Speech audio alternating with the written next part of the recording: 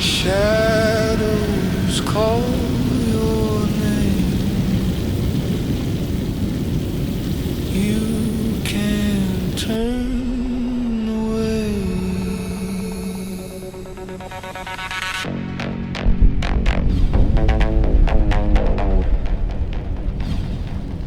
Scream my name. I'm your God in the dark. You're my prey. No light, no spark. Stay with me. Underworld in your head. You're mine forever. In the kingdom of the dead. Kingdom of the dead, dead, dead, dead, dead.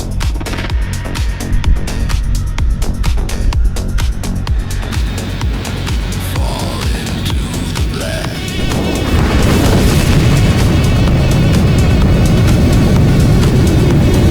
No way back.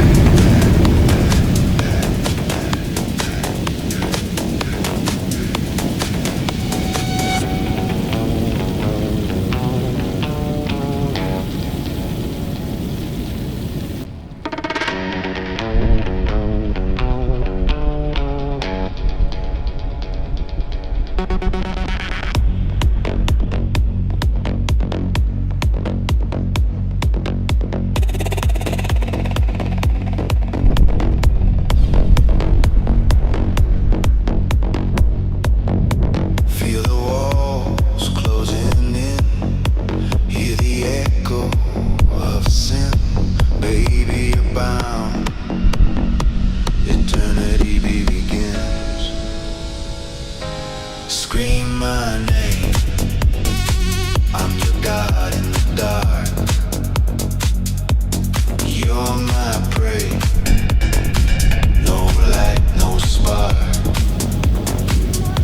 Stay with me. Underworld in your head. You're mine forever. In the kingdom of the dead.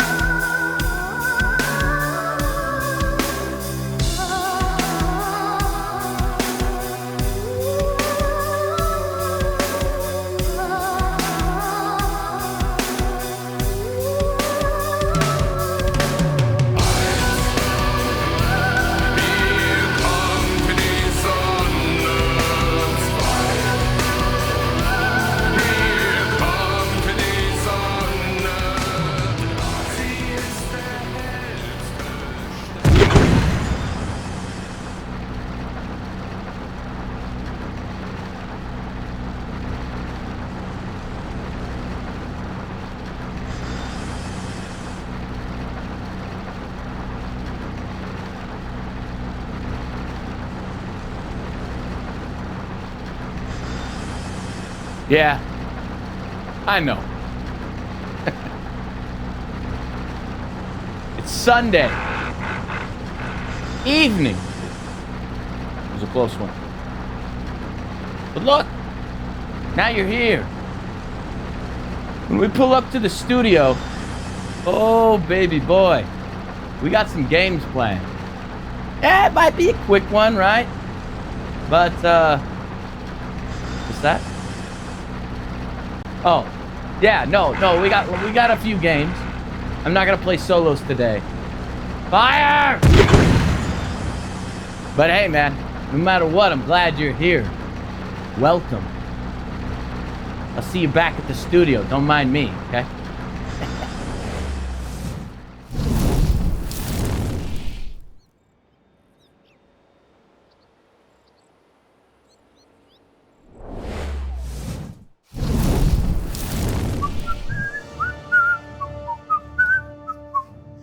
Now you whistle while you work, so no one thinks you're a jerk.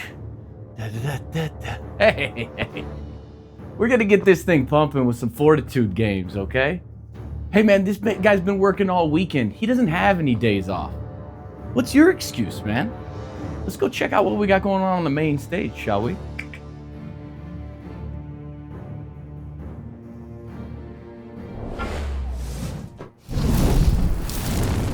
Yeah.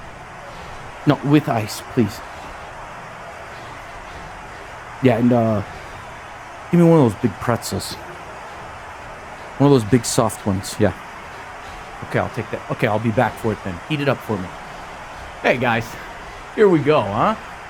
We got Fortitude versus Focus. Woo-wee! Now if you remember, Focus closed out Sock pretty hard. But now it's the next human's chance, and I think he's gonna get it. Hey, you need anything, let me know. Go ahead and get it on down there, find your seats, get comfy, get cozy. You need anything, you need an energy drink, something from the concession, I'll go grab it myself. I'm also gonna be casting these games, so let's see what's next.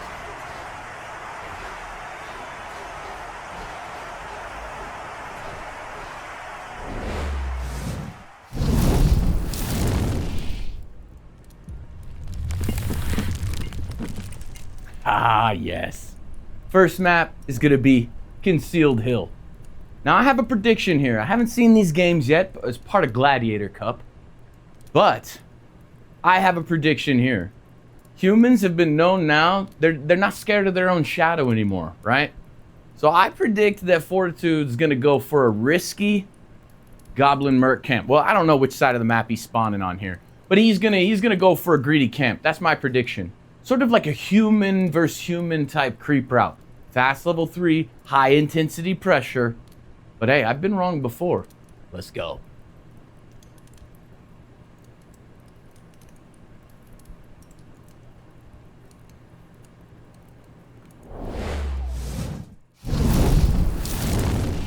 Yes, sir. Yes, sir. I expect nothing less, right?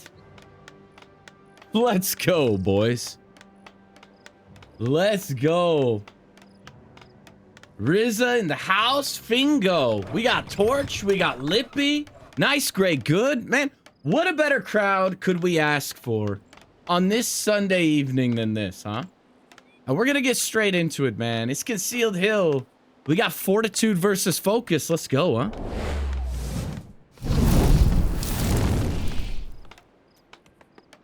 And here we go. In the top right corner, building an open base build versus Orc.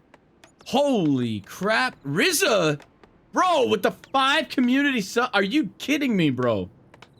You're the man, dude. You're the man. Let's go, dude. The big dog.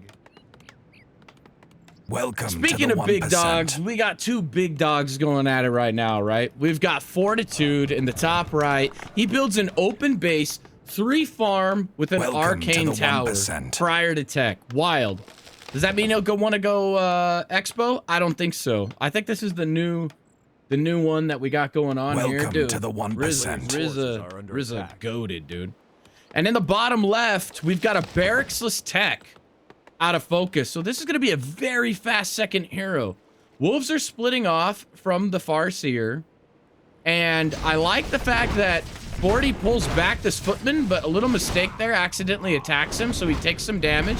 And now he's gonna have to battle for the last hit on this rock golem. No item yet, but gets the mud golem as well, so very delayed. Has to be careful. Archmage's gonna take some damage as well. Needs to secure this. Oh my god, that was a fraction of a percent away. And sadly, with only a greater potion of invulnerability, will pay off in the mid game, potentially. And we should see 2 or maybe 3 workers die here. But he's giving Fortitude some space, so Fortitude seems to be pretty comfortable with letting the harass happen because he's getting space to get his level 3. Gotta fight for this last hit. Needs to be careful. The Farseer steals it. That's a disaster, but only loses 1 worker. Not too shabby. Not too shabby at all. Footman gets ensnared of no means. No type of buff items on this Archmage as of yet, so we don't see like a circlet, claws, nothing. And this pack only drops of Tomb.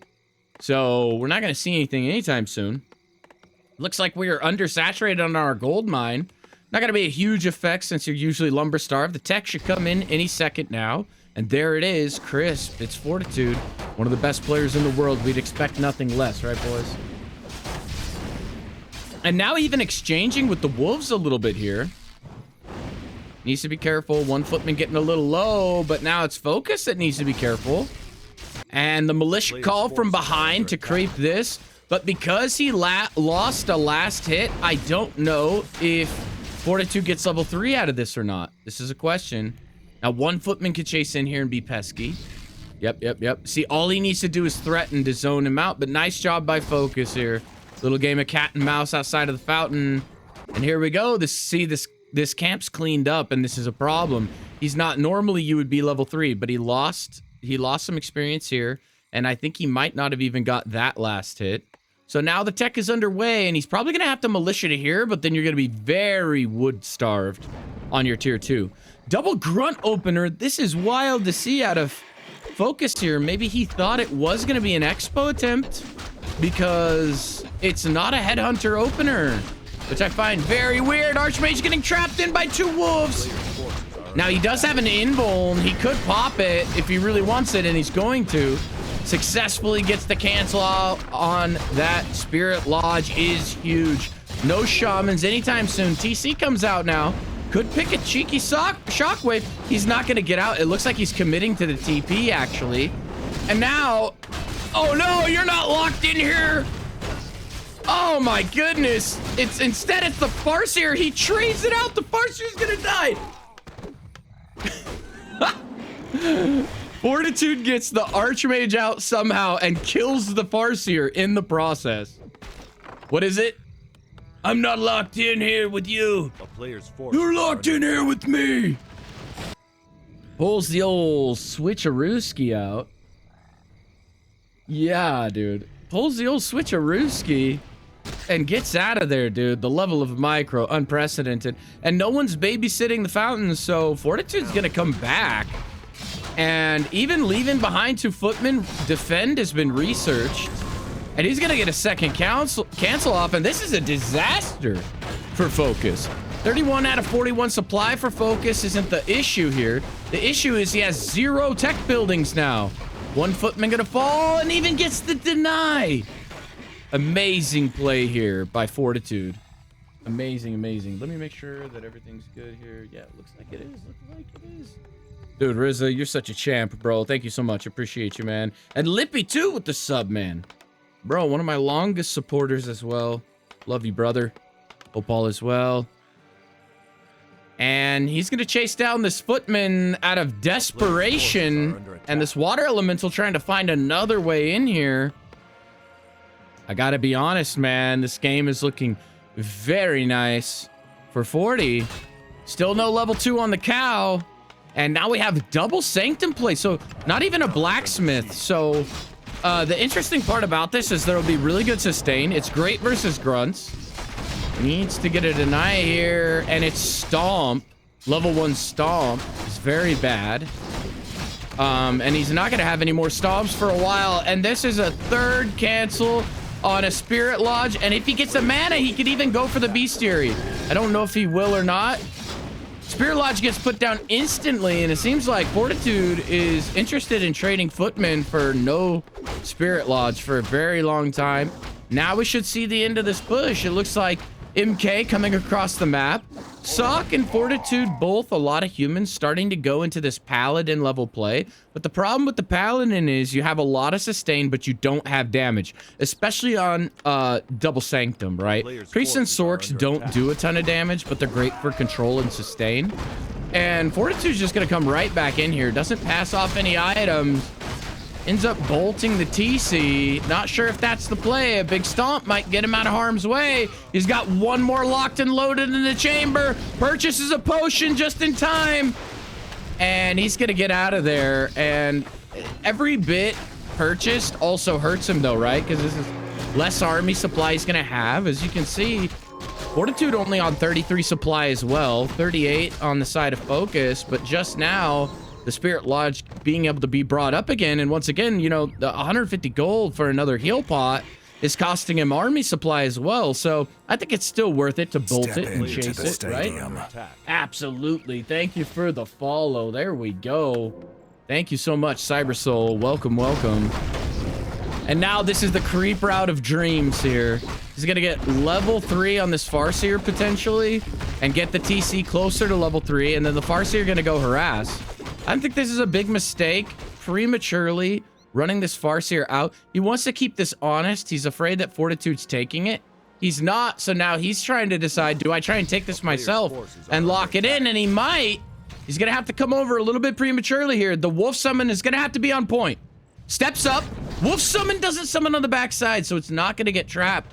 That's a disaster. Lots of mistakes here being made by Focus in game number 1 here. And now Sorceress is pouring across the map, and even a little steel drag. Focus is going to wonder what's happening. Perhaps he goes around to flank. He needs level 3 here, and he needs it on both heroes. If both heroes hang out, they might not both see level 3. And I don't think this is a great trade, honestly. Plus, this Inner Fire and Bloodlust could get taken by Fortitude. And there it is. We've got one angry fat dwarf coming in now.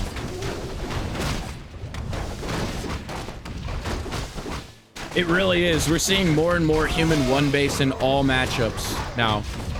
A lot of it because they're being forced to. The other races have such strong heroes and such strong openers that humans are getting punished more and more. And we're really, I feel like the only one we're consistently seeing it in now still, especially at the top level, is Undead. And really only when the Undead is also expoing. Otherwise, we're even seeing one base human there. Okay, so no TP, but we've got a heal potion. We've got an invuln. We've got a scroll of healing. Item already went to Focus, and 3-3 now is looking pretty sharp. Double Kodo. He's already preparing for this breaker type army, which I find very interesting. He could have made that safe assumption by how many footmen there were with defend that it was going to be a double sanctum build. And now, oh my goodness. Now this is something we almost never see. Katink, welcome, brother. Good to see you, man. And this is something we almost never see here, right? Is T3 one base versus Orc, man. Can Fortitude make this work? If anyone could pull it off, it could be him. But he might be trying to define a new meta here. We'll see how it works out for him. I mean, the only things that I really think of that you get when you're fighting versus Orc, when you hit T3, is you get the Paladin for Holy Lights, right?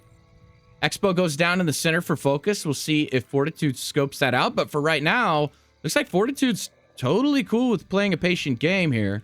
No hurry status. A lot of no hurry. And Focus also just kind of posturing himself to defend this. Both sitting on 50 food comfortably. But really, you only get like Inner Fire. Inner Fire.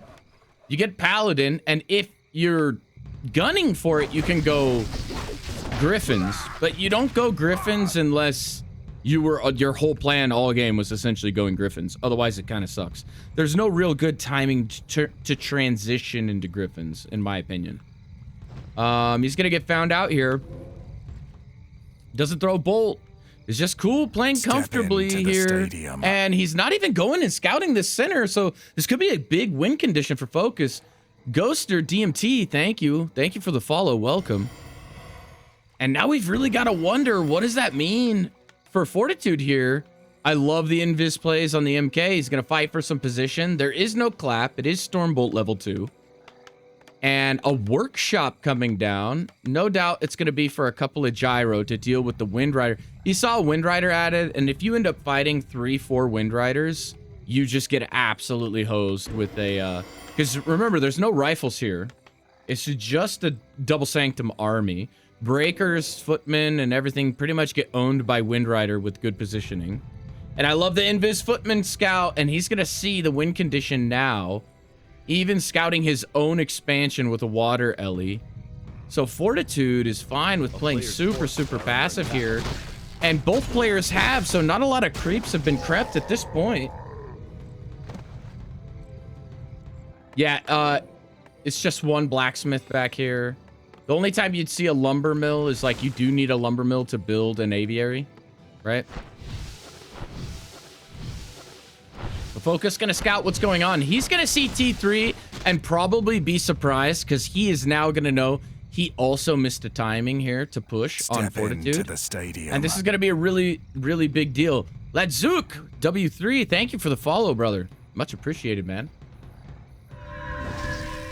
And wow, Focus with some spidey senses tingling is gonna reveal that Footman, and that's gonna be an insta-death there. And Fortitude has decided to break, but Focus is on 68 food already, and the Expo is pumping. I just don't understand. Fortitude, how do you win this fight? Triple flying machine, absolute hot garbage, versus one Wind Rider. I feel like is already an overreaction. So dramatic supply is in favor of Focus here. And Fortitude has decided he wants to fight.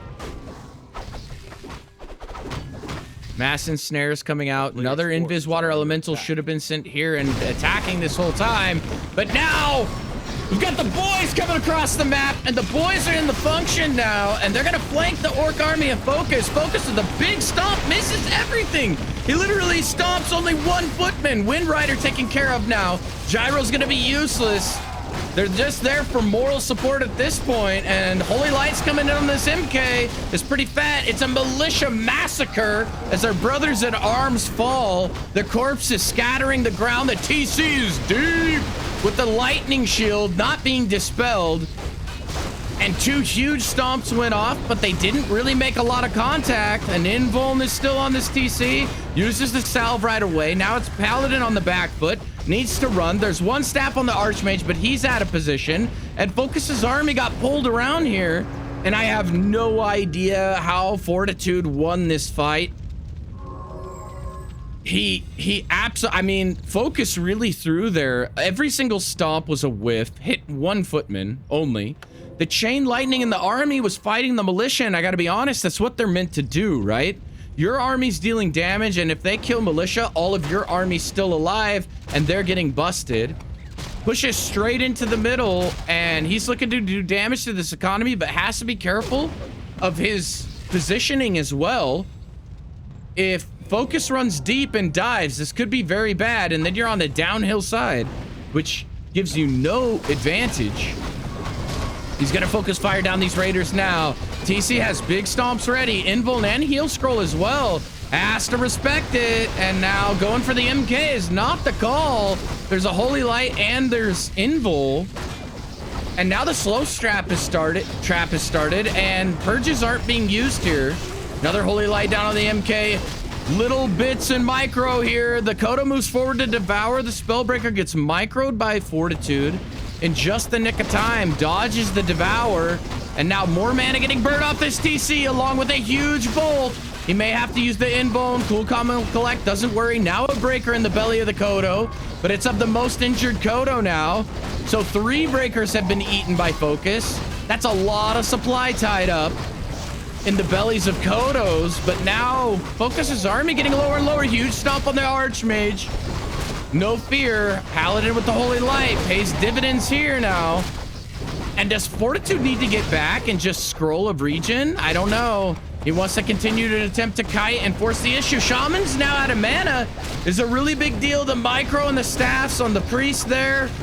Now one Kodo falls, release almost a full HP breaker is kind of a big deal. Has to use the invuln, but the MK dramatically out of position. Needs to be careful. Bolt on the TC last second. There is an invuln ready to go. Holy Light comes in just in time. Now it's the MK on the back foot. Needs to be careful. TC storming forward. Invuln's gonna wear off now. And it looks like Focus is pushing Fortitude all the way back to his base, but now double grunts are low. Chain lightning on the back line. And Focus just leaves the game. There's nothing left to do. And Fortitude takes the W. Holy cow. Quite the game there. So Fortitude gonna come up 1-0 in the series. And this is Don't Force Me Cup 303, by the way. Fortitude versus Focus. So Fortitude up 1-0. 1-0. There it is. What a fight, man. That fight lasted from the middle almost all the way to Fortitude's base, getting pushed back.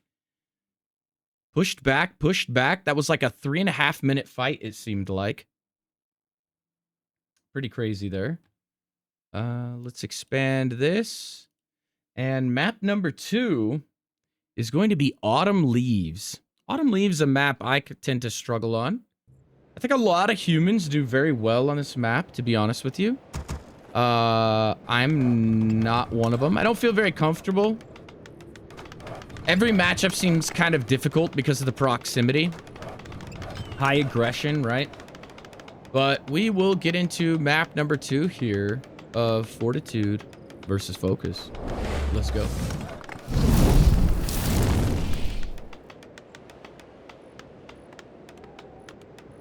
Yeah, I mean, Fortitude somehow pulled that off. I can't believe it. Focus just kind of tapped out there.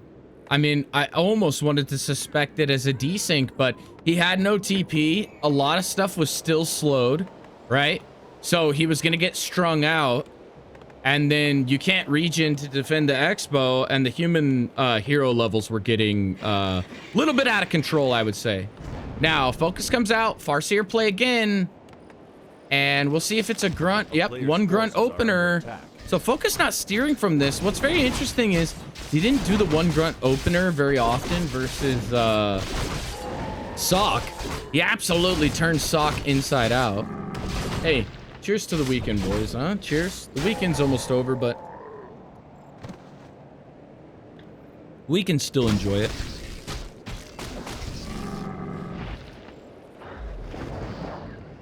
Okay, Fortitude with an interesting creep route here. Goes green into green.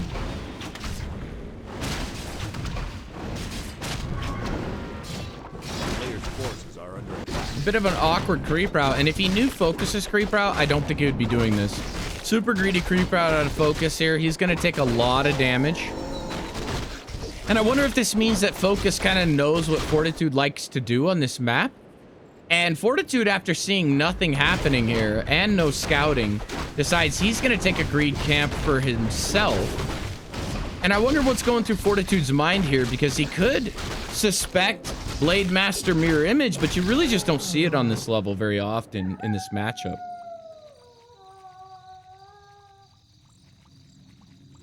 So both players. Shop's gonna go down for Focus now. That's a little earlier than you're used to seeing. Only 2 burrow. 3rd burrow should be soon. Forces are under attack. Even upgrading the Arcane, and now Fortitude's gonna catch Focus. If he was a little sooner there, he maybe could have even got a last hit, but I like the fact that he's just going straight for this Headhunter. Micros 1 footman back instantly, and a deny comes in. Very nice by Focus, but keeping that Headhunter count down is so important to the later game. And Focus taking a lot of damage on the Archmage from the creeps, or Focus taking a lot of damage on the Farseer here from the creeps, actually. One more headhunter is gonna die. That's a big deal. Level 3 on both players now, though. And big wolves are gonna be big running going on here. Even more damage going down on the Farseer. I would have liked to see him target more headhunters. Footmen running for their lives. One wolf could solo this Archmage at this point. Can't stick around for that critical strike. And I don't like that we're a farm, at least 1 or 2 farms short here. T2 almost achieved for Fortitude, but in the midst of all the microing, it seems the macro might have lost a little bit. Even got the last hit here. Very nice. So Farseer are going to be on 3.2 now. 3.1 on the AM. He wants to come in and see if there's something to cancel, but no. Just down tier 2 and 3, 2, 1. So the tech timing's very similar here. MK instantly trained up and the farm goes down. Needs to build that Sanctum, but look at the wood of Fortitude. It's so low. That's what happens with the early game double militia call. You don't have the wood to do what you really want to do. Now another tango. Fortitude doing his best to trying to make ends meet with the few units that he has. And Footman instantly gonna get pushed back. This water elemental is gonna fall. Needs a little deny. Instead, he wants that headhunter and gets it. And like I said, guys, every headhunter is a really big deal. Actually, Chain Lightning, 20 HP. Cool, calm, and collect. Fortitude never doubted himself for a second, huh? And now a forward bestiary gets put down. A nice little peon block there. And now the grunt solidifying the fact that this headhunter is gonna live. Just trying to push that water ellie into a position that wastes focuses time. Clarity running. Oh my goodness. Yeah, see, this is so bad. So Wolf will just punk you non-stop. Resummon. So now Bolt got wasted. And he's probably going to try and creep this. Okay, so TC's going to creep this with a huge stomp opener. I think that's interesting too. Usually you see Aura picked first, right, from these guys. And instead we've got stomp openers, and Focus missed him and then finds him last second. And this is a big problem here. Farseer chasing down this Archmage. Keep in mind, there's Chain Lightning in the chamber. Needs to be careful here. And now level 2 MKs. Very nice. Trying to save these units. Oh no, there's also a rifle that's almost dead. Oh my god. 1, 2, 3 kills. They're racking up. What a disaster for Fortitude. And the TC gets level 2.5 in the meantime with the Berserker hired. That is an absolute disaster. That's not allowed to happen at all. Fortitude slipping up a bit there. The third priest on his way out. Level 2 wolves can't get in. Level 2 beetles can't get in. Nothing can get in there, right? Players' forces are under attack. Doesn't play the AM back. Find that a little bit weird. Maybe he didn't think he had the DPS. Wanted to finish it a little faster. He's going to go to this middle time, and he's going to try and contest this. And now is where Focus is going to try and set up his expansion right here. I fully expect to see a peon head over from this little wood line sometime soon. And he's gonna keep creeping up. Cobalt Tax Masker gonna deliver an item straight into the lap of Focus. It's gonna be claws plus 8. Wow, holy crap. Gonna probably pass those off to the Farseer at some point.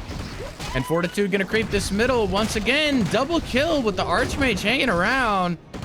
Now the MK fat little dwarf finally gonna see his level 3. Got a greater invuln, which is nice. 1 heal scroll already purchased.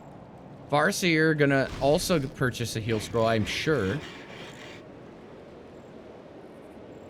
Now, both players gonna attempt to find each other. As soon as Fortitude sees it's not there, he's gonna know.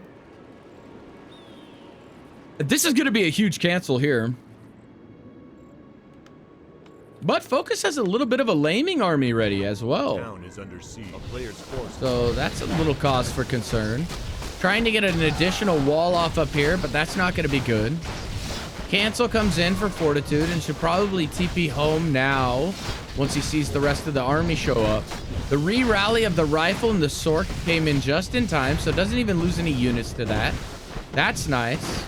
Now a fake TC taking all kinds of hits. And he's just hanging out here because he doesn't want to show himself. But now he's going to come in and, man, 3 farms dying is kind of a big deal. Fortitude frantically building a couple from behind. Another image comes out. And now the Orc has busted through. In the meantime, Fortitude coming in here. And oh my gosh, there's no fortified. So he kills the shop and then TP's home. Very odd to not see him target down burrows. And now the TC's going deep. Now we're seeing a huge stomp to start the battle. There it is. Quick lightning shield, and there's no dispel. The dispel was way too late. It barbecued quite a few militia already. The boys are pulled. The first raider's gonna go down. And now this push is done for Focus. Still needs more farms. Only 47 out of 50 supply now to the 46 of Focus. Another expo attempt, but the human army is on point to interfere with this immediately. Even bolts a grunt from way downtown. Did anyone see that? Bolt was unbelievable. And now trying to zone out this TC. Focus in a nice defensive position here. A little bit out of position. And the AM has no TP, has no invuln. Even getting surrounded a little bit. Purges are coming in. There's nothing to save him. He hands off the Greater and uses it just in time. One grunt goes down, but as soon as this invuln ends, it's the end of the line here. Sorks weren't casting slow that entire time. So that's a problem as well. 52 to 46 now. Huge clap comes off. And we do have level 2 clap, which means the focus fire is going to struggle a little more. Priest in the back line going down. He needs to focus this other raider. He'll get strung out. TC coming in deep, and now the Archmage might be in trouble. TC running 160 HP. Has a TP on him, though, so he can dodge at any point. Big stomp coming in again, and decides that he got what he wanted, and now he's out. But now another priest gone. That's no spellcasters left for Fortitude, and he might get the cancel on this. Yeah, that's going to be a 100% cancel. It doesn't matter how far it is along. It's going to be a cancel. Focus knows it too. Cancels it to save more resources immediately. He's back at the base, licking his wounds, and now it's going to turn back into a creeping game. But Fortitude has to replenish this army. Now, the downside is that he needs more priests and won't be able to get a Sork out for a while. The upside is he actually has a damaging army, but he can't really fight. It's not a fighting army. So it is a good creeping army, but I don't like his positioning here. Now, if he does try and jack this, it could go well for him. Or he's going to try and creep the red. Not really sure. A player's forces are under attack. That cancel was game losing, right? If he doesn't get that cancel, the game's just over right there. And thought the MK was going to come in for a snipe. He even tries to get the item, but no. Now, invuln, heal scroll again. Targeting the Kodo right away. And there was still a rifle in the belly, so that's a decent win. But now the MK getting mass ensnared stomp. The heal comes in just in time, but he's surrounded, and the MK dies, which is a catastrophe. And keep in mind, oh no, massive mistakes. There's no invuln. There's no heal scroll. The boys are called from across the map, but it's not gonna matter. The casters aren't enough. There's only 2 priests left. That earlier engage gutted Fortitude's army. Like I said before, it wasn't a fighting army, and we're finding out why.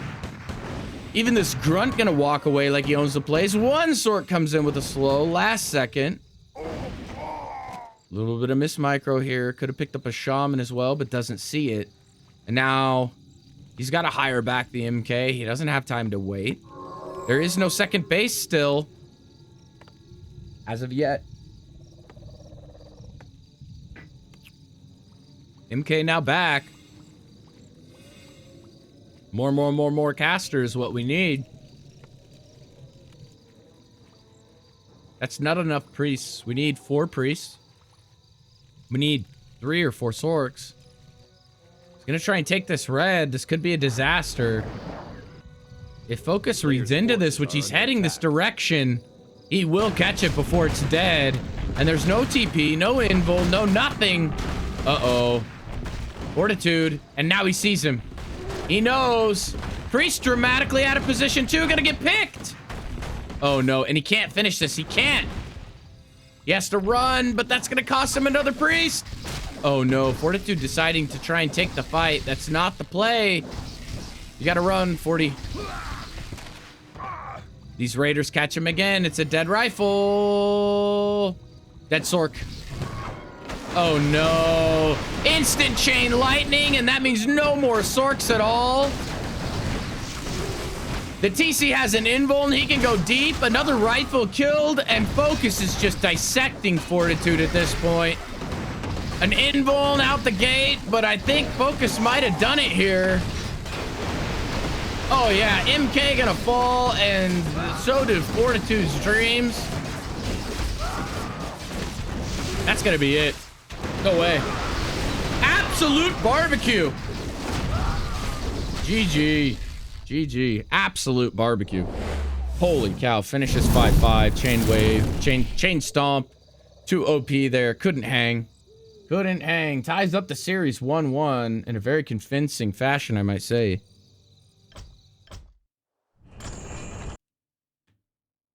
Which will bring us into map number 3. Map number 3 will be Twisted Meadows. Clap level 2 does suck without Blizzard Kissing. I do agree with you. Yeah, it doesn't do enough damage to kill stuff. It does enough damage to injure stuff, but it doesn't do enough damage to kill it. It does help with the slow and everything else, but if you don't have Blizzard, you're not killing anything. And the Orc, every fight you fight, the Orc seems to TP out and come back with everything full health again. And it's just this other war of attrition until eventually, you know, Chain Wave or Chain Stomp is just really strong, right? It is. It's really strong. But I think I hear the Orc Horde calling, actually. They wanted to talk about that last game. Stop.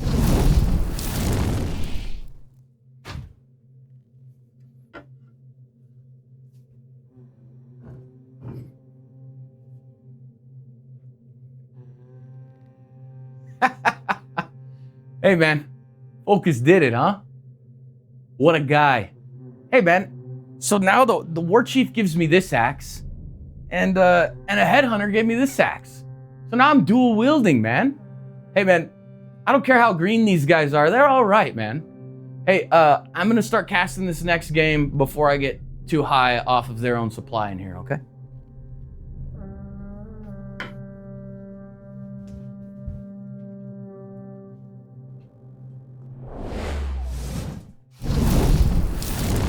All right, let's get into it, and let's do a little flipperoonie here. A player's forces are All under right. attack. So here we go, Fortitude versus Focus. It's all tied up right now.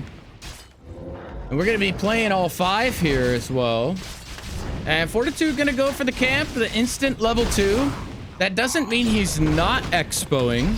He could still expo with this build. A little bit of a slip up with the water elemental there. He's taking a lot of damage on these militia. That's not good. And barracksless tech once again out of focus. Only this one's gonna be disgusting. That's a guaranteed 3, I think maybe 3 militia kills here. One breaks off here. And here we go. Don't get surrounded. Nice deny out of Fortitude there. Second one goes down now. Third one goes down, but also denied. Water elemental also denied. Man, Fortitude just crushing it, right? Fortitude's crushing it this game. What do we got here? Focus army composition similar to game 1, yet 40 went for rifles instead of breakers. Any idea why? Because the map demands it. Because there isn't a good camp that you don't take max damage on. That gets you a fast level 2 and a carry item like Concealed Hill.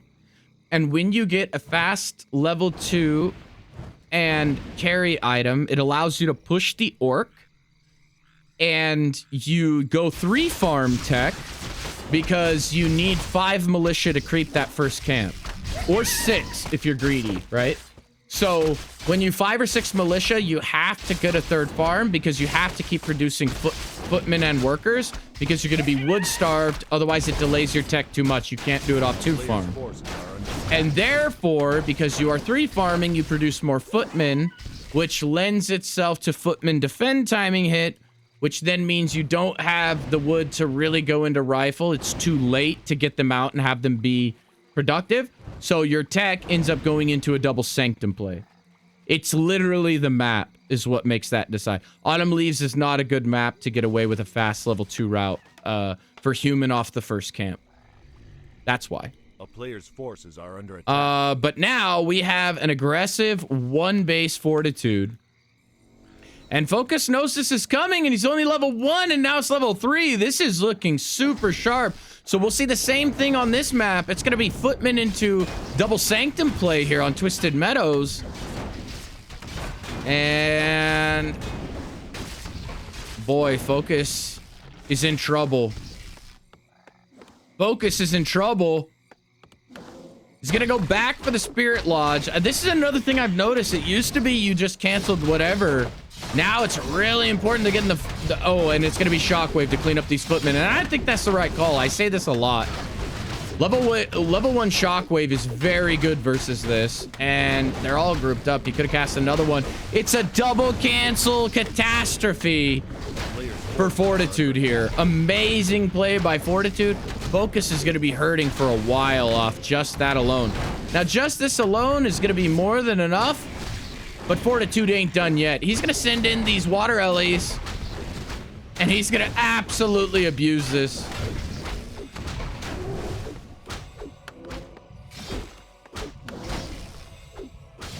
Even gets a salve cancel. Now he knows it's Shockwave. A player's forces are under attack. Oh. Nice little block by Focus, making sure that the Spirit Lodge can't get canceled again. But watch this by Fortitude. We're gonna have a wolf chasing a footman back here. And the T2 is done. The Arcane Vault's coming up because he needs to heal all these footmen.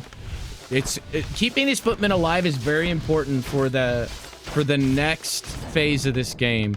He needs to be able to heal these up. Now, normally, I know what you're thinking. Sunshine, footmen are worthless, right? They're not worthless. Defend can be good situationally, and it helps. I know they get barbecued and they die really fast, but they absorb those chain waves that would otherwise kill your more important units. So it is really important to have at least 3 or 4 footmen going into your sanctum play. It builds a wall until they can be replaced by breakers. So very important. Now the TC gonna find himself a nice fast level 2. And this Bestiary is going to come up as well. Oh, but the Farseer wants to come in and steal the last bit of experience so that you don't have a level 2 TC. Bit of a mistake there. No way can he get a cancel. So he's going to go for the burrow. That's the right call. Now run, Forest, run! Focus coming out with a Shaman. He could purge it to just... Yeah. You just need to purge it to kill it faster. Because you don't want to waste your time. You need to get back on the field and get to creeping. The salve was used, healed up all of these footmen. So now the MK can come out and creep a nice fast level 2 route. Focus looking to do the same here, only he'll stay and with the Farseer this time. Farseer needs some XP too. Fortitude walking around with this Archmage, and now look at this, the shoe's on the other foot. Usually it's the Farseer doing this to the human. Now it's the human doing it to the Orc. How do you like me now? Wow, Purge. Purge is a good unit. Oh, hey, dog, you got level 3. It'd be a shame if I just made it not that way. And Fortitude getting a great job at just being pesky here. And it's cost him so much time that the MK comes in at level 2 and not only creeps his camp, but he's got a punk Focus for it. And Focus is not in fighting position. He's not in fighting form. He can't even contest this. So after all that, the item and XP gonna go to a Mountain King double Bursey. Holy cow, Fortitude doing very well indeed. And now Focus gonna creep his large consumable camp. And this could be level 3 and almost like level 2.5, I'd say, ish. But this is a much better creep route out of Fortitude here. This is another important thing, not to push too early, right? So you got your priests, you got double Burzy. This is actually the damage of his army's water elementals and these berserkers for now. There's double priest, double sork. Now, double breaker into priest research. And I'm curious what he pumps out of this one while he's waiting. 48 supply. One more caster and that will be it. Greater heal and invuln. Greater heal on both of Fortitude's heroes. Plus an invuln. Plus a scroll of healing. Holy Jesus.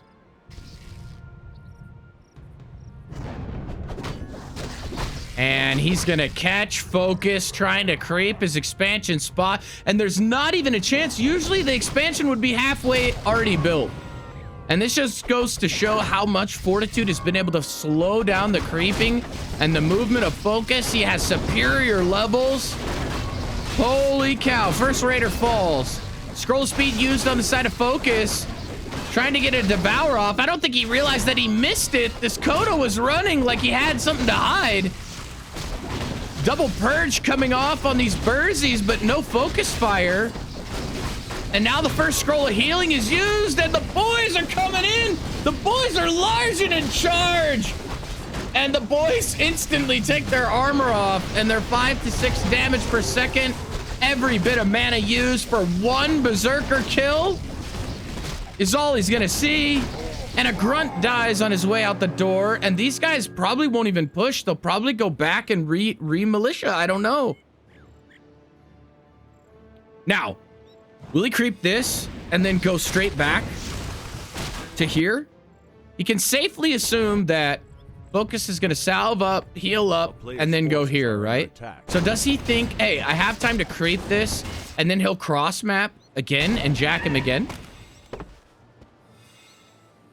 I'm super curious. Or does he go for the red? He goes for the red. Okay. Doesn't this make anyone nervous? As a human player, do you get nervous in this type of situation? Because it always feels bad to feel like you're letting... And this goes for any player, right? I think this is where the no hurry mentality comes in. Fortitude, right now, indeed the best human in the world still. And I would say Sock in a close second, to be honest with you. I really do. But they have two very different play styles. Sock and Fortitude. It doesn't matter. Night Elf, human, undead, orc. It always feels bad when you're ahead. You win a super convincing fight. You make him TP out. And then, like, you feel this intensity of, like, I can't let him get back into the game, right? Like, you don't want him to creep. You don't want him to get levels. Like, it's always interesting decision-making at that point in time of the game. But now a TP, an invuln, and holy cow, a Sobi mask. And Fortitude is going to come around the corner, maybe even find himself 1 or 2 kills. It's very interesting. The movements here of Fortitude are very strange. It's almost like he knew he was there. And he's going to see now that he probably just left. So now scouting with an invis foot. These are the plays I love. These are good plays right here, guys. Focus with a very smart decision. Doesn't go for the red.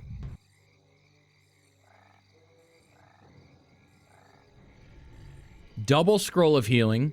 He doesn't creep it either. He's also concerned with getting jacked by Focus. So concerned, in fact, that he finds him again. And no clap this time. Do we see a pattern, guys? And one footman finds the expo of Focus building. Do any boys call? Nope. Just trying to pick. Could get ensnared. There it is. Don't forget, ensnare also gives vision of that unit. And one more footman and a water alley gonna break over here. And gets dusted. MK behind enemy lines. And the focus fire on the heroes is the play. And if you click on him, I don't think that is the play. There's a greater heal. There's invuln, and oh my god, the MK is just gonna stand back here like a blade master and right-click this. Town is under siege. And he has to TP out, which means this is a guaranteed cancel. And Focus just leaves the game. He's had enough. He said it ain't worth it. Whoops. Fortitude comes up to 1 now.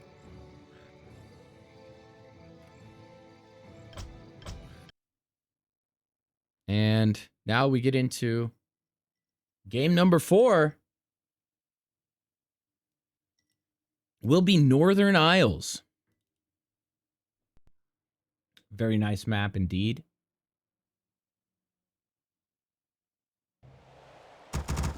And let's get straight into game number 4.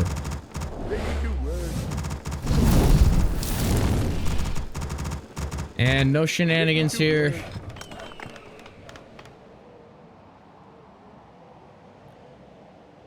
In the bottom left corner, it's the blue orc player. Hailing from Korea. It's Focus. And at the top right, with a crazy altar first Pala rifle build, it would seem like. Now it could be MK. It could be, but that doesn't sound like something Fortitude would do, right? Pala rifle. Oh my goodness. Can it work? That's the question, right? Ladies and gentlemen, boys and girls of all ages, we have a Pala rifle, second quarter, 2026. Let's go.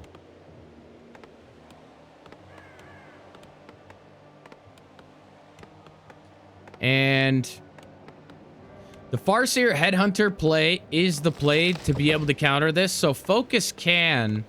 That's what's amazing about this build, right? He can absolutely shift.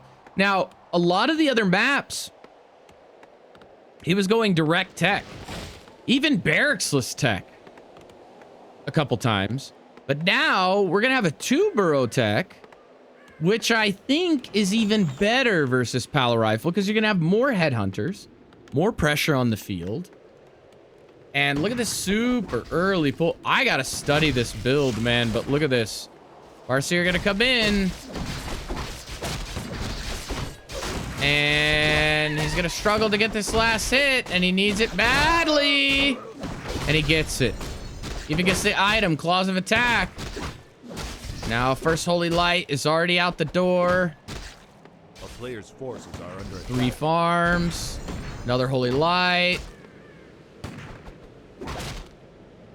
Nice! Nice play here. Resummon gonna have to occur, and it does.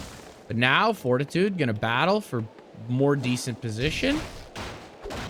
Can't concern himself with if that's gonna get attacked. It's not really that big of a deal.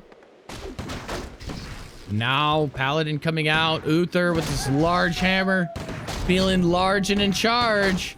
If it gets a wolf there, that's a bit surprising, I'm not gonna lie.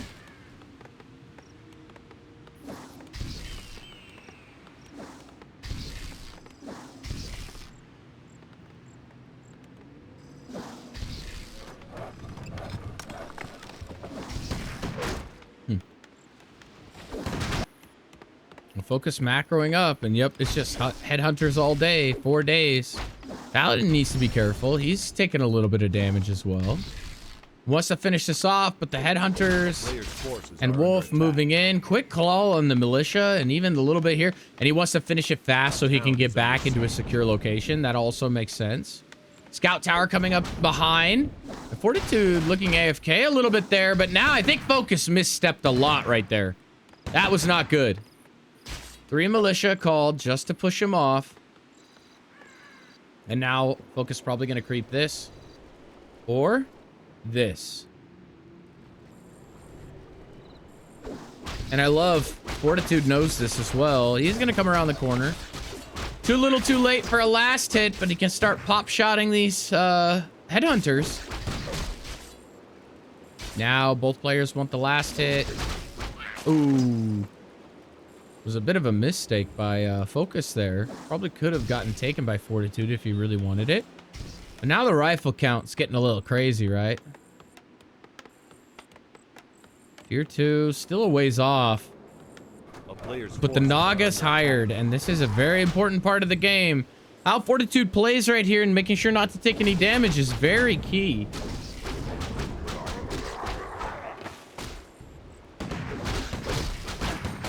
And now the Naga's in.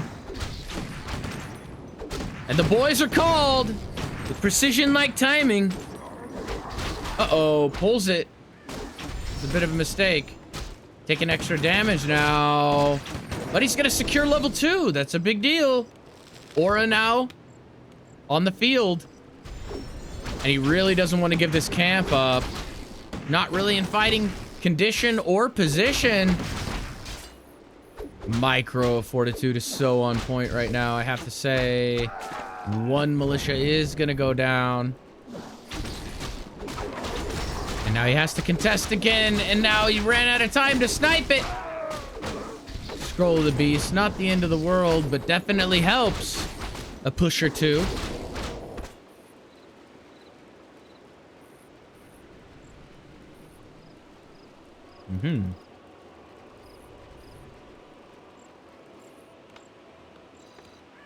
Blood Mage, 25 seconds from coming out, and that's going to be the change of tide in this battle. It means that Fortitude can start taking engages and really pushing out.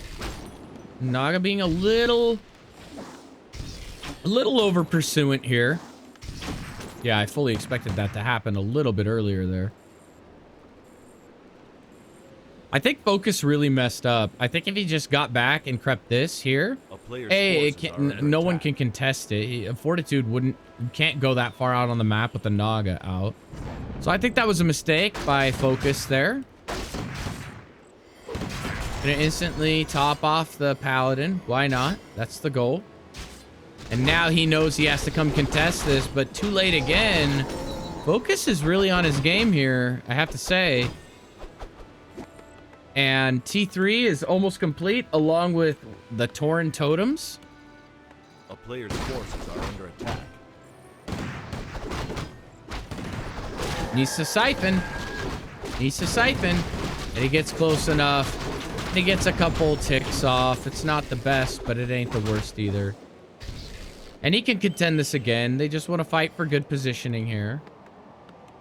Also notice no militia called out of Fortitude for now. And now he'll grab a scroll of healing. A player's Just grabs an forces are invuln under for now. Okay. Uh-oh. Uh-oh.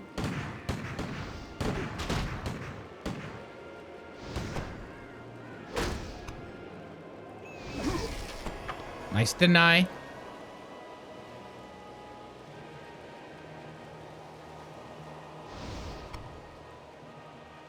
Gonna try and pull the camp for himself now. Farseer's pretty busted, but did get the scroll of healing. Scroll of healing, roar, mana stone, all very good items. Even blocks the siphon with a cheeky little cloak of the shadows there. It's the last hit, and now the last hit an item. Oh no, it's slipping away. He knows he has to go deep for this, and level 2 means he can secure it with the chain, and he does, but somehow Fortitude gets the Sobi mask. That is a disaster. If you had to tell me, hey, you get the experience from that last hit or a Sobi mask, I would take the Sobi mask every time. What do you guys think? I don't know. That's just me, but double Tauren are out, and the Blade Master should follow, I believe. Looks a little bit late. Maybe he wanted to push more supply. A player's forces are under attack. One more Tauren is already queued up.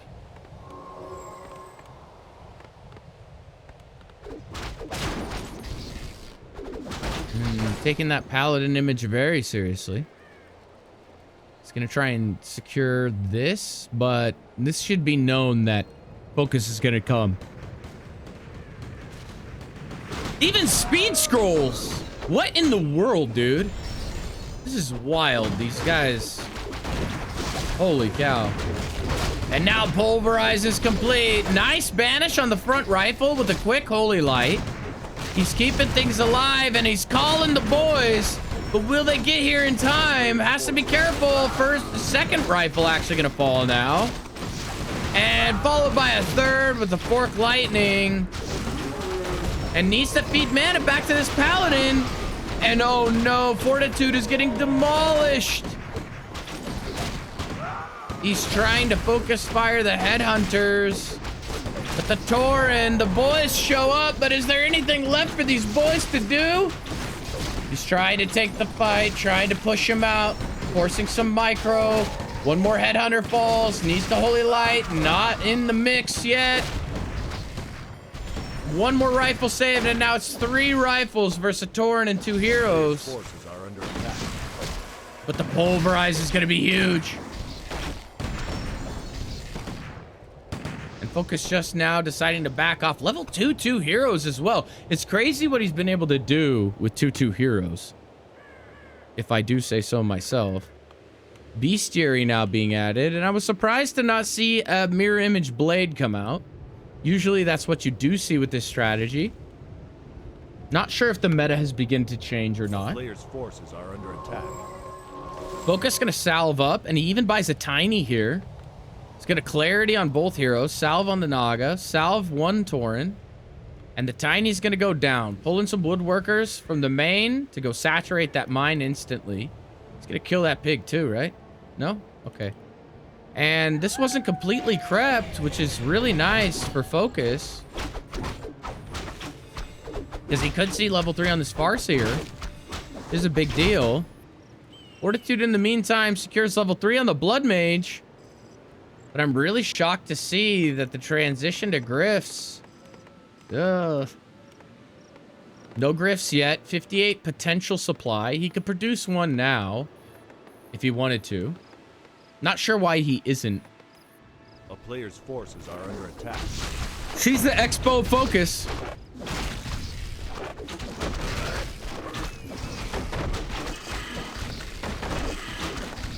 And just now, it's going to be level 3-3.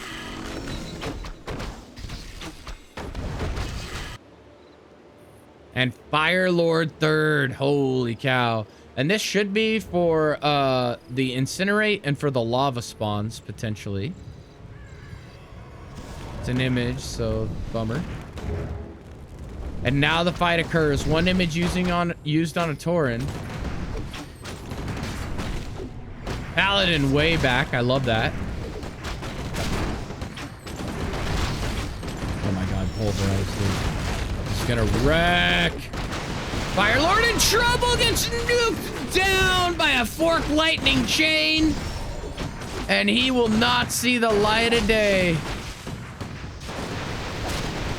Oh my goodness. It's like a hero arena. Focus cleans up almost all the militia but one. They'll probably build a shop. And Focus just pulls the peons for now. They're even gonna come back for some repair. And I think he wants to push this back, but he's wasting a lot here. That one Griffin paying dividends. Holy cow. Naga coming back. They got a little overzealous there. Ran straight into the human army. Now depositing a lot of mana. And the last Tauren dies. And now this is more standard for Fortitude. Oh my goodness, the Holy Lights are absolutely on point. Saves his life numerous times. Now the Naga on the back foot. 40 HP, 6 HP. Firelord's back. Incinerate from the backfield. And oh my god, I think that Fortitude might have done it, even with all the mistakes, even with all the plays. He's steaming forward. And that's it. He does it again. Fortitude takes map number 4 on Northern Isles.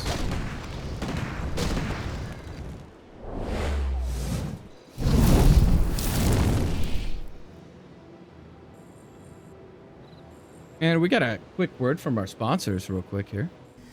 Hello and welcome to the Sunshine Stream. My name is Simon Kagwanjala. I hope that you enjoy yourself. It is well known that Sunshine is a top-tier caster. It is also known that we all love the stream, the jokes, and definitely the content. But the problem is, you don't follow. And that gets me to ask a question. Why are you gay? You don't support? Yes, you are gay. Well, I'll get back to the stream. And I can't believe you are gay. Strange. You are gay. Yes. All right. We got to get into this next map, huh? And we got to crank this up. Fortitude now leads 3-1.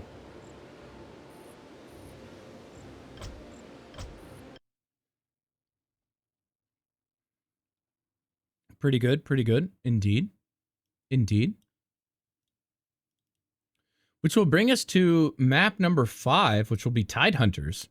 Tide Hunters, I think, do we all mutually agree that Tide Hunters is a good map or no? What do you guys think?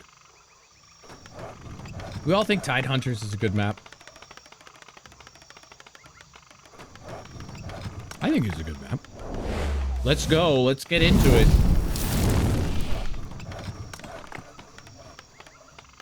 And I'm going to have to straighten out these scoreboards again.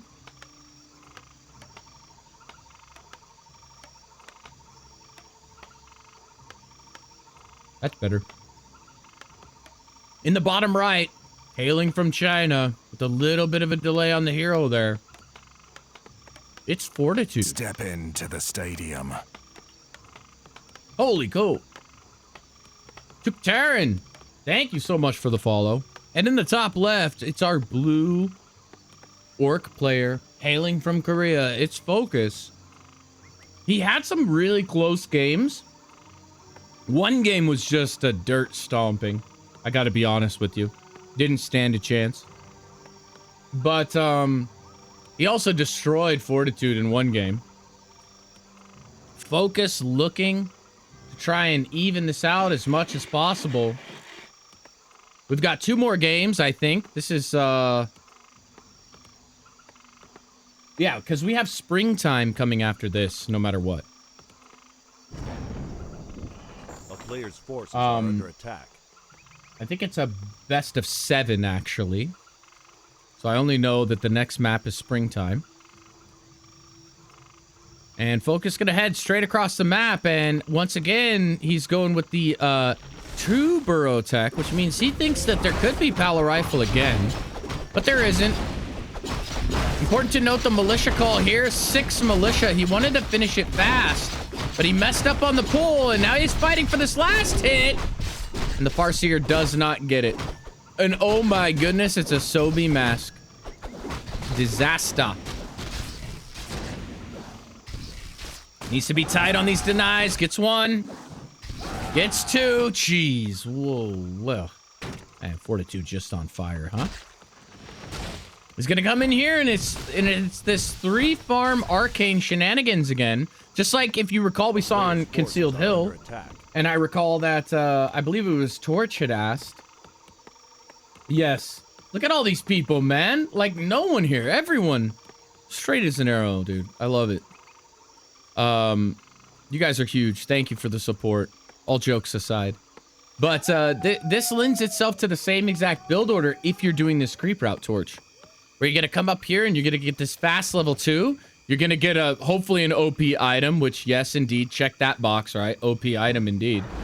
And this allows you to really exchange with the orc player, but he didn't get his level 2, but he'll probably militia behind this and get his level 2. Look at this as I say it. Here it comes, right?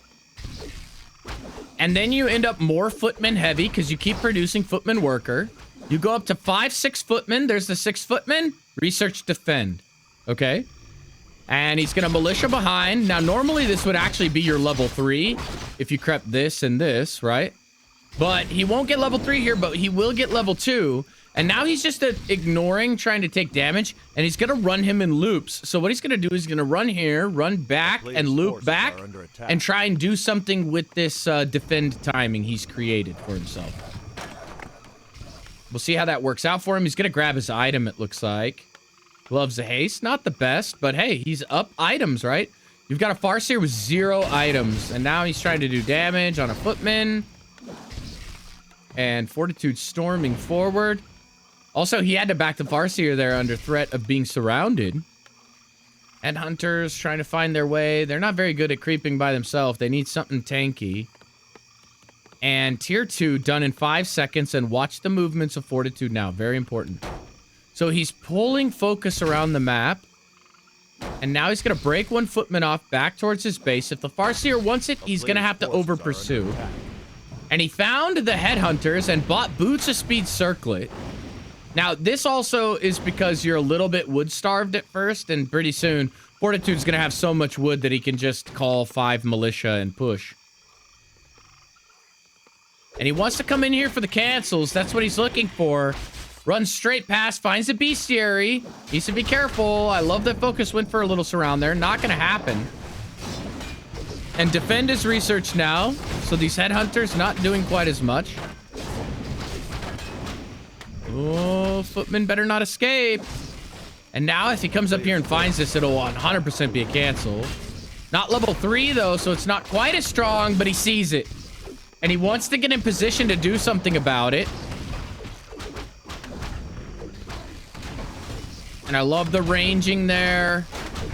He's 100% going to get this. Focus has to decide. Yep, and he picks Shockwave to try and clean up these Footmen. Like I said, once again, you want to save some for that mid-game. 1, 2, 3, 4. Holy cow.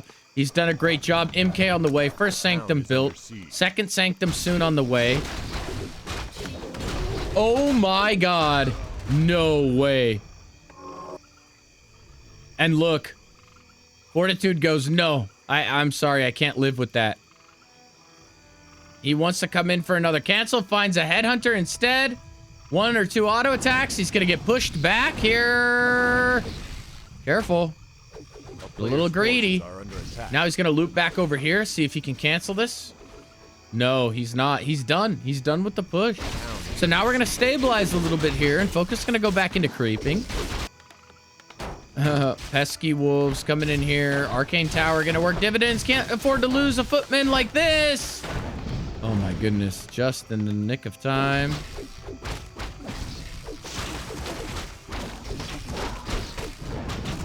And now the creeping begins, but he has a long road cut out for him. Nowhere close to 3-3 that he needs for the inevitable push that's coming. And I think Fortitude has successfully thwarted Focus's game already. It's pretty concerning. Gonna have to pull off a miracle here. How will he come back? You know what's also very prevalent on this map because of the tree line and the locations is Zeppelin play.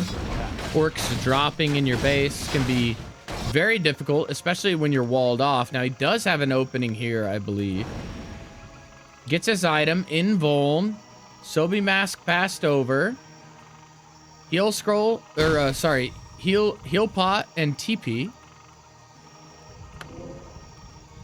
And now Focus should creep this, I believe. He should know that the middle's gone. He probably won't waste time. Yep. Here he comes. Yep. Angry at Mr. Krabs there.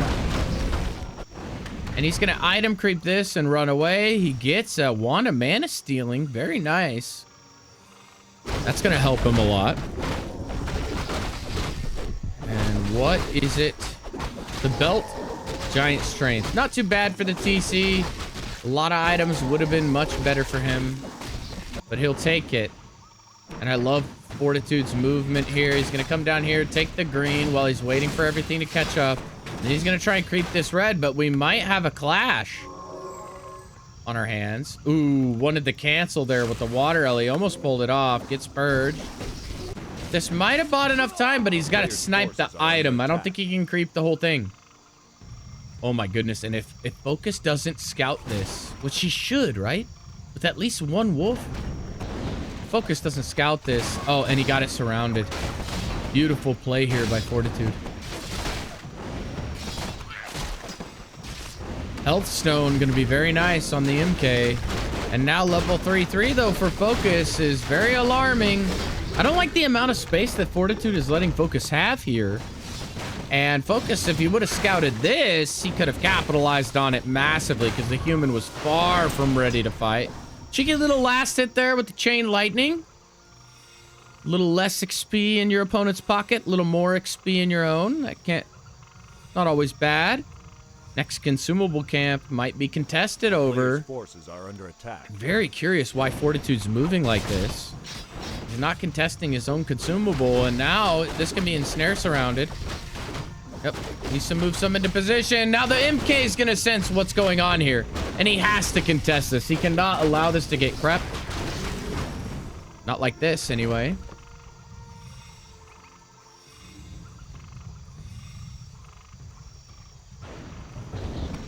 Bolt's a grunt, wants some for sure kills. MK already taking a little bit of damage here. Can steal some mana off that TC if he desires, but he wants level 3. The militia get called in, but they're getting barbecued. Oh my goodness, and this is power leveling these orc heroes. Even shockwaves that instead of the casters. And I think Focus might just get out now. I think Focus just TPs now. Is Focus gonna win the fight like this? This is crazy. Raider falls. Speed scroll used. Wants to chase some stuff down. Next Raider being Focus fired. Level 3 now. It's a big deal. Steals 1 mana from the TC. Second charge still ready. Huge bolt on the Kodo. And if he gets this, it also releases his breaker. Now the DPS is even less. Great job Focus firing the headhunters. 2, 3 more on the menu. Oh no. Needs to turn around and heal this. It's gonna get autoed. Nice slow. And a TP force. This was terrible by Focus. But oh my goodness, during all of that. And look at that. Fortitude just instantly reveals the base. So he knows right where to strike for round number 2 here. No playback on the AM.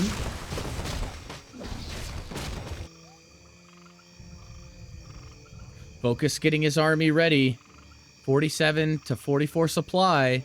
He does have a little bit of advantage, surprisingly. But right now, the value of the human army is very, very good with more breakers coming. The double sanctum, he had to build that other one out there because he didn't have the space behind his wall. His sweet, sweet wall. And this is the moment Focus has been waiting for. And now Fortitude is dramatically out of position. Needs to readjust everything here. Purges come in fast, so Water Elemental is no more. He's gonna focus down the Shaman, but everything is low. Had a heal pot too if he really wanted to stay, but these casters in TC are in super deep, so he's just gonna get out. He's gonna salve up and he's gonna come straight back. Maybe visit the middle, window shop a little bit, get another scroll of healing. Desperately needed.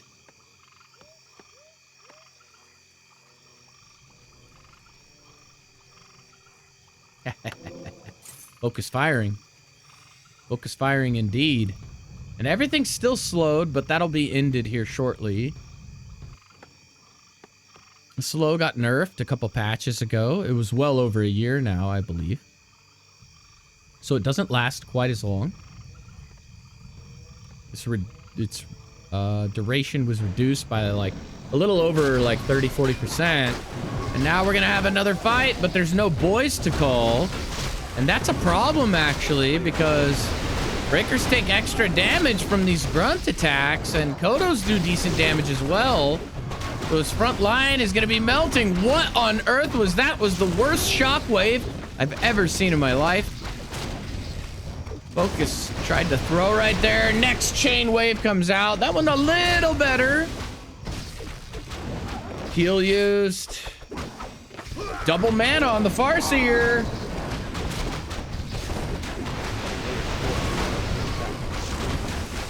And Fortitude, that's why you need Scroll of Healing, and here comes another big shockwave. They're all lined up. He's looking for it. The Ensnare melee just absolutely wrecking havoc. Now the MK's in trouble. He does have an invuln. The Chain Lightning and Cool, Calm, and Collect. Fortitude never doubted himself for a second. Oh my god, the shockwave from downtown kills the MK. And that could even be game. Oh my god, it is. Focus kills the MK with the shockwave from across the map. And good play by Focus there. He does it. And that's going to bring us to 3-2. Holy moly, dude. Hate when it happens, man. It was kind of funny to see because I didn't think the shockwave could even reach down there. So I wasn't like focused on the AFK MK that was like way behind his army, you know. But we're still on match point. Focus holding on by a thread.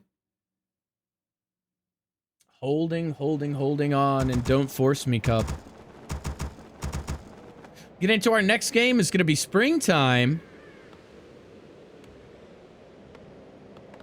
And I wouldn't be surprised to see more Palo Rifle play. Springtime deemed as a good map for it. And look at this already. Here we have the build order of the dreams of the gods of Fortitude. In the top left corner, it's our red human player. It is Fortitude. Up 3-2 in the series, looking for match point even still. But Focus, not just hanging on by a thread, but winning some convincing games. Could it be that he's warmed up now and he's ready to go? That's the question. Farseer gonna be the play. Will it also be double burrow? Seems to have been working out for him. And if it ain't broke, don't fix it. That's what I always say.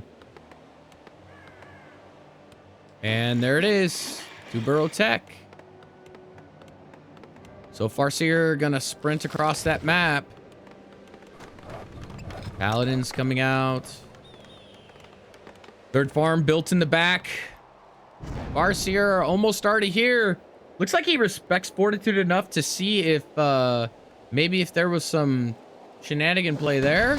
Doesn't even get to start the camp. Already some damage going down on a rifle. Gonna force back 1 wolf already. And the second one now. Now working on the Farseer. Returning the workers. He's gonna have a little more lumber than normal unless he recalls. The third rifle, and this is something I took from Fortitude. I'm not saying I'm the best Palo Rifle player, but I noticed that he pumps out more rifles than teching to get closer to that 30 food. And look, he queued it up already, so he goes to 30 food then tech so that he has a bit stronger opener to hold off that orc player. Sorry, apologies. And first couple headhunters are out. Focus even killing an innocent rabbit. He's angry at the world. A very patient game here by Fortitude. Calls the militia. And Focus doesn't know that. And now the tech starts. Players' forces are under attack. Ring of Superiority is not too shabby. Wolves and Headhunter starting to move into the main and corrects his position immediately. See, I think a lot of players get greedy for that kill. It was only 1 or 2 more lobbies, you know, of the spears, but Focus doesn't want to take any early damage that he doesn't have to take, and I think that's important.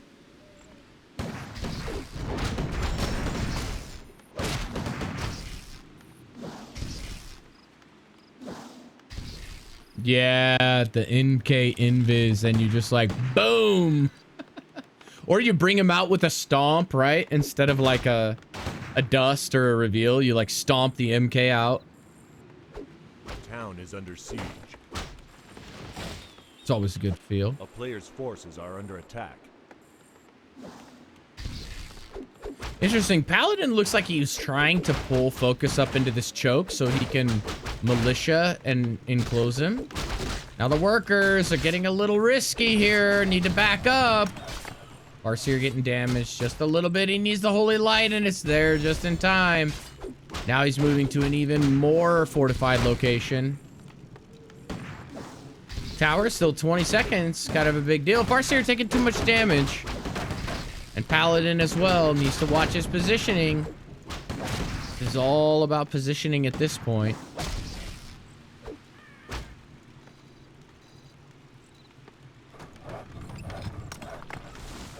A town is under forces are under attack. Focus tier 2, long complete. There's the tier 3 tech. Naga now on the field as well. Fortitude needs to be careful. Fiery Fox, what's up, brother? Good to see you, man. Thank you for the raid. Much appreciated, bro. We're watching Fortitude versus Focus, and I really do hope Raw Land happens, man. Would love to see you again. Maybe compete in some of those crazy games. I did compete in some of those games that you threw, but some of them I didn't know, so I wasn't very good at them. Paladin held to level 1 here, and even a farm gonna go down.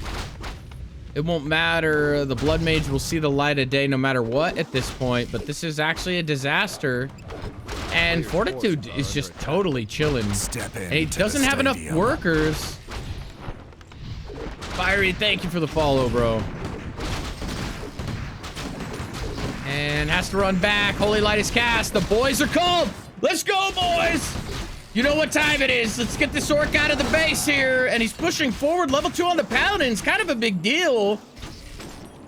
Very hard to achieve here on Springtime. He just wants to threaten him. Just wants to push him back a little bit. Just enough to buy time for this Blood Mage. Once the Blood Mage comes out, it's all better. Scroll of healing, scroll of regeneration purchased. And now 3, 2, 1. This Blood Mage is going to pop out in perfect positioning, actually.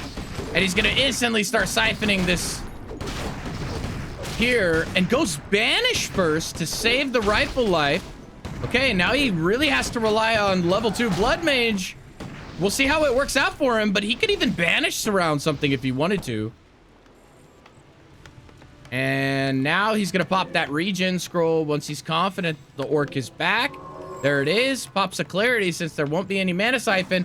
Uh-oh, Farseer coming back now. I love the micro here by Fortitude. Very on point.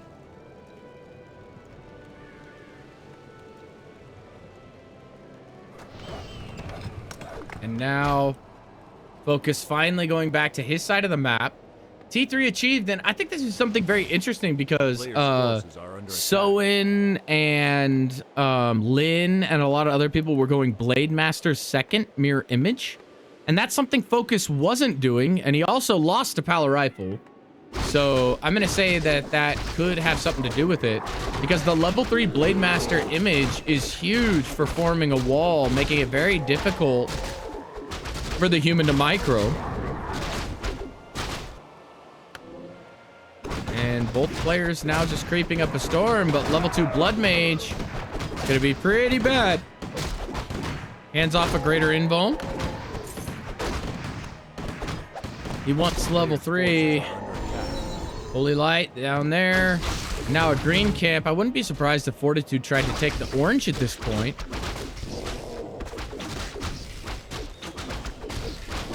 And he's gonna pull it, but Focus should also be pretty hip to what's going on here. Yeah, and when I see Blade third and I try this strategy, it's just so strong, man. So difficult to deal with. I lost to some guy named... Well, I won't say, never mind. Maybe he doesn't want to be put on blast.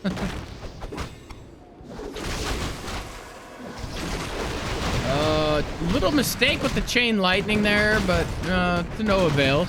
Level 2 Farseer only still is bad. Very bad. And now the banishes coming in, and the volleys are crisp. Holy cow, and all of a sudden Fortitude on a 50 food army. Yes, thank you for the follow. Bertzetta. That's what I'm gonna call it, Bertzetta. Thank you for the follows, guys. Much appreciated. Step in. And as you know, if you've been here before, Slavko MKD, thank you for the follow. And it looks like Fortitude wants to try and get level 3 here.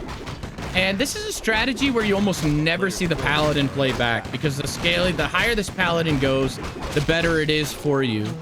In the meantime, Focus creeping up his Merc camp, and now not only does he have 2 Tauren, pulverizes out. And I often wonder, even when you're up to, see, he's up to 3 Tauren now, but why not just 1 Walker? Why not just 1 Walker with just 1 Spiritling? You know what I'm saying?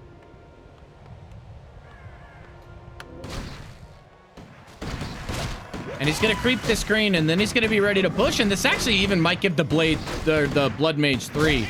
Oh, this is a big deal. Crisp timing. Purge to try and catch it with that lightning proc. Double fork chain, and it doesn't matter. The Holy Light is there. Holy cow. That's amazing. I mean, that's really good. Another chain fork. And just now, the first rifle falls at the cost of the first Tauren. That's not what you want to see. Now, no Scroll of Healing, kind of a big deal here, too. I thought for sure Fortitude would pick one up, and now all of a sudden, more and more rifles falling. But now, with the Blood Mage being the target, this is just what Fortitude wants. He wants the Blood Mage to take all the damage. It's perfect for him, because the Blood Mage takes less damage, and it's easier to just Holy Light one thing over and over. Now a little bit of split DPS coming out, but the Holy Lights are there. And I think Focus is back, might be a little bit on the wall here. We're approaching the 12-minute mark, ever so slightly. No mana on the Orc heroes as of yet. And they're gonna struggle to get this back with Siphon on the field. And now potentially no Voodoo Lounge. One more will have to either be made back in the base or up here. And Fortitude, pushing forward, doesn't realize maybe that there's no Fortified. And this is really good for him if he wanted to just snipe those down, but also has to be aware. Oh my gosh, yeah. So like I said, it got built up here, but Fortitude pulled the old alley-oop and went around the back there. And look at this. Focus thinks he's going to move out. That's crazy. Yeah, you can't move out. But you did need to keep track of this human army, because Fortitude coming up here is not good, and I think Focus knows that as well. Heading back now. I love the Blood Mage just trying to fill up completely on mana before this next fight. And oh my gosh, if Focus doesn't see this. And he does. Okay. Chain goes off, but now we have double heal scroll. First one should be used shortly. Holy Light goes off. Wolves are being dealt with first. Look at the Focus firing by Fortitude now. 2 rifles almost dead. We still have a chance. Banish down on Sea Witch, who buys double potion of mana, uses it for a huge fork lightning. Narrow S, thank you for the follow. Mana going back to the Paladin now, and Focus is on the ropes. He has to back out. Oh my goodness, he's going for the surround on the Militia, but he doesn't get it. Little bit of miss micro out of the Tauren here. And now, because of this ward, Fortitude also sees exactly where Focus is and what he's doing. So he can comfortably creep this, knowing he's coming from here. But to look at the damage of Fortitude now. These volleys on 2-1 rifles are getting obscene. And Focus with the miss micro doesn't see him, loses a Tauren and all the mana on the Farseer instantly. And this is the dream for Fortitude now. 1 chain lightning out the door, picks up a rifle. It's good, but it's not enough for the mistake that was made there.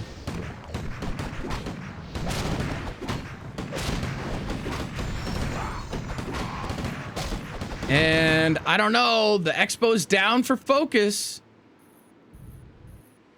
He's mined just barely 200 gold out of it. That's not enough to make any impact in the game yet, but the timer has started. Big advantage there as far as that goes. But where are the Tauren? Okay, we have 1 in production, sitting on 50 food. And I am sorry, I don't think you bank. I don't think banking versus Palo Rifle is the play. I really don't. I think getting out units and crushing the human is the play on Palo Rifle. And look at the scouting by Fortitude on point. He knows right where he is. He knows just how much time he has. And he's going to come in here. And he could even be very close to 5-5 at the end of this creep, which is a disaster for Focus. Focus now sitting on 3-3, cleans it up, and he's nervous too. He thinks that might be crap, but he wants to finish this and grab his item. And he's just gonna back. And what do we get? Sobe Mask, Cloak of Flames. Man, Cloak of Flames, kind of hot garbage. I don't know. Do you guys like this item? I think it's not that great. Cloak of Flames, not my favorite. I almost always sell it. Now, if I was like a Blade Master, maybe I would keep it. You know, some sort of melee hero that's always up front.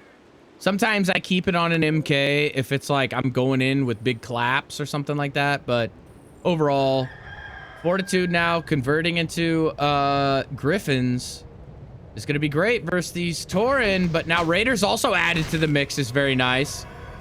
And he might even try and go for a surround on the Blood Mage. It wouldn't be advisable at all. And all of a sudden, the Blood Mage is going to have to actually switch to Flame Strike. This is what I think. Banish to slow the Farseer and then flame, and then... Oh my god, massive mistake there.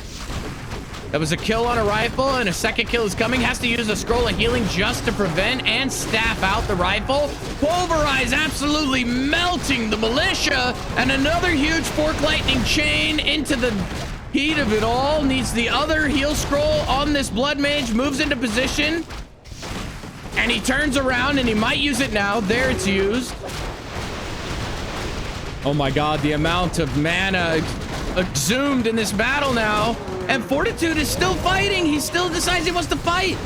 It's 58 supply on the side of Focus to 52 of Fortitude, and another double rifle kill. This is an absolute disaster. Level 5 on the Paladin is a big deal. It's going to be Holy Light level 3. And I just don't know. Fortitude, can he sustain in this fight? A little bit of AFK on the Naga there for a brief second. Now the Blood Mage has a greater invuln. He could use it, but that Holy Light is there, and boy, is it big. Now the Headhunter's getting sucked in a little bit. Rifles have range. Should be start picking now. Another Holy Light ready in the chamber. There it goes off. Now has to force back these pesky Orc heroes, but I have to say, Focus is playing this very well thus far. I still don't understand the lack of heal scrolls on Focus's side, and I also don't understand why not just 1 or 2 walkers for forces are under attack. For Spirit Link. But that's why he's the pro Orc and I am not. So I'm gonna trust his judgment here, but let's hope it doesn't bite him. 1-0 upgrades on the Headhunters, nothing more.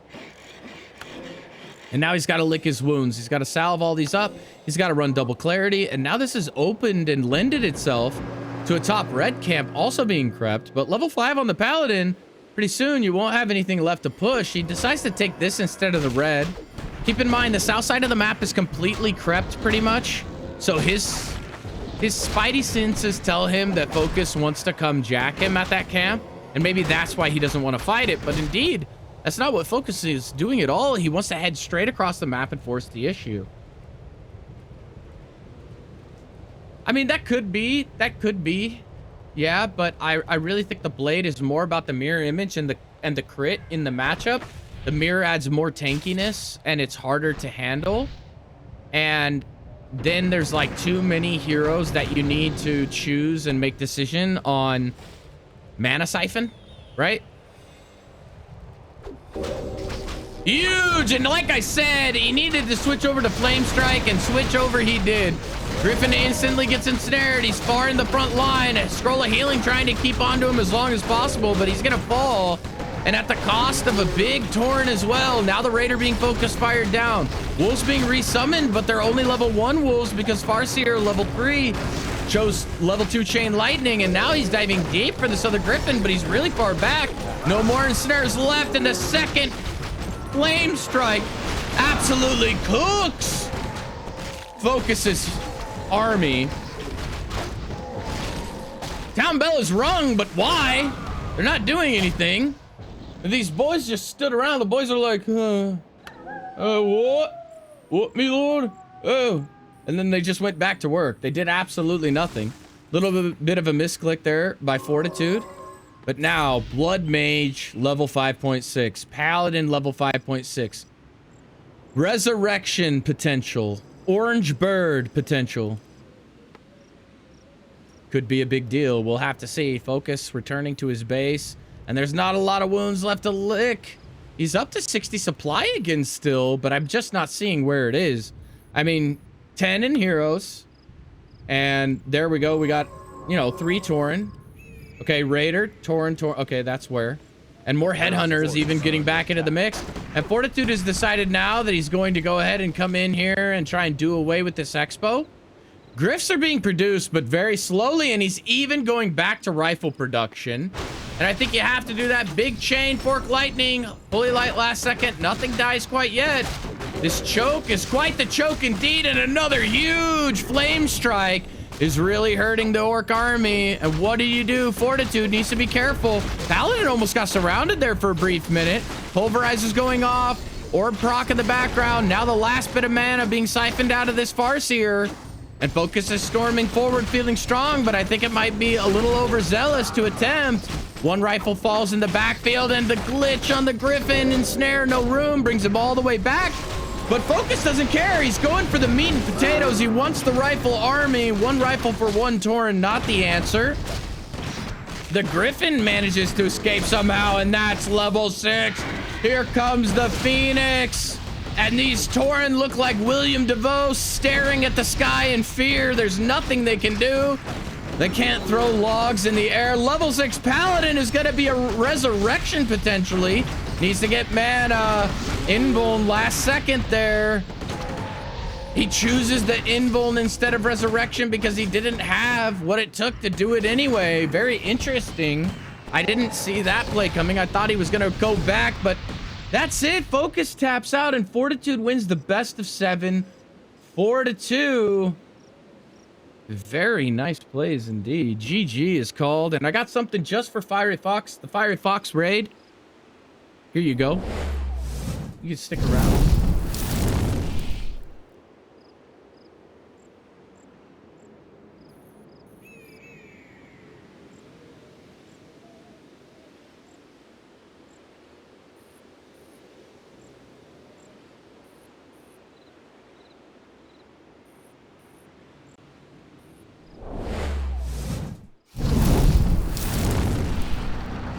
Fire! Hey. Fiery. Look. I know what you're thinking. Sunshine! You're gonna be rolling on 48s to Rah land. Look, man. How am I gonna drive to Europe, dude? Of course not. Can't do it that way. But I will be taking a gyrocopter. Okay? And it's gonna be fun, so stick around. If you're here from Fiery Stream, welcome. I'm just getting started.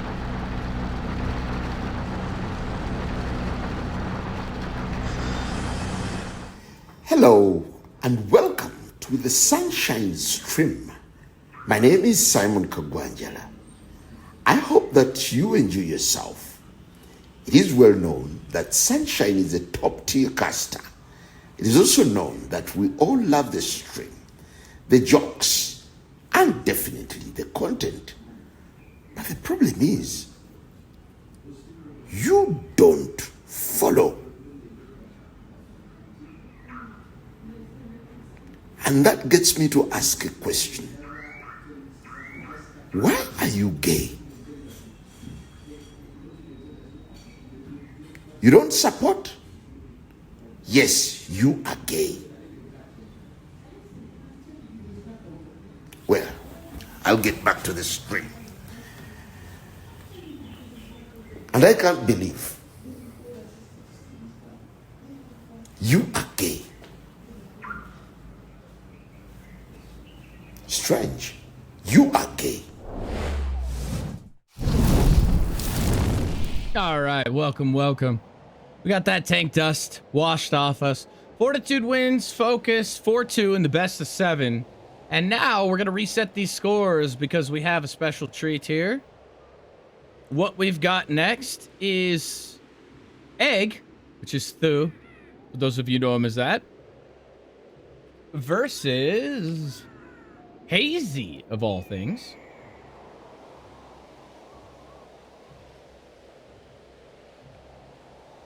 And Hazy also from China. I actually think I have to add him to my players list. Yeah, I'm gonna have to add him. Hazy. We're just gonna call him Hazy. I'm not gonna call him Hazy 123 123. I'm sorry. He does hail from China, so it's gonna be a little China on China action. Thu, one of China's best players as well. Used to be one of my favorite players overall because I loved that.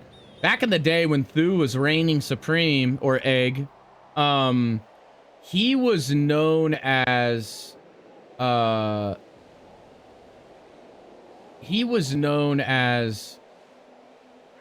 like one of the first players to really multi-race. It was kind of a big deal. So here we go. I'm gonna go ahead and update that, and we'll go ahead and get into this map here. And this is just a replay of the week, so we're gonna get into it, and it's gonna be held on Northern Isles. Let's go. Fiery, thanks again, brother. Take care, man. Thank you for the raid. Much appreciated. And it's gonna be orc versus human, and we're gonna get started into this one. Northern Isles, the map of choice. Egg versus Hazy. And in the bottom left corner, the red human player, it is going to be Egg. And crazy as it sounds, there's a forward arcane tower. Now, why is there a forward arcane tower? Maybe we'll find out. Not sure. Maybe these two have played together a lot before and he knows what's coming. But in the top right, the blue orc player, also hailing from China, it is going to be Hazy.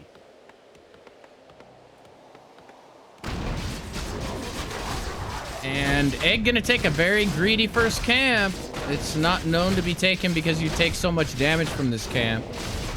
And by the time he realizes it, there might be a couple of kills on the militia here, but we'll have to see. Yep, he cuts him off just in time. Ripinox, thank you for the follow. Much appreciated. And one militia barely escapes with his life for now, but it might be inevitable. Even takes a couple of hits on the Farseer, and it might be a double kill. Would be a catastrophe. Tries to block the wolf, but blocks his own worker instead. And even gets a little bit of XP there, it looks like, because there wasn't a resummon. So Egg sitting pretty on 2.4 is kind of a big deal. And boy, does he already have an army.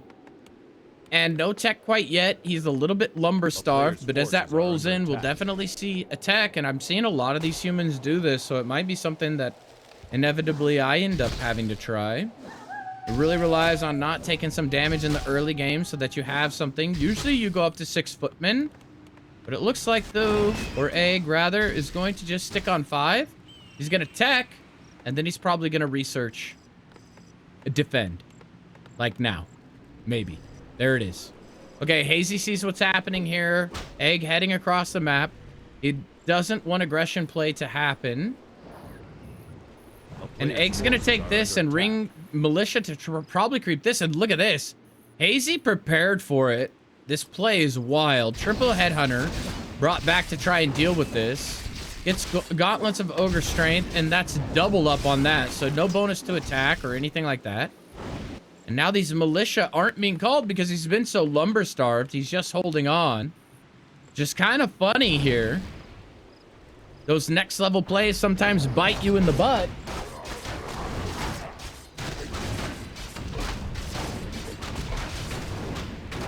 Yeah, League of Legends was based off of Warcraft 3. By the way, League of Legends never existed.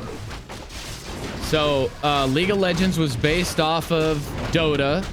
The original Dota that was done, the very first Defense of the Ancients style game, like League of Legends, was made in Warcraft 3, in the Warcraft 3 platform, in the custom game setting.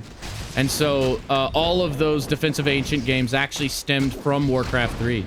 It's crazy. There's actually a lot of modern games that now stemmed off of what people did in the Warcraft 3 campaign editor, custom map creator. Pretty wild.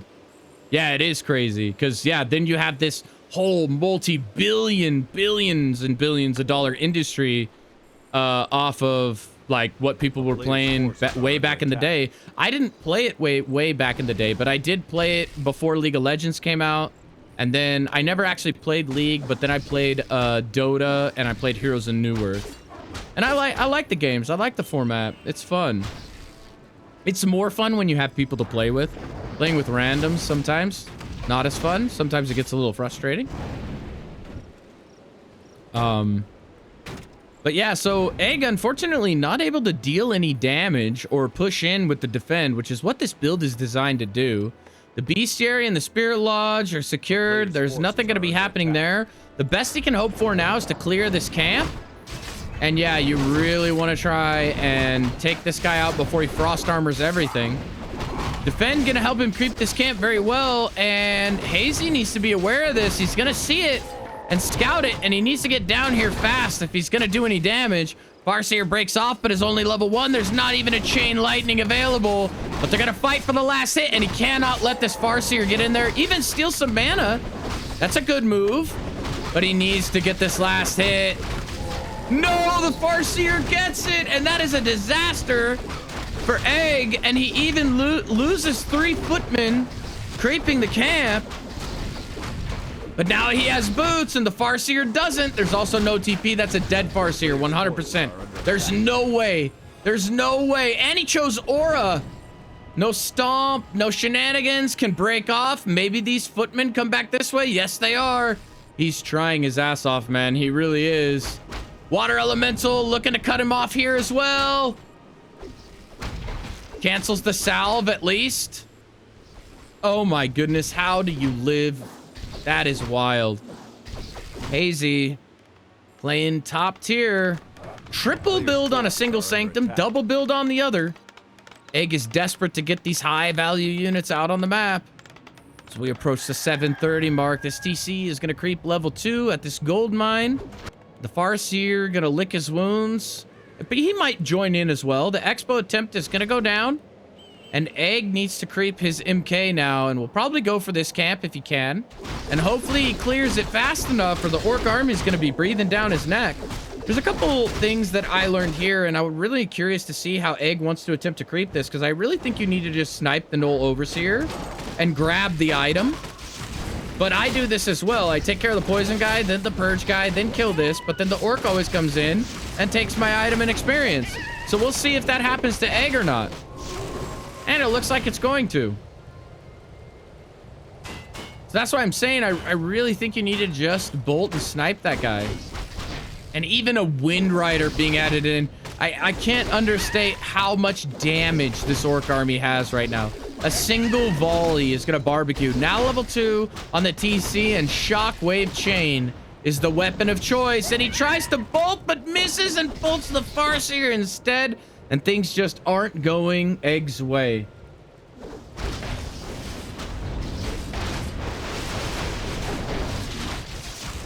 Yeah, man, these graphics for back in like the early 2000s, man. Woo-wee. It was like you could live in this game, right? It's wild. And a bunch of militia gonna be falling. It seems like he called like his entire base. Surrounds the TC. There's no invul, nothing to pass. That's a dead TC, 100%. Gets one more chain off. Double level up for Egg now. And the Orc army gonna start falling apart here. But the Breaker falls, Footman falls. And both players plummeting in supply down in the low 30s now. Another Headhunter gets stomped. And now he wants the Shaman, needs a Lucky Bash. If he hopes to get it, he's gonna get it. And there it is. Now it's the Farseer wants to explore his turn with the MK.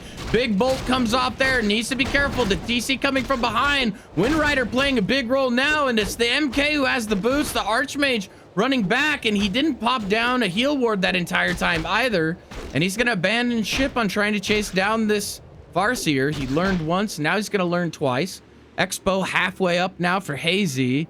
And it's going to be a big regen here. I would have even taken the worker up here. He hits everything. That's what you want to see.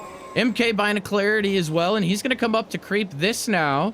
Trying to secure level 3 on this MK. And he needs to come over here with the Archmage. And Water Elemental cancel this. There's not a Shaman defensively posturing to protect it. Usually that's what you see is 1 or 2 shaman packed back here. But Hazy doesn't have what it takes to creep this, and he doesn't have any shaman out altogether. A little bit gold starved now as he spent a lot on salves and clarities. And Egg is going to go straight for the red camp instead.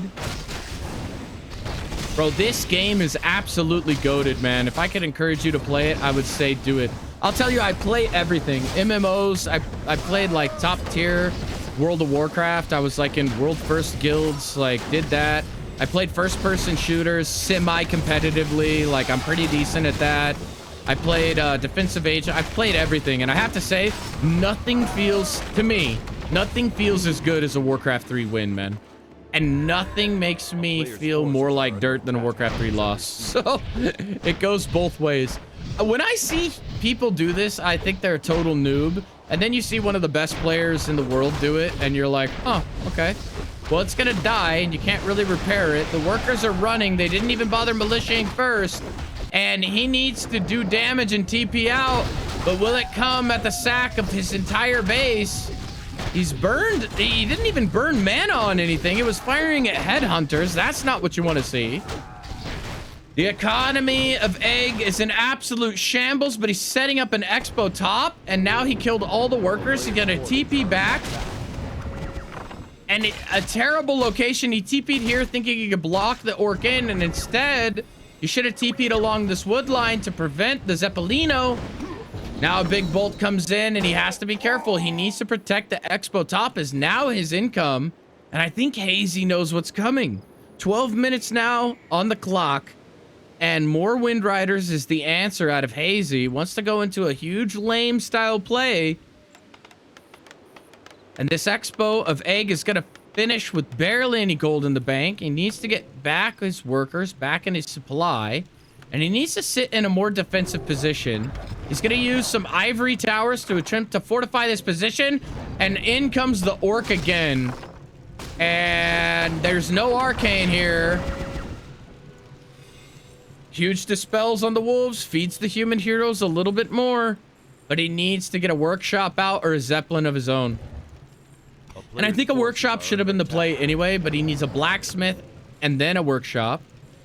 Dual summon water elementals to defend, and this Wind Rider is going to move across the map, and boy, is he going to see something crazy. He's going to creep this expo and then go right back into the main, and if Egg doesn't sense this, it could be GG. This Wind Rider! You were the chosen one. You were supposed to see this expo, but Hazy misses it. And I don't understand what this big miss rally is about. I think it's because of the Zeppelin play. So he just re-rallies everything so that things go in a safe location, defensively postured. Gonna clean up the rest of this camp here. He's gonna move to the center, and I don't like this, that he's actually getting... I don't like that he's actually getting the scroll of healing and the invuln. It'd be very difficult. Could be a big bolt here on this Kodo, or even the shaman. Priests are falling. The flank is going in Hazy's favor massively. And that is not a good trade. You needed these priests alive. Now you have 0 sustain, and it looks like Hazy is absolutely picking Egg apart now. 46 supply for Hazy to the only 43 of Egg now. Needs to be careful that the Shredder also doesn't get picked. I even heard a Sorceress die in the background. Double Dispel needed on these wolves. A bolt coming out. Quick target on the Shaman. No pickup. Not in time. And now it's Expo versus Expo, but the chain wave is so huge. And that instant kill on... I don't understand why he didn't use the heal ward sooner, and the Archmage is almost dead. Needs big heals. Out of mana now, though, so that's something. Needs to target down this Zeppelin, and he does so, and the Zeppelin's gonna fall. Big miss micro here out of Hazy.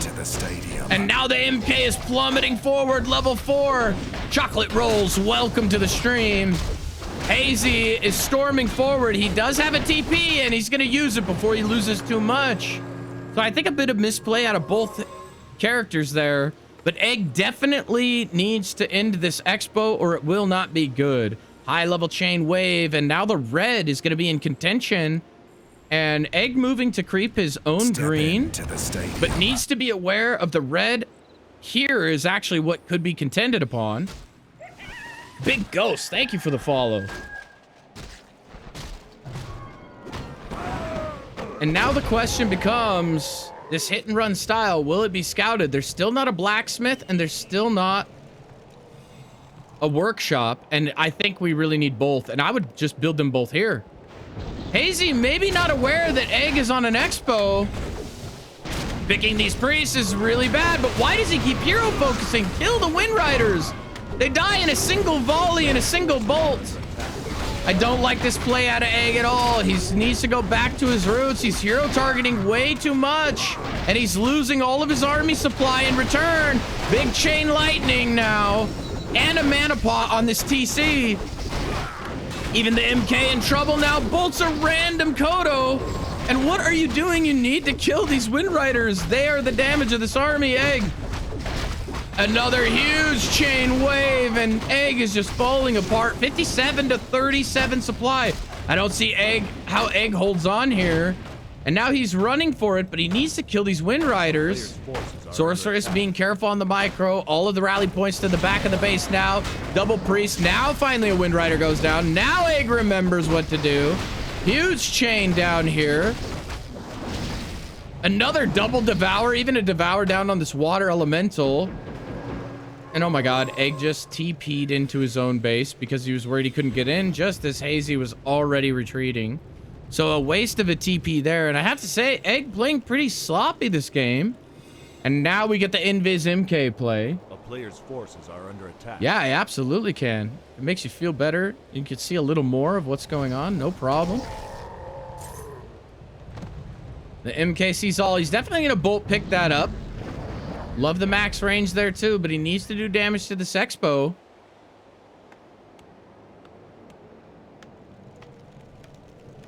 And now we've got Breakers getting mixed in. Breakers one of the only answers to the high level heroes of the Orc player. And now a big battle going to occur. Scroll of Speed only hits 2 units, surprisingly. Big chain waves, but they're not big enough. And now the shamans are all out of mana is also kind of a big deal. He needs to focus down his 2 heroes in a dream here. The casters are so far back, afraid of getting nuked. He needs to take care of these Wind Riders. They die very easily, and he needs to micro, but the next chain wave does critical damage, trying to TP through the trees, and if he wanders too far, they won't. One priest gets left behind enemy lines, and he's gonna book it. Did it.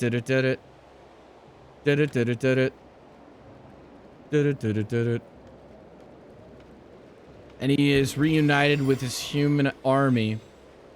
But I do have to say that Hazy's looking pretty sharp this game, sitting on 5-5. It's going to run clarities. One thing I want to see is he needs to buy more mana potions.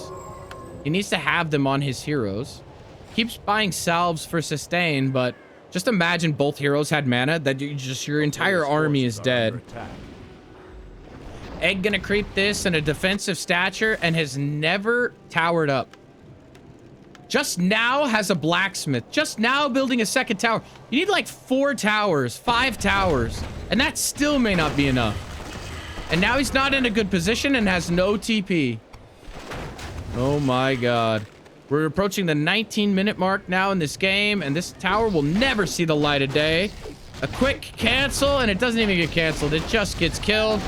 Chain wave gonna murder this human economy, and now there's not gonna be a vault. Say goodbye to Breaker spam. Water Elemental trying its best to harass. Egg fighting to get back into position on his side of the map.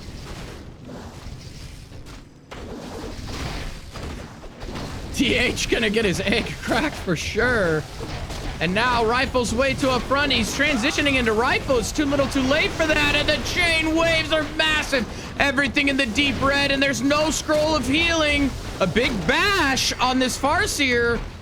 And no mana pot either, but there's almost enough mana, and it looks like he just got mana siphoned. No, he resummoned some wolves instead of chaining. I don't know why. One chain, everything's dead. But he resummons wolves instead, and now it's a level 6 Farseer. But he's getting trucked down and dies.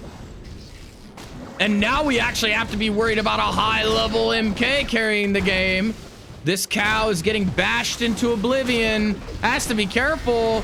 So close to level 6 now. 1 or 2 more kills and it ought to do it. Plus solo hero right now.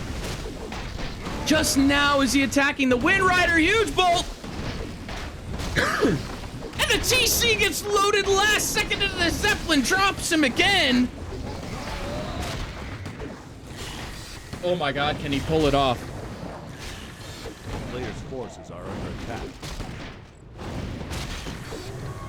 There is no bolt. There is no spoon. More and more casters are falling. Level 6 Archmage now. Should be breaking off units. Killing this TC is doing him a favor, but you gotta do it, right? Yeah, do it. Do it. Surround him. Be careful. He can get out of there. Full health, full mana. Needs to break out. Kill the Wind Rider. Thank you. Oh my God, will the TC die again? There's almost enough for another bolt, and he gets picked up by the Zeppelin again. And the cow is now out of his element again. Flying cow is on the field. TH trying his best. All of a sudden, the transition into Grunt. A second Zeppelin is hired. Couldn't get there in time, so hires another Zeppelin, which, I mean, financially, it almost makes sense, right? But now this MK is going to be level 6. And that is something crazy. And I think at this point, Hazy has to know that there's been an expo that he hasn't seen this whole time. Look at what Shockwave can do to an enemy base. Absolutely insane. And now the cooldown starts. 180 seconds on reincarnation. TH just now picking up a heal scroll for the first time in a long time. Pushing the expo of Hazy, but 39 supply of Hazy versus the 50 of Egg. And somehow TH has come back. Somehow TH has worked his way back into this.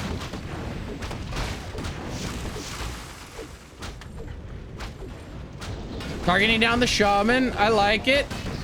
But they don't do damage. Once they're out of mana, they're pretty useless. Terrible Shockwave by Hazy there. I guess since he was on full mana, he said let him rip, right? Trying to do a little cutesy reloading of the peons back into the burrow, buying his time. And I don't want to take my hands off the game quite yet, but it looks like TH could have done this possibly. There's wolves in the main of TH wrecking havoc on his economy. I didn't want to switch back there in case something crazy happened, and the Zeppelin goes down. Second Zeppelin now, TP out. Huge Shockwave kills one more Sork. And now Hazy has had 3 or 4 Zeppelins killed this game. Hazy, a big fan of Zeppelins. Hey man, if you're looking for stocks to invest in Hazy Zeppelin stock, because boy, is it, the supply is not there. The demand is there, and he goes through a lot of them. So there's probably a lot in production. He's heading over with peons. Hazy wants to make one last stand, but a 2 base human versus a 1 base orc. The difficult thing indeed, and he doesn't have the right army for it. Needs more raiders and needs to go into a lame style strategy. That's the only way to come back into this, and you can't be standing around. Don't defend this run. Hazy thinks he has what it takes to go in. Studnia, thank you for the follow. Much appreciated. Welcome. Come on in. And now TH looking for his perfect fight. Mass Dispel should be the trick. Needs a spread. Why are you clumping everything for the biggest wave ever? Now the Archmage in trouble. He's gonna get out, but not before a potential chain wave. Could secure a kill, but doesn't. And I think that was a great play out of Hazy there. But even more importantly, him getting out in time and mass TPing back to up here to be in good position. The regen scroll is running. He can just bolt, and he keeps bolting these heroes. TH needs to go for the units. Kill the units, TH. Archmage needs to be careful, but there's a scroll of healing. And the Sork is adept, but there's no mana for Invis. Invuln passes off, and GG is called, and TH takes it. What a game. Crazy 25-minute game on Northern Isles. Definitely worth it. I'll say that much. GG.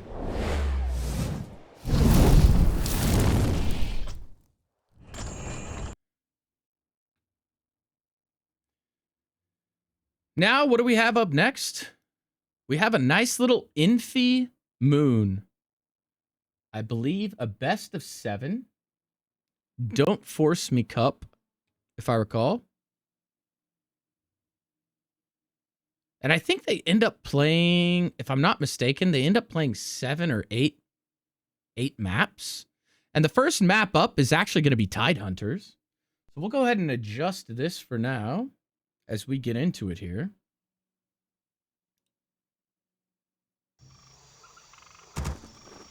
But I know. You guys have been really excited. Let me change this around for you real quick here. So now we're going to have Infi. Still playing human. And we're going to have Moon. Absolutely dominating performance recently by Moon. So, human versus night elf. Gonna be the play.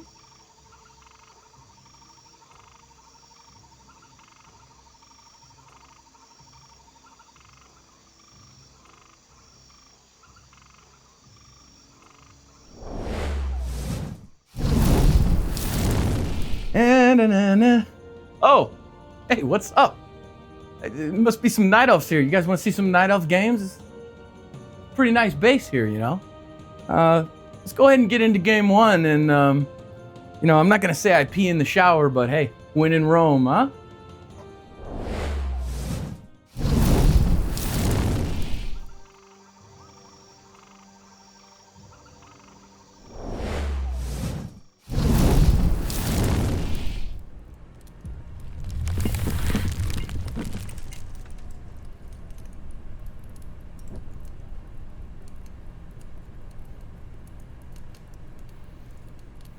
All right, guys, we're going to get into map number 1. It's going to be Infi versus Moon. It's kind of a big deal. First map going to be Tidehunters, always lending itself to expansion play. But Infi, no stranger to one-base human play. So let's get into game number 1 and see what happens. Let's go.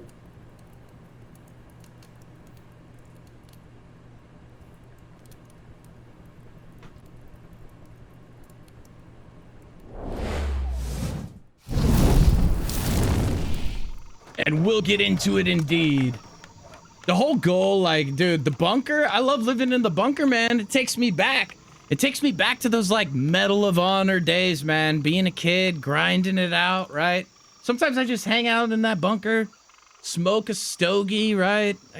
Grab a whiskey, invite the friends over. All the subscribers come on over, you know. We chill in the bunker. We talk strategies, you know. It's a good time, but for now, we're going to get into this first map in an 8-map series. It's going to be Infi versus Moon. And in the bottom right corner, it's the man, the myth, the legend, the blue night elf player. It is Moon. Standard Demon Hunter first, just a solid all-around player. Not afraid to go off meta and invent new things, but Demon Hunter I would suspect to be the choice in a lot of these games. And in the top left location, it looks like we have a hero hire. Infi, not one to shy away from Dark Ranger and other crazy stuff first. Especially on this map, I've seen it many times. A player's forces are under attack. And here we go. Footman gonna work his way across the map. A little bit of a miss micro here. He's gonna go straight across and find the creeping pattern of Moon. And there might be some high aggression here. He's not pulling this camp. This Footman gonna be the one to hire. Dark Ranger? Is he right? Bro. There it is. Dark Ranger. He's gonna click creep middle camp first. What an absolute maniac. We're all about to learn something here today. Random bad gamer, there he is, dude. There he is, and he calls it right. Pog in the chat. Wand of Illusion. What a crap item get drop here, huh? Don't you think? I think so. Moon absolutely on a tear. He sees what's going on. He sees it with the Wisp. He knows there's no greedy camp here. He knows there's no expo attempt yet. And he's just going to creep up level 2. He gets 2 items. Not the best item for the Gloves of Haste. But the ring he's going to be happy with. Sells TP, does Infi. Grabs Circlet, Ring of Superiority. And oh my god. This is a 1 base tower push defend all in. This is insane. And Moon senses it.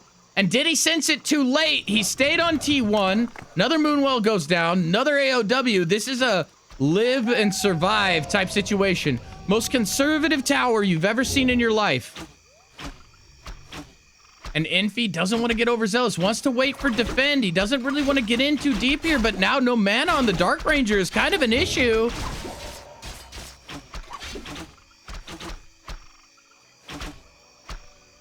And he wants to get in on this tower, and in on the tower he will. Now the Footman trying to force these archers to stop attacking.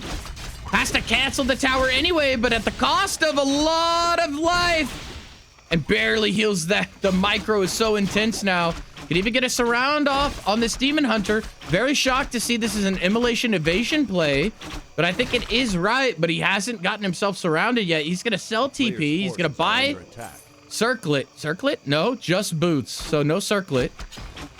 Now, Infi did buy the Circlet, so it is possible that it's still on cooldown. Another thing I wish I could see, and now he's looking to get out of there with the Dark Ranger. Demon moving in hot.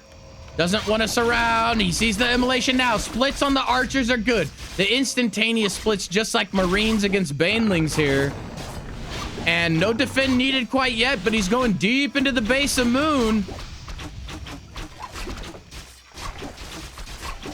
And now the Demon gonna pick up a kill on this Footman finally. And the first couple Footmen falling is a big deal. There's no shop. And now the AOW is in the face of Infi. Has to be careful here. The AOW. Definitely canceling that tower is not a good thing. Has Moon already thwarted this aggression? I don't know. More militia coming in back at the base now. He's not transitioning into any type of normal play, just macroing up. More Footmen.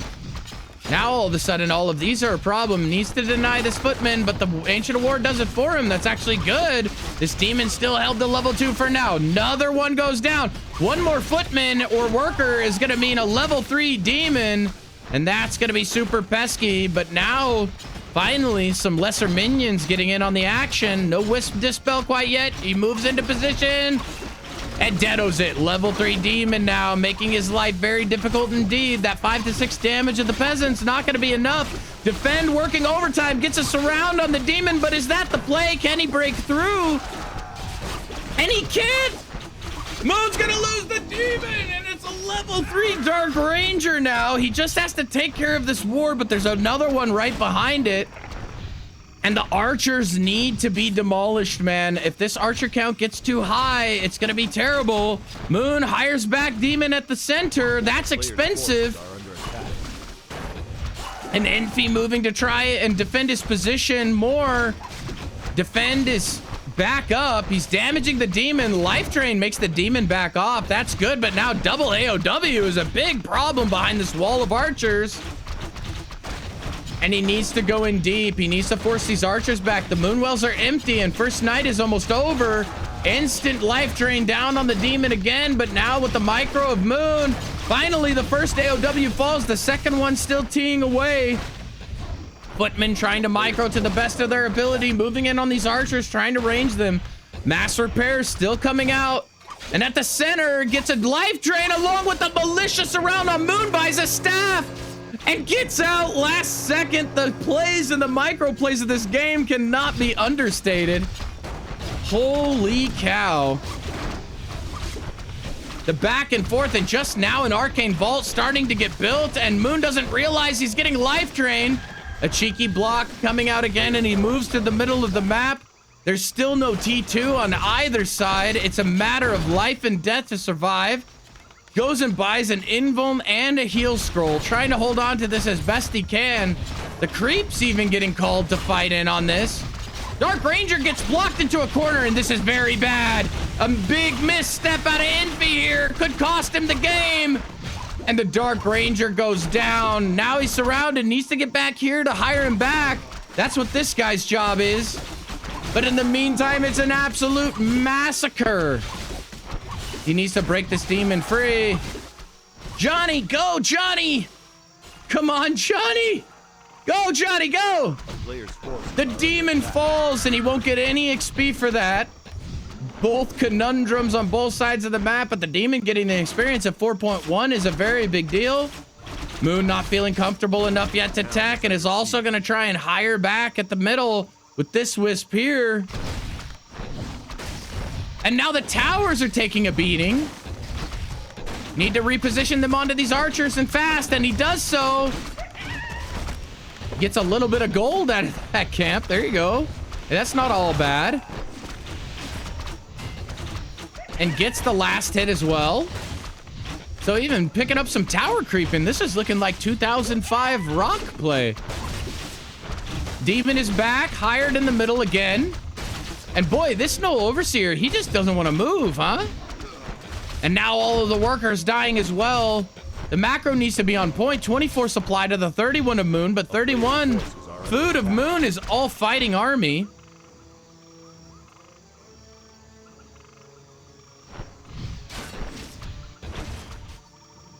Dude. Moon just sitting middle, maybe waiting for the next scroll of healing? A town is under And maybe a circlet? I don't know. Scroll of healing it is. Gonna come back in now, trying to defend the moon well that was built in strange positioning now. This tower rush OP, man. Go do it on your friends.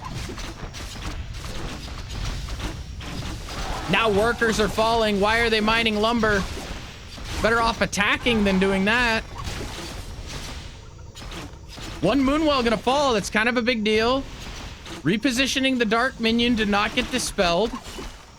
But the archer lobbies are too much. He really needed to kill 2 or 3 archers in the early game. Would have made a big difference. He's trying to push these towers forward. Another moonwell goes down. He's not supply blocked, but it's about that juice. He's got a little ways still until nightfall. And Infi has to be doubting his position now.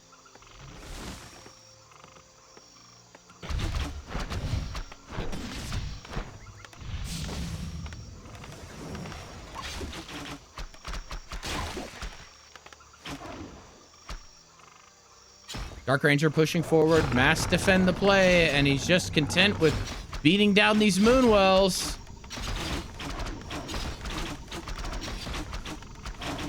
No mana burn, double evasion, double immolation. And now has to be careful. Infi, where's the micro? You could have surrounded this demon 5 times over, dude. And now the demon on the back foot. Why are you ticking that? You know he's already max range. Infi is throwing so hard. Honestly, I think this game could be over if Infi's micro would have been a little bit better. And now demon running to the middle again. A moonwell goes down. It's just less juice. And look at this position, though, with the tree. Uh-oh. This snowball starting to occur. He doesn't have anything. He might move this footman here to try and get some sort of reveal off, but he has no dust. Invuln heal scroll back in with Moon now. 33 supply to 37 of Infi. Double scout tower getting upgraded to guard. And a surround on the Dark Ranger. Dude, why don't you just run one militia here, please? Or even here. Something. The Dark Ranger is surrounded and can't move. And now the mass repair comes out. Archers versus towers are not the dream. Though Moon taking a lot of damage here. And he has so much. Infi needs a scroll of regen so bad he unlocks the surround and relocks it again. And the demon has just enough room now to auto. Invuln is the play. More archers coming out to help damage. He knows he's running out of time. The footman comes in from behind to lock the demon back in. Who will die first? It's the Dark Ranger. Level 5 Demon Hunter now. Why aren't you revealing? Infi executing an idea that I thought could never work and somehow making it work and then throwing. And now the mass repair comes out, but everything is busted. Has to be careful here. Needs to hire back. Dark Ranger back from the middle now. And look at this Tomb of Experience. This is like Footman Frenzy now. And he really wants to run this region, but he needs to hide all these footmen. He's going in instead. He smells blood in the water. He wants to kill all of these, but now they're all hidden again. A Deado coming out. Another Scroll of Healing is OP. He's gonna staff into here, come here, heal, and the fight is on. Level 5 demon, soaking up all the juice he can get. And now is his time to shine. Infi doesn't get surrounded this time. Only level 3 on the Dark Ranger. And now the huge immolation coming in as well. And still no dust, still no reveal. Infi, you do understand what labs do, right? Lots of archers dying, surprisingly, and they're running to the fortification of these towers. 1 or 2 more might die. This demon feeling extra strong. Could get blocked in here. Misses. Dark Ranger doing the loop-de-loop all the way around, and now the blocks with the footmen need to be real. He's trying his best, but there's another invuln ready. Holy crap. This game is absolutely insane. This is absolutely crazy. The game's still on a knife's edge, but look how many footmen have fallen now. He had like 5 times this much. He had like 40 supply. Now he's back here trying to crank again. Level 5 Demon Hunter. He's almost level 6. And if we see level 6, I think it's just GG, right? Footman not using defend. One gets picked before anything comes in. And now level 4 Dark Ranger starting to scale a little bit here, but needed so many more kills earlier. He's gonna get back, and there's a lot of busted stuff that needs a scroll of regen. Uses it, even gonna pop a clarity. Needs to range this demon. Oh my god. Now he goes to the middle. He needs a scroll of healing. He needs an invuln. He needs dust, dude. For tomorrow night. Who cares, right? And Moon has been here before. He says he doesn't want to fall for it this time. And one more tower goes on down, and now Metamorphosis comes in. And it's huge, but he also still has to be a little bit careful here. Look at the archer volleys are massive here. I don't see how Infi stays in this game. It's GG. Look at the splash damage going down on all the workers, all the footmen. Mass repair attempting to come in, but the chaotic bolts of fire from downtown. Metamorphosis almost at its end, but don't worry, Infi. You still have 3 footmen. It's okay, and a dark minion. Well, you did have a dark minion. Take that XP too. Moon pumping more wisps. Comes in. Maybe a little overzealous there. A little bit of a glitch in the graphics as well. Yeah, we didn't buy dust at the middle. Of course we didn't, right? Why would we buy dust? It's overrated. And more footmen are gonna fall, and every time he goes to get a kill, the archers just hide. The militia come in. The boys are wondering, what are we here for? Sunshine! What do we do? Run! Run! Get some help! And they came in for no reason. They're already almost dead. Another drain that only gets 1 or 2 ticks off. Always draining at virtually max range. Probably not ideal. More Moonwells coming down. You know what's strange is in all this chaos, look at the golden lumber of Moon. He could have a Huntress Hall. He could, I understand not teching, right? Because so many wisps has gone down. He needs to spell. He's been constantly producing. Like, I get that, right? But like, he has a lot of gold and wood. He's gonna buy another invuln and another heal scroll. Oh, heal scroll on cooldown. Starts the regen just as the demon comes back. Yikes. It's daytime again and still no dust. Moon staffing back now.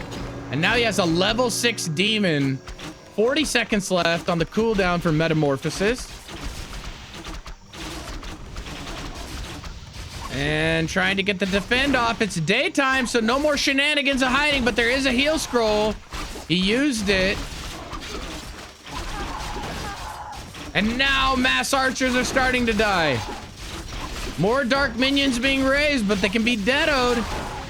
And deadoed they are. Infi using a heal scroll on his side did almost nothing, but he did get the archer count down.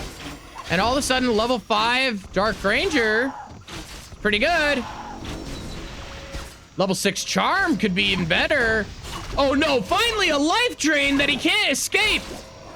And he's gonna get the full duration and has to invuln it. And while all that was going on, more scout towers almost upgraded. Needs to be careful. He's chasing down this one last footman for some more ticks. Needs just one more hit. But now there's no archers. There had to have been like 14 archers died right here. 14, I'm telling you. The level 60 H of Moon runs back to the middle to buy an invuln and a heal scroll again. Oh my god, he's gonna pick a footman.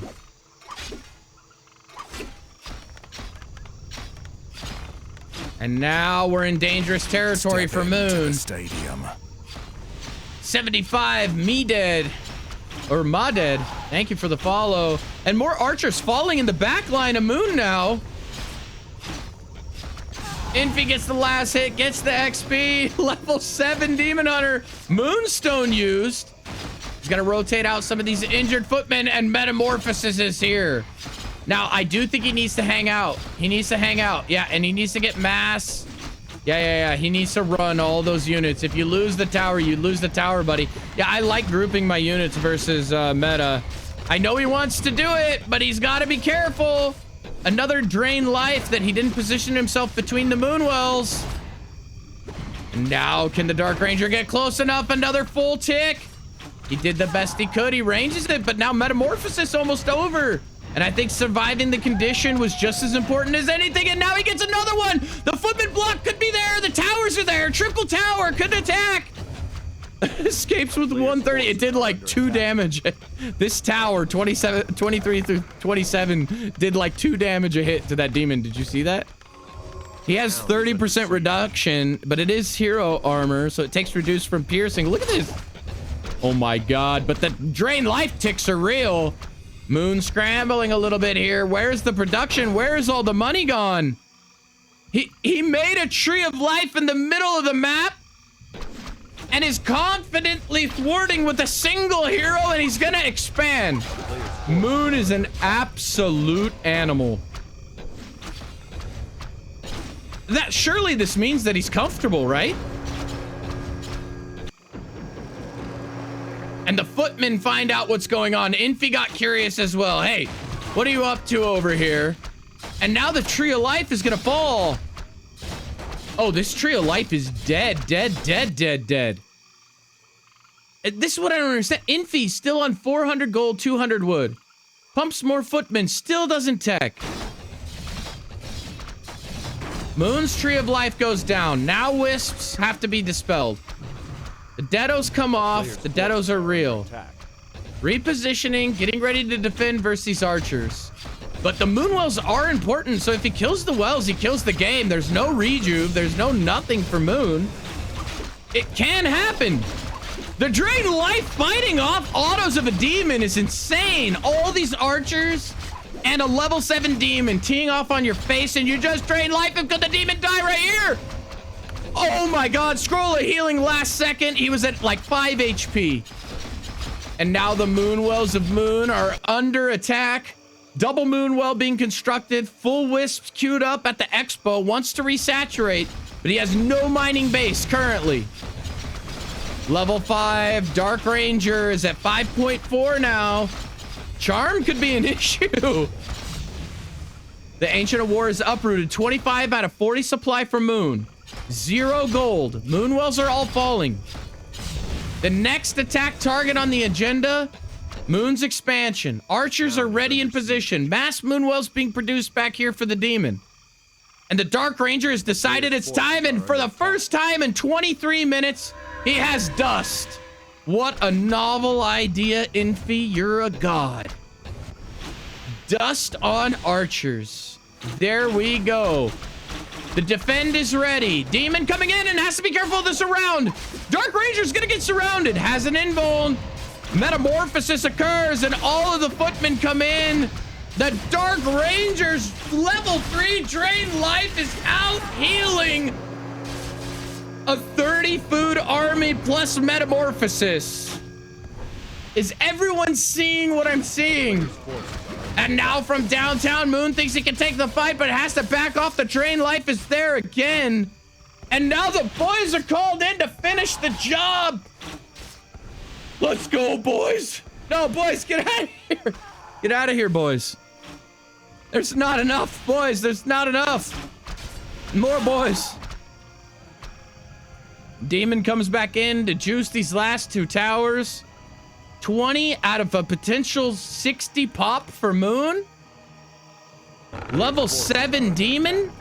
The tower thing stopped here. There's still a shop. Blah, blah, blah, blah, blah, blah, blah.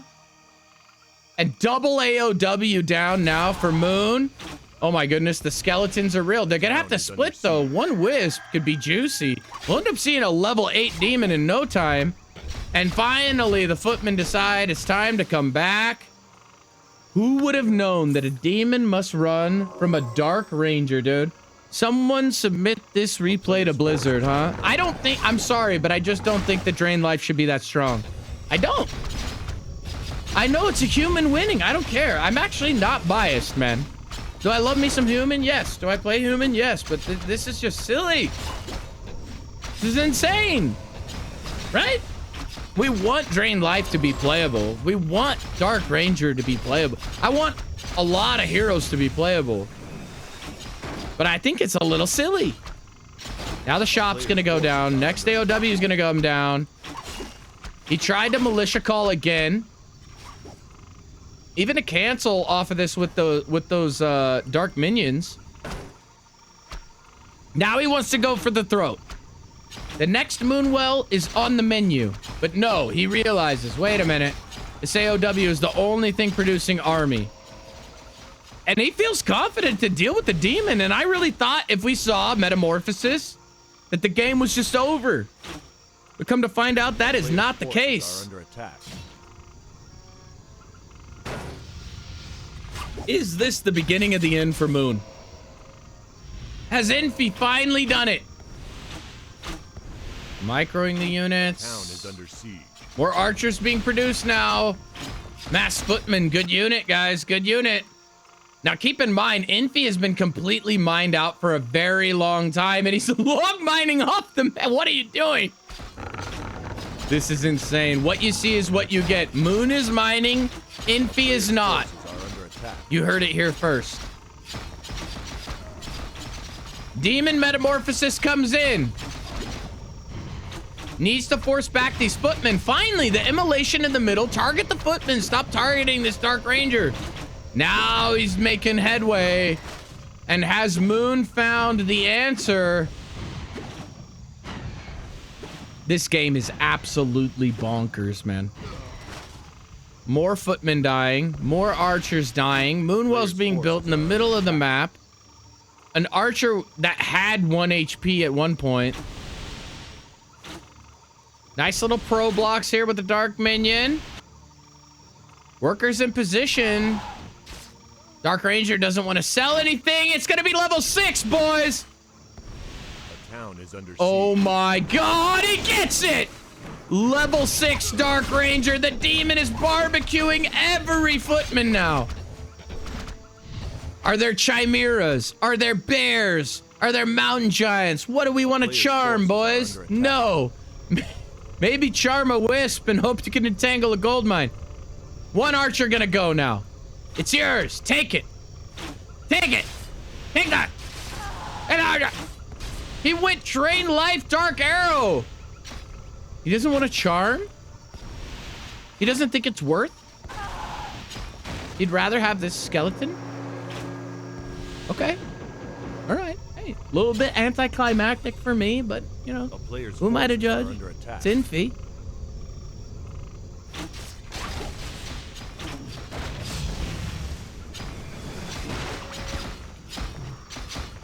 Moon resorting to deadoing wisps. The Tree of Life now under assault. And the most insane thing I ever thought I would say ever is that if all the footmen are dead and all the workers are dead and all it comes down to is 2 heroes on the map, of course the Demon Hunter level 7, almost level 8 would win that game, right? Wrong. Indeed, the Dark Ranger will punk this demon and win the game if all that's left is heroes.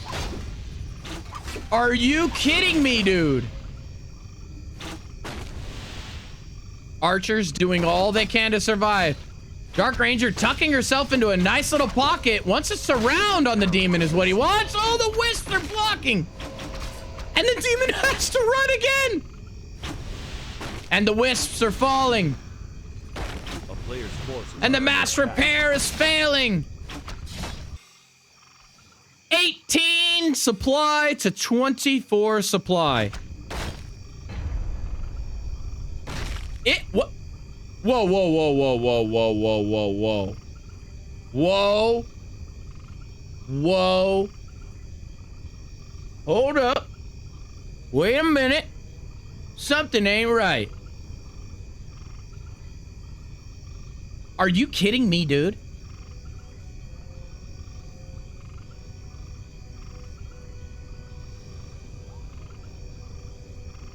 What the fuck just happened, man?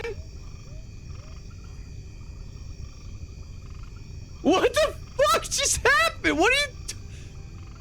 These archers... It's midnight. These archers blocked him in.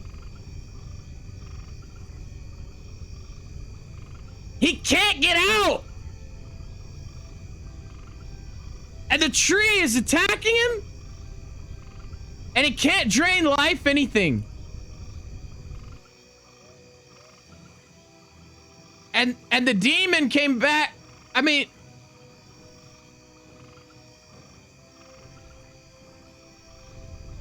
This has got to be the craziest replay. Like top 3, like 2026 already, right, boys? Like all of these are dead. 10,000%. 10,000% these are dead. Moonwell, Moonwell, Moonwell. Moonwell, Moonwell, right? Still producing archers somehow. Almost fully saturated mine. Like, dude, are these the only wisps left on the map? Like, he's got 5, 6 archers. Bro, this was knucking futs, man. This was nuts, dude. So, Infi not gonna go up 1-0. Step in. But it's gonna be Moon up 1-0. Bucks 10. Thank you for the follow, dude. Holy cow. Moon and Infi making me look good, huh? Bro, we're finding them today. We are finding them today. Moon wins quite possibly one of the most insane and mysterious games. We all found ourselves in this game, huh? Right? We all discovered who we were. We all discovered that Drain Life is retarded. We all discovered that Dark Ranger late game can beat a Demon Hunter with Metamorphosis. It's like that Mr. Rogers meme. You know the one? You're finding out so many things. I'm so proud of you. You remember that one? Anyone? Is anyone with me? Is anyone out there? Bro, that was crazy. We're going to go straight into match number 2. It's going to be on Hammerfall. Let's go, boys. Let's go. Let the entertainment continue. So, here we are. It's match number 2, and I don't know how you top that, but already Moon getting ready to expo on Hammerfall, and this is a very common thing on this map. In the current meta, Night Elves are throwing down counter expansions right here. Forces are under attack. It's gonna be Demon. I see people do it with Keeper, and I see people do it with Fire Lord a lot. a lot. The pull is on for Infi, and I've seen Infi do some insane stuff here. Watch this, for instance. He'll kill this, he'll grab the item, and he'll try and have everything finish this, and he'll try and run straight across and harass this. When it's not Keeper, you can get here in time, but it's very finicky. And there it is. He's gonna finish that off, and the Demon with the Ring of Protection +5. What a start, huh? And there you go, Infi heading over, and he's still trying to finish this. He takes more damage on this, but he comes over here way sooner. But I have to say, Moon crept this faster than I've ever seen it crept. That was actually really impressive. And the Tree of Life instantly just gonna be canceled, which is pretty good. It's not terrible for Moon, I gotta be honest with you. He's gonna heal up that Wisp. Very nice save there. And the mana burn actually goes off, which means this Archmage won't see another water elemental for a very long time. Sag. 2 footmen trying to be pesky, but the tech has started for Moon, and I love the little Sim City here out of Infi. Is perfectly played. He goes back up here to double check whether or not another Tree of Life, and he's gonna go full aggro in here. He's gonna get burnt again, though. Like I said, look, all you had to do was be patient, man. 20 more mana and you were fine, dude. But it is what it is now. All the wisps being rotated out as fast as they possibly humanly can be. And Moon pretty on point with them, honestly, but now he's gonna run out of healthy ones to rotate out. And the Archer's taking damage, and with the tree upgrading, there's no additional DPS that you're used to seeing. Huntress Hall goes down, could be easily canceled, but he decides to ignore it. Water Elemental is unsummoned. Its life is gone. Please hang on for 10 more mana. Infi. And here the Wisp confirms what he already knows, and that's that this expo's up and mining. The Scout Tower Arcane is coming. And we are shortly off of a tech in about 1 more moon, maybe a moon and a half if he wants some more wood. And this AOW being under attack is a really big deal. Honestly, this is a really big deal. But there's already 4 archers out. It's not the end of the world at all. And the AOW is going to be down, and that's a great pickup for Infi. But he needs a shop, and he needs it now. He starts building one. 1 injured footman scouting over here. 1 wisp moving into place down here.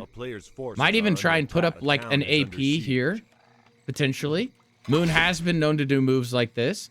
I don't like that he's running him back to his side of the map. He needs to kind of keep him in this area, to be honest. This Water Ellie not going to find anything. You might as well attack some wisps, but nothing's going to happen. And he even walks himself into a little bit of a corner there.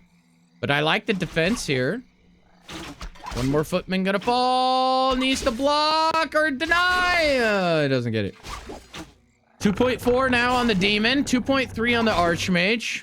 All things are not even in this scenario, though. He's trying to salve up. He didn't run a clarity. Didn't bother. And now we're running into Naga timing. And look, it's the triple AP, like I said. And if Infi doesn't scout this, it's a big deal. He buys from behind. And look at the play here. Hey, man, I'm going to leave 1 space here from now on. And then lose all of my workers to someone charging behind here while I'm building it. And the Naga comes out. Timing's pretty crisp. 1 Water Ellie is all this Archmage is going to see. But you need to fight in the range of this tower. You need to suck him back. But Moon, no dummy. He's not going to fall for it either. And now the Water Elemental taking more damage than he would like. Behind the scenes, we're researching Nature's Blessing, and Infi Spidey senses on point. And let's see the militia boys getting called from behind.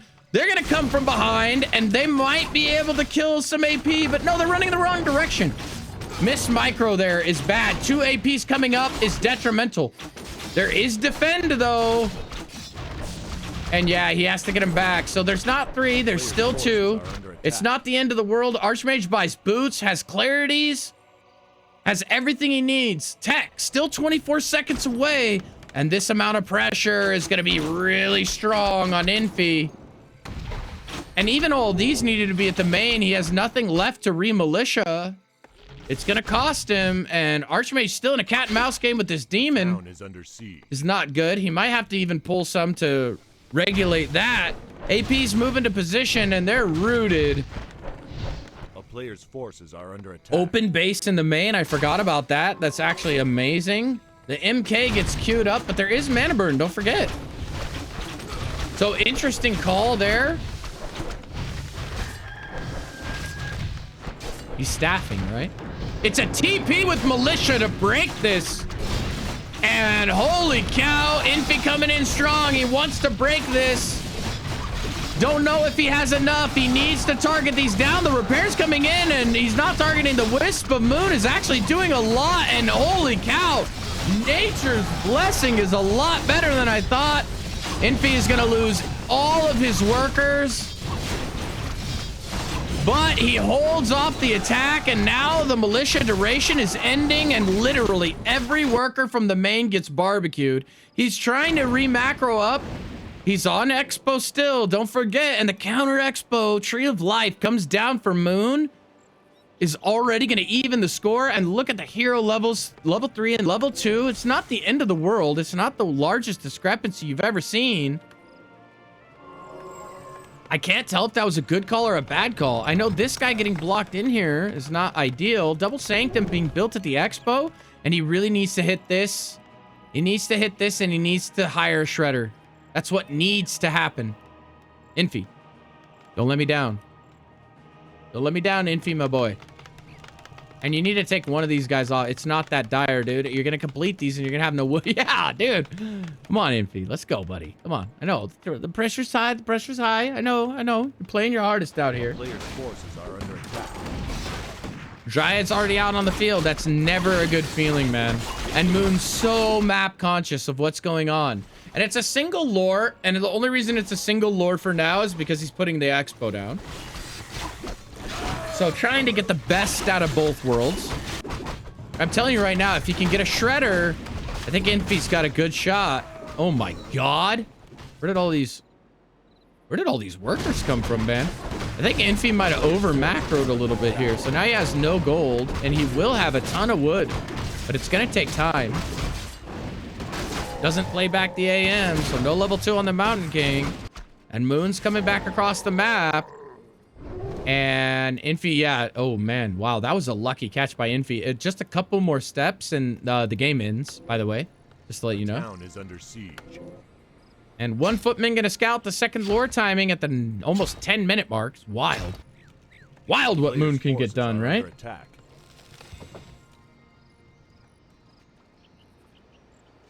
And we got a greater invuln. That ring of +5 definitely caused havoc. Demon gonna back off a little bit here. Archmage MK looking to creep this probably next.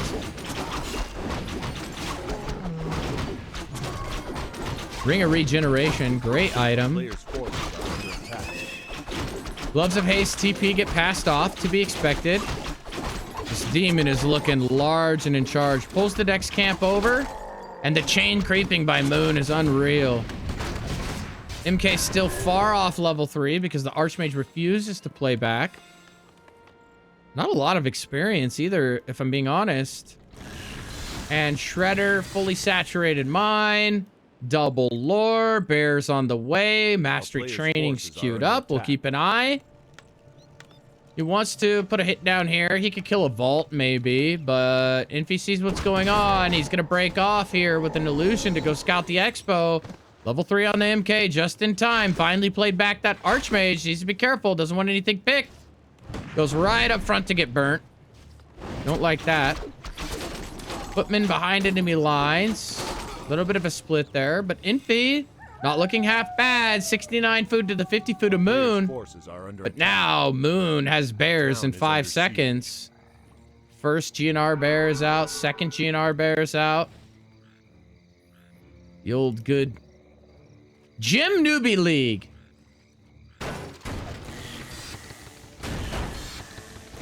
That illusion could take that for sure. And Infi is going to go on the offensive. And only one arcane tower. And keep in mind, this was an open base. Oh, he just blocks it off with the lumber mill. Okay, I like it. Maybe not even leave it. Don't even build it full. Just like leave it like one tap. You know what I mean? Could be cool. Moon frantically trying to get back in time. But at this point, does Infi try to commit to killing this? No, he wants to turn around and fight. Needs a bolt. And it should be on a bear. It would be my expectation. But he bolts the demon instead. The greater invuln on him. Don't forget. Cool, calm, and collect. Now, there is no staff. And there's also no poison. So, no... Oh, my God. Naga's just dead. Naga dies. Rejuves go off now. Rejuve on the demon is here. But there are breakers. They'll break as soon as that's up. Needs to break it now. Takes it just in time. Tries to fight back to this choke. The boys are called. And this is a perfect fighting position for Infi. Needs to pick these bears off. Nice bash right there on the Demon Hunter. Mountain King out of mana, has a Wand of Steel. Can Wand Steel and instantly bolt. Needs to get something. There's still no staff, and the slow trap is coming in hot. Doesn't slow the Shredder. Would have been a really nice pickup as well. And even wastes a rejuve on that. Goes straight onto a rifle that needs it. And now a staff comes out. Level 4 on the Archmage. And gets a Scroll of Healing back with the MK now. Conservative tower locations. And now all of a sudden the shoe is on the other foot. Rip Anox, welcome, dude. Welcome, brother. Good to see you. The shoe is now on the other foot. And all of a sudden, who is towering who? But that is a ton of bears. You need Blizzard. You can't do this. What is this Archmage inventory? Plus 21. This is absolutely insane. MK needs to be careful. Can definitely bolt to save. He's gonna cancel that tower. And this is so many bears. 6, 7 bears, dude. 7 bears. You can't do this without Blizzard. I'm convinced, man. You need Blizzard. You need it. Still saving the mana. Rifle get picks behind enemy lines. Bolt goes flying off on a random bear. Not a guaranteed kill. Scroll of Healing comes in. And now bears are starting to fall. This could be good, but Archmage dramatically out of position, and the slow gets very lucky with the rejuve steal. Dispel on the Dryad from behind. 3 bears super deep, flowing red now. More Sorks coming in from the wrong side of the map. Need to slow this army. Arcane Tower comes up and is quickly targeted down by Moon. The Scout Tower is next on the agenda. 19 HP on the Scout Tower in the rear, getting upgraded now. Night is almost over, and these archers are behind enemy lines. Trying to pick one more bear now. Rejuve's going off, collecting himself. Naga still not back. He forgot to retrain her. And that's a crucial element to this army at this point. Killed behind enemy lines. And the supply 68 of Moon to the 70 of Infi. Moon's army should be able to do it. He just needs to rely on rejuving up a bit, getting back and playing patient. Moon known as a very patient player, understanding the dynamic of the game, when to push and when to retreat. And now both archers die with a quick reveal from the dust. Did he buy dust? No, it was a reveal from the lab. Nice plays there. Invis on the Mountain King now. Don't forget that Adept not only gives him more mana and more abilities, but also more HP, so a little bit better survivability. And now Infi just biding his time, wanting the perfect fighting force. But where is the Blizzard? Infi, he's back getting it right now. And it couldn't be a moment too soon. Needs to turn and fight. Needs the Blizzard now. Oh my God, this is the Blizzard of a lifetime. And look at the damage. And that's just what the doctor ordered. This could go in Infi's favor now, and he's held on to that mana for so long, but he doesn't have a bolt ready. Has to be careful. Anti-magic potion ready too, so if there is a bolt, he could absorb it. Mountain King running around, waiting for the mana, needs 5 more, has 85 now, level up. Huge bolt, and he doesn't dodge. He sold it. Oh my God, does this cost Moon the game? Buys a potion of healing just in time. The blizzard, he was too distracted with the demon that he took a bad fight now. And now everything is out of position. The Archmage needs to open the door, get back into the back line. Breakers are getting low. He needs to rotate them out. More bears are falling now. And I think that Infi might have finally broken it. 80 supply to only the 53 of Moon. Oh my God, can we do this 6 more times? I don't know. This series is absolutely wild between these two players. And now the demon super low, mainly Dryad army. Bears have not the upgrades they needed to be at least 2-2 by now if you wanted to hang on. The rifles are 1-0, the breakers are 1-0. And I think that Infi has this game in the bag, saved some massive throw or micro manipulation. He's doing a great job controlling the Demon Hunter with slows, threatening with the bolts, coming in with more slows. The Tree of Life might fall to sheer blizzard here, but now it comes onto the army. You win the fight and you win the game. I think that's gonna be it, and GG is called, and Infi takes the game. GG. Holy cow, boys. What a game. Human Imba. Hey, you saw it here first. Human Imba. Right? That's all there is to it. Continue to nerf human. It's the only answer. Ah. Very good game, though.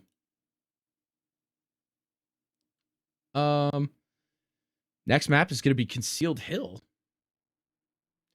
And Infi puts himself on the scoreboard after holding off quite the crazy AP play. And it really makes you wonder, if Moon had not have invested in Nature's Blessing and instead just focused on macro, would he have won that game? That's another question that we could ask ourselves, right? It is possible. But we're gonna get it into this next game. Bear with me, guys. I'm gonna take like a real quick break and just grab some water real quick. I'll be right back, and we will get into this next game.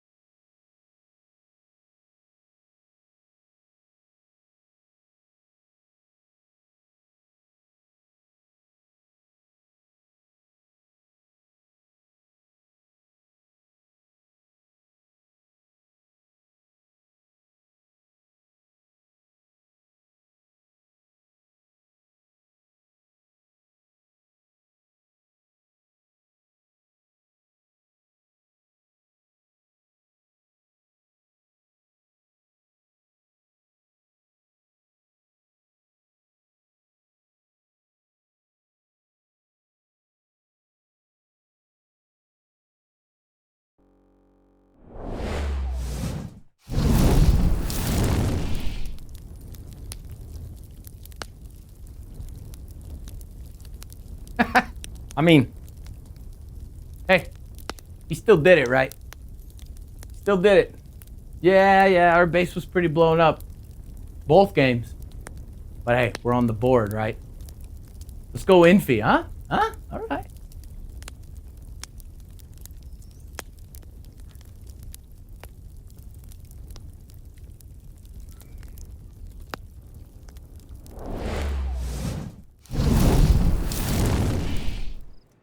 All right, let's get into it. Forces are under attack. Map number 3 is going to be Concealed Hill. And a preemptive pull out of Infi is going to go for the greedy camp. We didn't start the fire.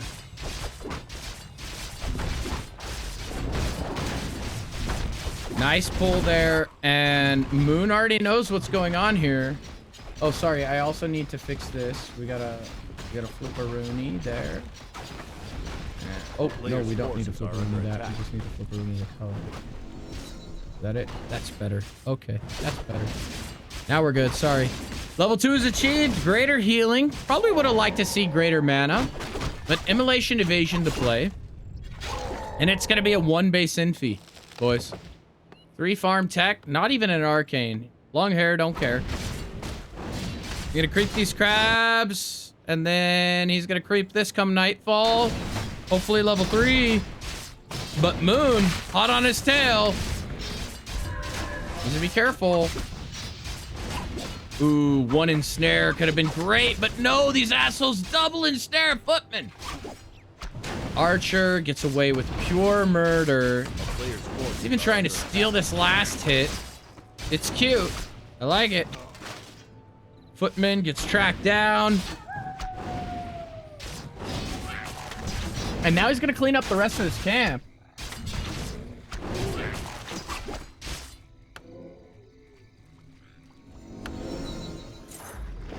Level 3 Archmage, and that's that militia creep from behind there. Gloves of Haste, not the best. Needs to tech soon. His tech is dramatically behind, actually. That was greedy. Going for that level 3 needs to pay off, or you lose. So that's bad. And there is no mana burn, by the way, which is also bad. Could cancel this Moonwell, would be very nice as well. Inwell. There's no defend. Finally, Tex. That's very, very, very late. But hey, it's Infi. Maybe he has something planned. I think it was a little greedy to go for level 3 quite that soon, but I've been wrong before. Demon's on the back foot. He might have to go soak a fountain. Oh, these footmen aren't going to see the light of day, right? Oh my god, he almost gets the surround on the demon. Barely locks it off. The pro block is real. Now Moon has to be concerned. He has no TP. And somehow he emptied the wells 4 different times and there was still juice to drink. Holy cow. And now Moon on the back foot. He's going to have to come back around. He has to force this army out.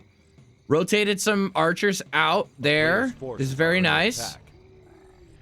Infi even finding some healing for that footman. Needs to kill this Moonwell. How is the juice still juicing? Juicing. I think that was 1 wisp kill, potentially. And now the footmen are running to go heal. Demon wants to go right behind. Naga is out now, and that's going to be the end of this pressure. And now all of a sudden, oh, will he get this? No, no way. No way he does. He gets a Moonwell. That's a big deal. Okay, Huntress Hall is done in this pocket here. First lore goes down and level 3 on the demon now. Something to think about. Now, this guy can come over and start canceling this. Has to be careful. Keeps the Naga on their back foot. A footman healing here. 1 there is done. So still 4 footmen. 5 footmen is pretty nice. The blacksmith just now started. It doesn't really matter because he'll make his MK and then he'll need to make his Arcane Sanctum. So a late blacksmith isn't the end of the world by all means. Naga actually going to need to be careful here, but Demon's coming around from behind. And that's a problem. Dust has been bought, and these are going to be dead archers. He might get 2, maybe 3 if he plays it right. 1.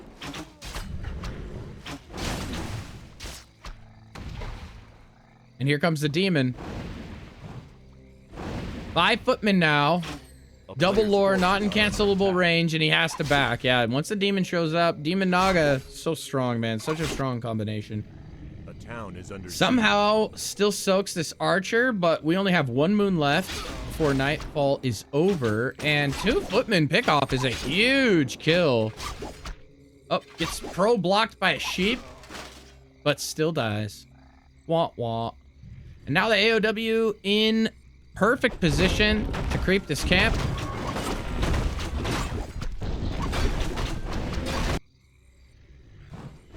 Yeah, kill that sheep. I'm gonna like that sheep. Just gonna pull this here. See how it lines up with the MK timing. I think it'll be pretty good as long as he locks him in, and he does. Beautiful job here. They changed the map. Wait a minute, did they change the map? Are under attack. I thought you're never able to run through here. Is it only this one you can't run through? MK gonna take it and gets Khadgar's bong. Wah wah. Well, hey, it's some gold for macro, right? And oh my goodness, Moon with the single Zeppelin Demon Hunter harass. It's gonna be real. But Infi, once again, just like Sock, he's he's built an open base. It's not the end of the world, but I think he loses 2 or 3 workers here. Instant ring. 1, 2, 3. Now the tower's gonna go down. He's trying to repair it. He shows up. Zeppelin needs to come back in. And he does. But this forces Infi back, which gives Moon the much needed room that he needs. Wow, he finished that with 2 footmen and a priest. What a champ. What an absolute champ.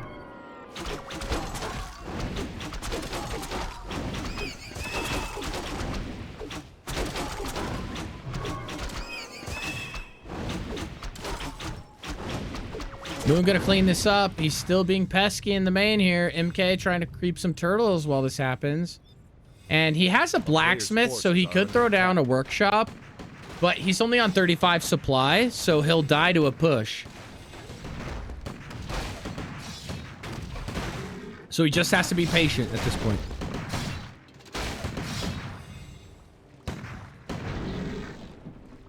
Other turtle goes down. Under siege.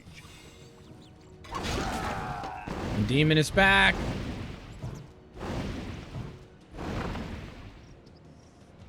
Archmage with a double circlet. Holy cow.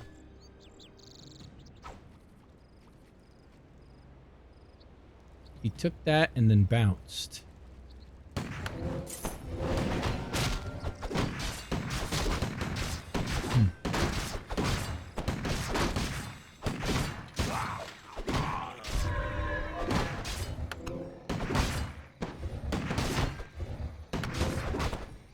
Okay, trying to get towards level 3 now. Demon Hunter. Oh, I thought he was going to soak Fountain, but I guess not.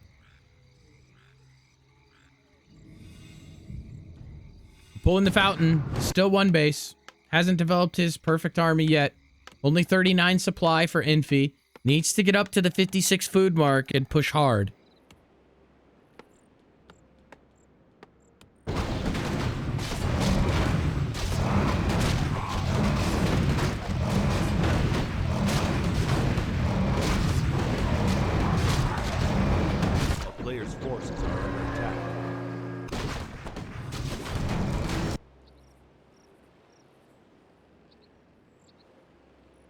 Okay, no expo for Moon either. He's just going to macro up. 47 supply now. Mastery on its way. And I feel like this push from Infi super late now.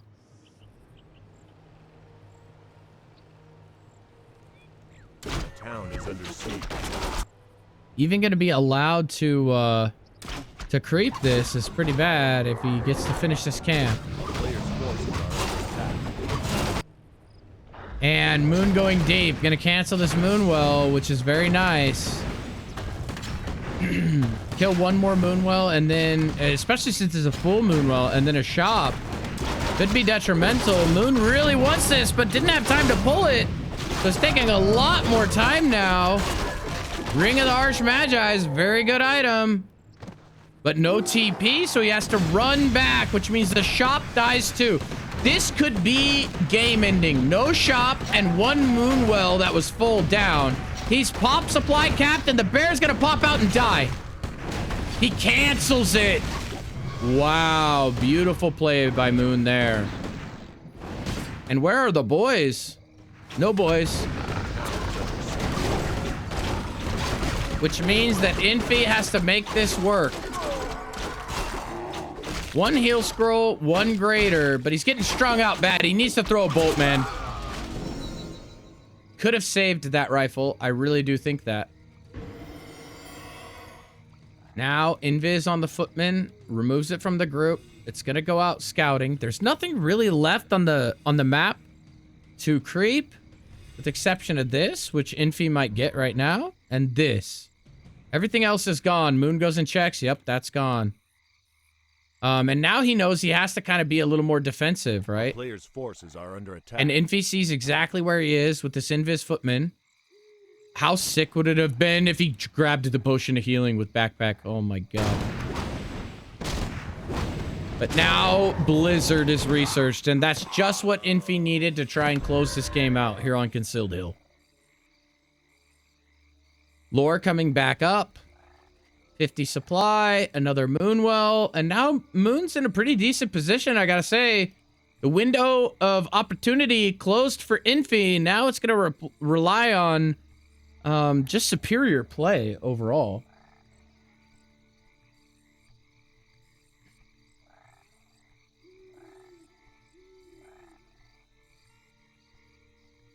He's following him, so he knows exactly where he is. And if Moon pulls that and actually creeps it, that's very bad for Infi.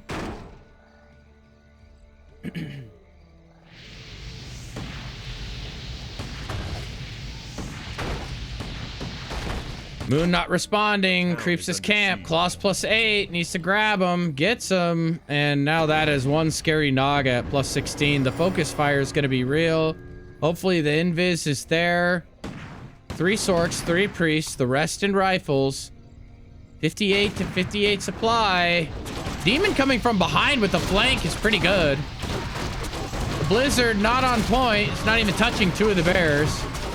MK dropping fast. Needs to be careful. Bolts the demon to negate the damage. First heal scroll is used. There's only 1 more left, and the Blizzard, once again, on 1 archer, needs to kite. 2 bears go down. That's a good pick. Now the Sork is at risk of dying here, too. The slow attack on the Dryad is pretty real. And the last heal scroll used now. He's in nice fighting position. The bears are really kited back. So it's Dryads up front, but I don't understand. Why is he targeting this demon? Staff out. You could have killed every Dryad in that fight. But then does the demon kill all? That's the question, I suppose. Another bear falls. And this looks amazing for Infi now. Needs to dispel this rejuve. And he does with the big bolt to the face. Snap on cooldown. Demon Hunter could die to an auto from the Archmage. And he will fall. And I think that's GG. I think Infi has done it. Lots of bears and the Archmage falls. Oh no, the MK behind enemy lines. No potion. Huge fork lightning from a Naga. Could be game ending. Misses the MK. Oh my god, did Moon just turn this around in an instant after losing a almost level 5 demon? Another rifle falls. 50 supply to 45. But there's no heal scrolls and the bears are full health and a huge fork lightning comes out and the micro isn't there. MK has to be careful as well. Level 5 Naga, and it's Infi that leaves the game. Moon pulls off a crazy victory right there. Moon goes up 2-1 in the series. Whew.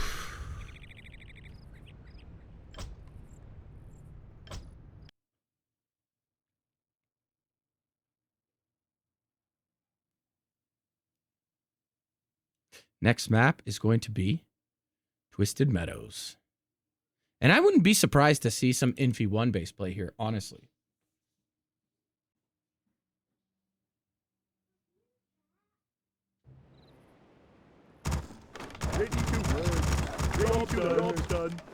So we'll get started here on Twisted Meadows as we go into game number 4.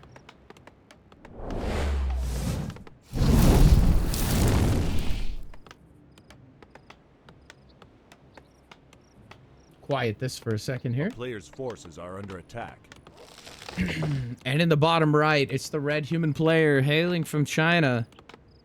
It is Infi with another open base build. I wouldn't be shocked to see one base play. Obviously, everyone likes to say this is Moon Meadows, but Moon has lost on this map many a Town is time. under siege. No Warden play, sadly. We're just gonna see the good old-fashioned Demon Hunter creeping up here, grabs his item, and he's gonna head across the map to harass, and it's gonna be a direct expansion from Infi. And Moon reads it. He's all over it. No block with the footman would have been really nice. Now he has to turn around. And 2 more militia are pulled for good measure. Doesn't get the kill on the Wisp, but the Wisp also doesn't get the XP on the Deado, and item even goes to Infi. So it's actually a very good opener. 1 militia down already.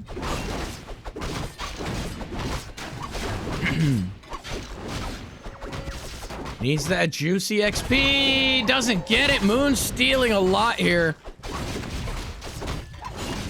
And now, just as importantly, he's wasted a lot of time. Stutter stepping. Decides to go for the archer instead of the demon. And now this demon, almost level 2, does kill the archer, which is nice, but needs this level 2 badly. Gets it. I mean, Moon could walk into an open base, but the problem is that, you're not gonna get anything done here. Except TP out. Do not let him out, bro. What? What?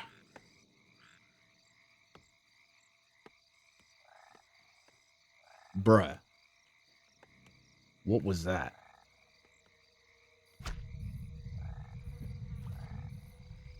Moon pulling the camp. God, that's good, huh? I would have loved to have done this once in my life. A free, you don't even have to creep it, man. Just Shadow Priest Bursey, dude. And he needs to scout this with the AM.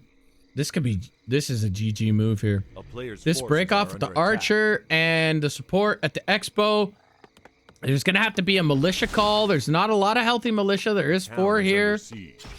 Infi doing his best to start killing some Moonwells, and oh my god, Moon is still T1. I just now noticed how late that tech is. Staff back to deal with this. Staff back in return. Needs to kill the Shadow Priest. Searching for the expo, finds the Wisp.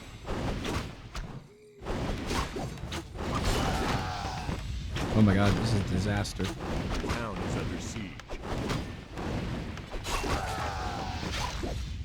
Hides the archer. Don't know why you weren't just killing the Shadow Priest the whole time, but okay. Gets it now. Ranges him with boots. Boots on both players, of course. Shadow Priest needs to be careful. Another worker falls. Only 1 building now. And now these ones need to go build as well. Needs to call more militia. I don't think 2 is going to do it.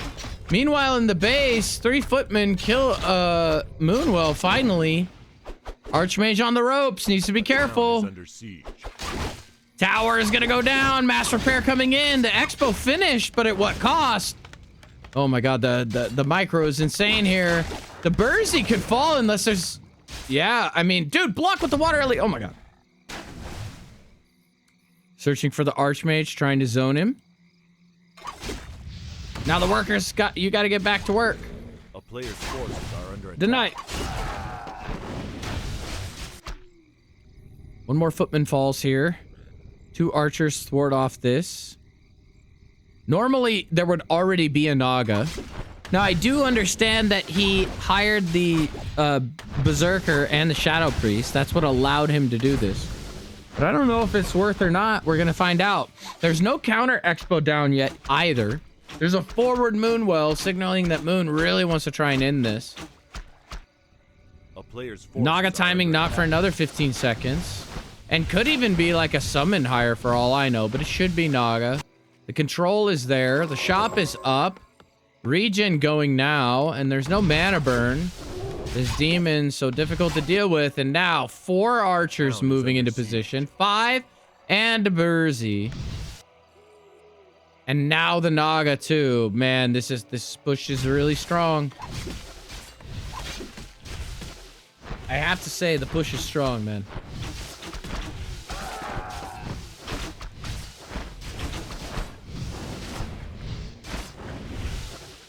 A player's forces are under attack.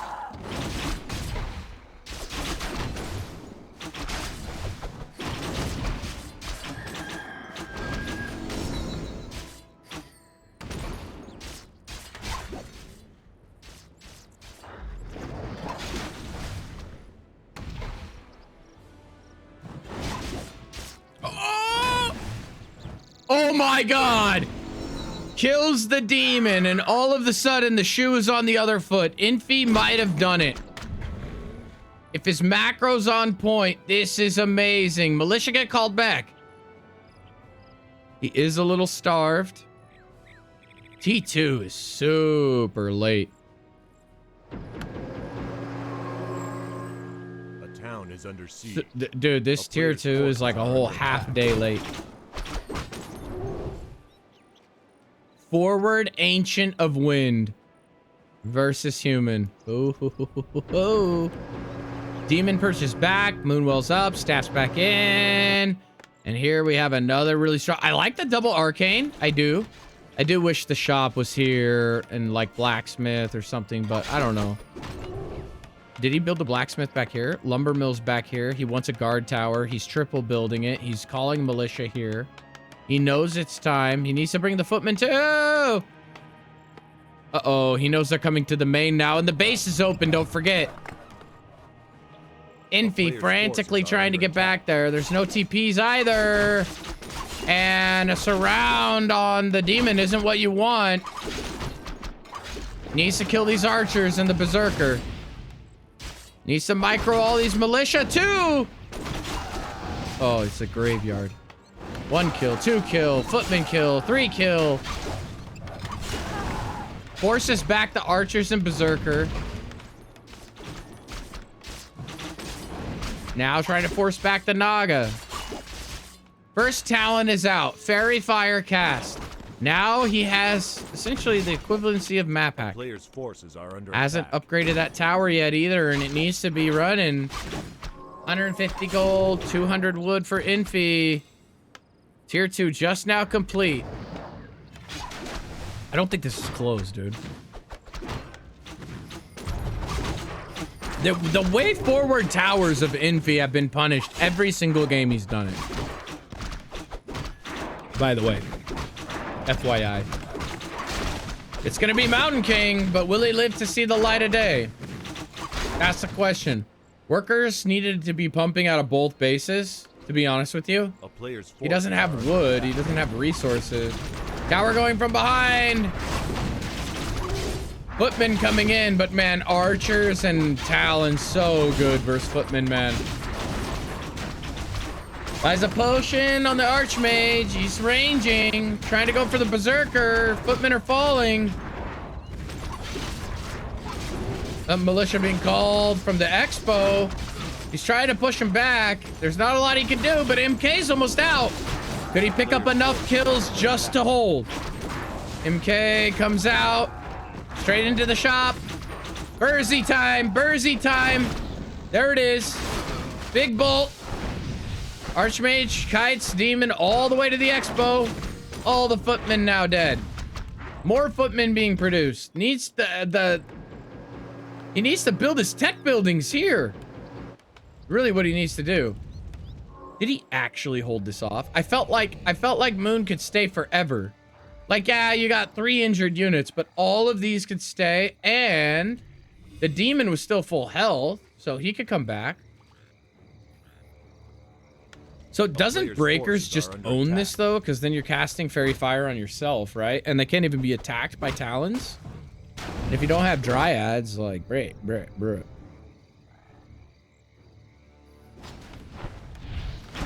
Coming back in, needs to burn some mana. Retargeting is not on point. There it is, finally. And now the Naga and the Talons will be next on the menu. Scroll of Healing used from Moon. And the militia are called, and I gotta be honest with you, this looks great for Infi. Naga is trapped. Invuln on the MK. Level 3 down. That's level 2 on our MK now, and now he just has to focus the units. He could clean this up somehow. This got canceled. He had an Arcane Sanctum building. Demon barely escapes with his life. And I mean barely. He had like 50 HP. All the workers going back to work. Now Moon can see everything because of fairies still. The scroll of regen has great potential there. Blacksmith coming up. Okay. But why did you cancel the Sanctum though? I'm confused. I'm really confused, guys. I would have thought Breaker Priest would have been the play.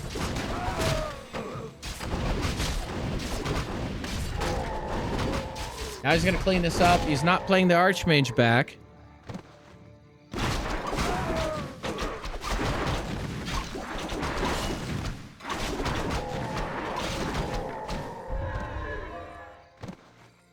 Moon might try and hit the Expo now. Would have loved to see that guard tower actually go. He has a TP. He'll pot. He's more than... I feel like Infi is more than prepared for this, but he just doesn't have army. He needs a breaker.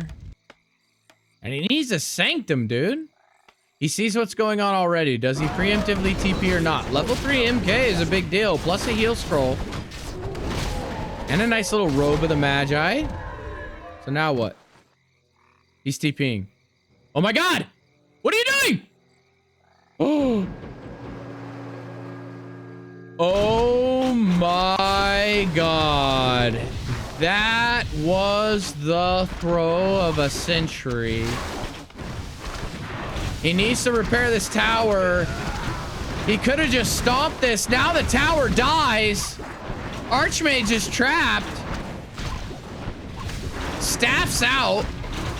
Next tower falls. Now he lost both towers. He's mass calling militia from the main. The first breakers only just now being produced.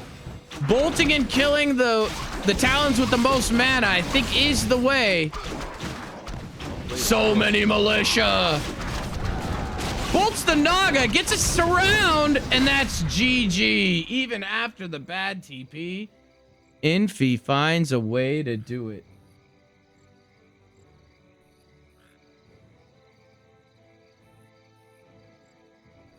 GG indeed. So Infi ties up the series now, 2-2.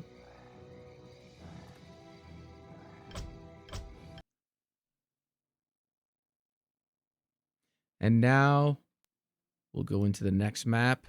It's going to be Autumn Leaves. Man, I think Moon is insanely good at Autumn Leaves, honestly. But Infi, Moon, Autumn Leaves. Map number 5.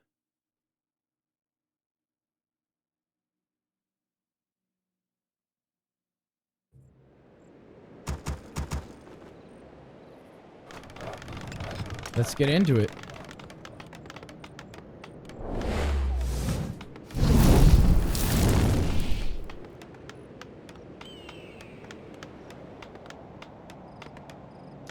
And we've got an MK first, out of Infi.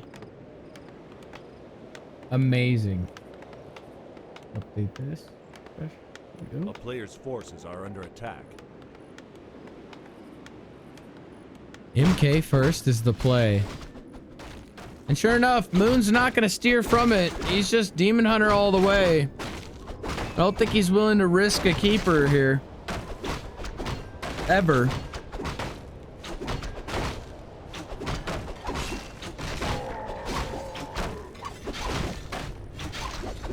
Oh my god, yeah.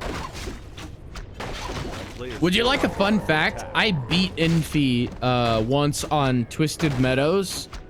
Do you remember when he was playing Orc? And he was actually like probably one of the best orcs in the world at the time. And I beat Infi on Twisted Meadows. And I won't say what he said, but he said something before he left the game. And I was like, oh wow. And then I didn't believe it was the real Infi because I didn't believe that I was good enough to beat him. He was talking about how, yeah, like, of course, Twisted Meadow's human. Like, what do you do, right? He went Blade Master and, yeah, was playing a like, kind of like the Raider Lame Expo Bust style. And, yeah, Infi, quite the personality, huh? But MK gonna do his deed, and Demon knows he's toying with fire. I love the patience here out of Infi. See, he doesn't bolt. He actually saves it. He knows there's a TP. He knows that the lower the demon gets, the more he has to be scared of that bolt, and he has plenty of mana. So now, I do think that when demon hits level 2, he's probably gonna, and look at the scouting here by Infi, finds the archers trying to flank from behind. Absolutely beautiful. And now the bolt comes in. Now the surround gets locked up. Good lord, dude. And a bash. Amazing play. The counter expo down. The Tree of Life here. Infi can flank from behind. There's a wisp there that needs to be taken care of. And he's getting ready with this instead. He's getting ready with the dust. He sees this one. Ooh, he didn't. Maybe he missed it. Just bolt it. Yeah, it's good. You know the demon's going to be coming back now as well.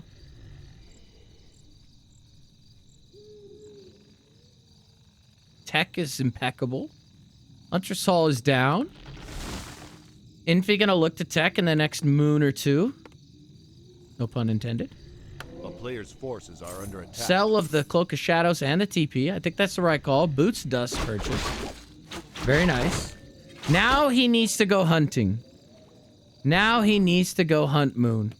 That's what he needs to do. Oh, dude, all I did was help him put this into position. Now... here comes Infi, and it is Mana Burn second, like I said.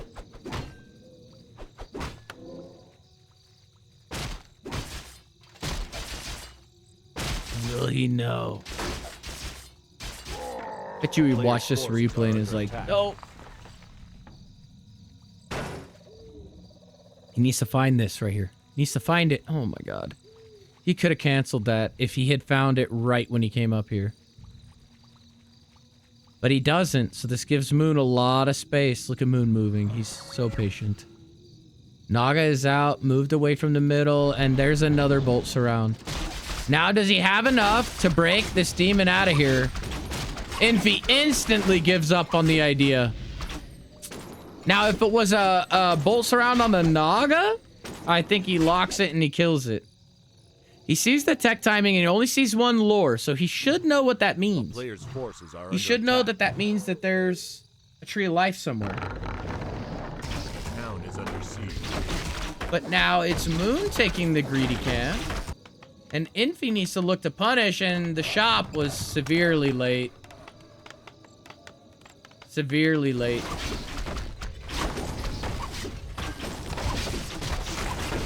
Last hit goes to the MK. You've got to be joking me. He doesn't get the item, though, and he pays for his sins with death. Infi turning a bad thing into a good thing into a bad thing again. Now, can get a lore cancel if he wants it, but at the cost of 2 more footmen. A player's forces are under attack. You might as well left him attacking. He was gonna die anyway. There it is. And there's the second footman. Okay. Oh my goodness. Tree of Life can solo creep with just 3 measly archers, huh? Good to know.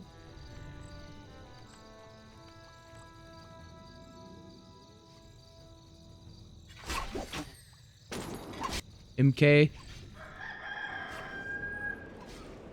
Look at him walking. Look at him strutting. Player's forces are under attack. Right? It's cocky. This guy.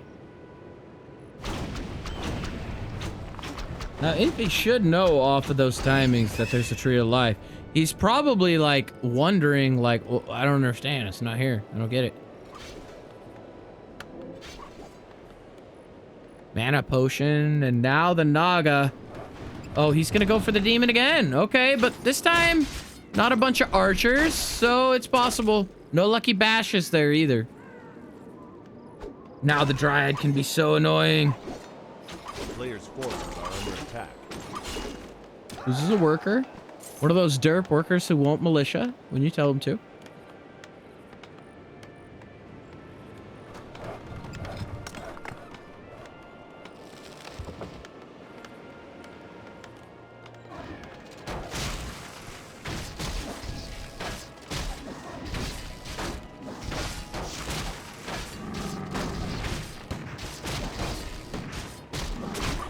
And Infi getting a far inferior camp to Moon here.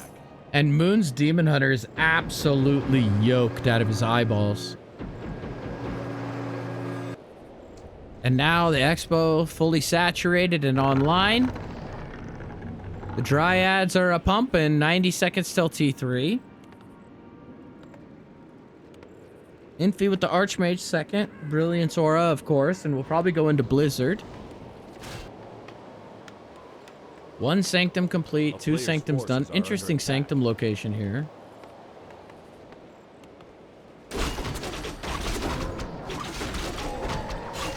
And next, really high value camp, also going to Moon. Book of the Dead, not the greatest, but not out of the realm of being able to be used on the Expo right now.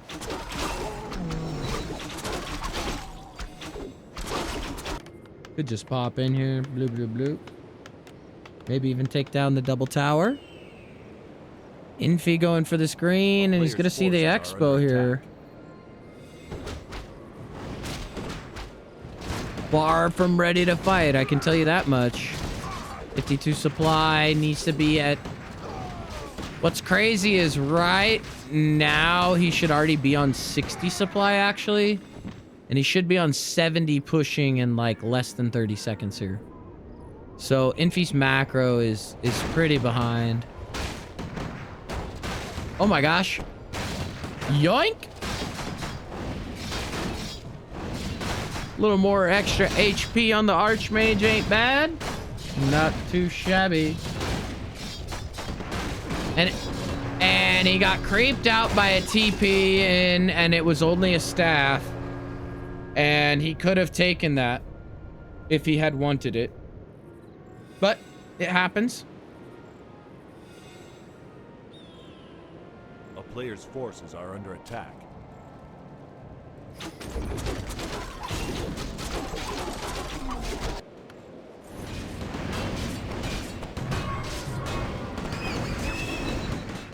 MK goes and grabs some goodies. Another TP. He wants to partake.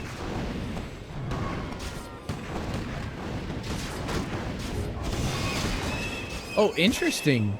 Archmage keeps the mana, hands off the Periop to the MK. I would have thought the inverse would have been where you wanted them. More mana on the MK and more tankiness on the Archmage potentially. But I guess that MK will be hanging out front a lot. Almost no creeps left on this map as we approach the 12-minute mark. He's going to try and creep this red, but Moon moving towards the Expo of Infi. Looking to do some damage. Instantly tanking everything with the Demon Hunter, with the Arcane and the Guard Tower. Gonna need a rejuve here, actually. Infi comfortably taking out this camp. He's not even concerned.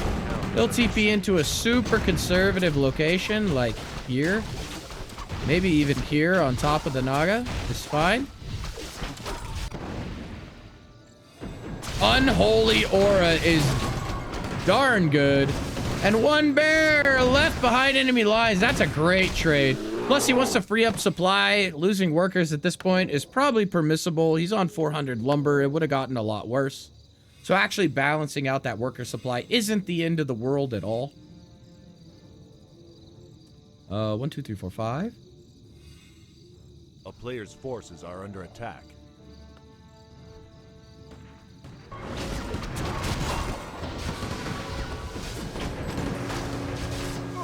Moon getting a little risky consistently with his demon all of these games, I gotta be honest. Now he's gonna pull what's left of these scraps. Try and creep it. Being very cognizant of his positioning with Moon. I love the Invis footman now. He's gonna be out there to scout. A player's forces are under attack.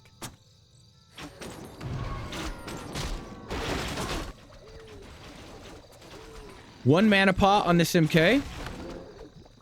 Blast him! Gets us around as well. Very nice.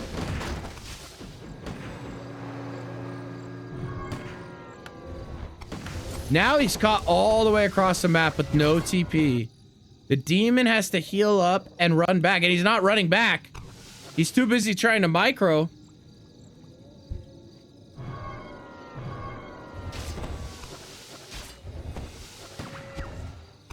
Infi doing his best to try and chase down these units.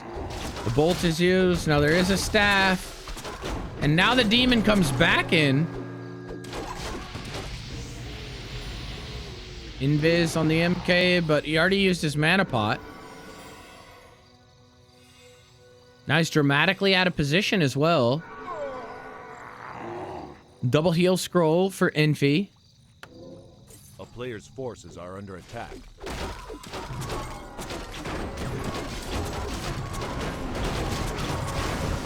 Need Blizzard. Need position. There it is. Nice Blizzard for at least the first few waves. Now he needs to stop. First scroll of healing needs to be used now. Loses 2 units. Decides it's not worth it. This is the choke of your life. It's the choke of his life, but apparently it's not good enough. He's going to lose 2 more units now. 3 more units, actually.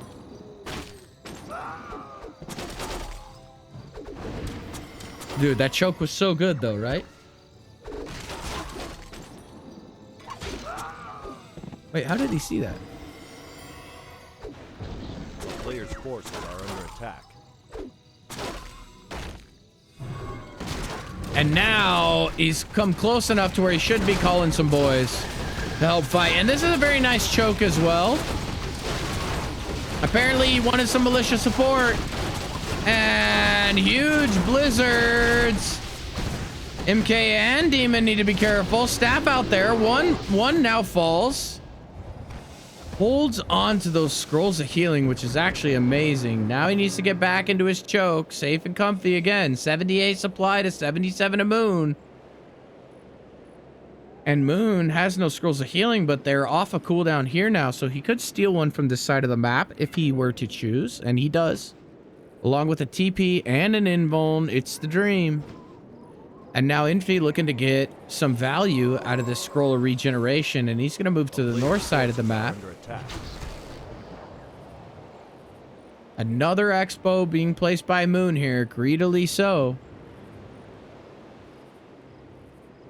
The town is under siege. And cheeky Invis play to the rescue. He's gonna go ahead and get what he can get, and he gets a bear, and that's good. It's a nice choke. I don't know why you don't want to fight in it, and the dryads are exposed now. Massive blizzard on bears and archers is perfect. Needs another one now, and the positioning is very good here by Infi. A bolt on the demon. Needs to be careful. Gonna have to be staffed out. And has to use the TP instead. Needs to double kill on these bears. The MK dies. No, disaster. Disaster hath strucketh.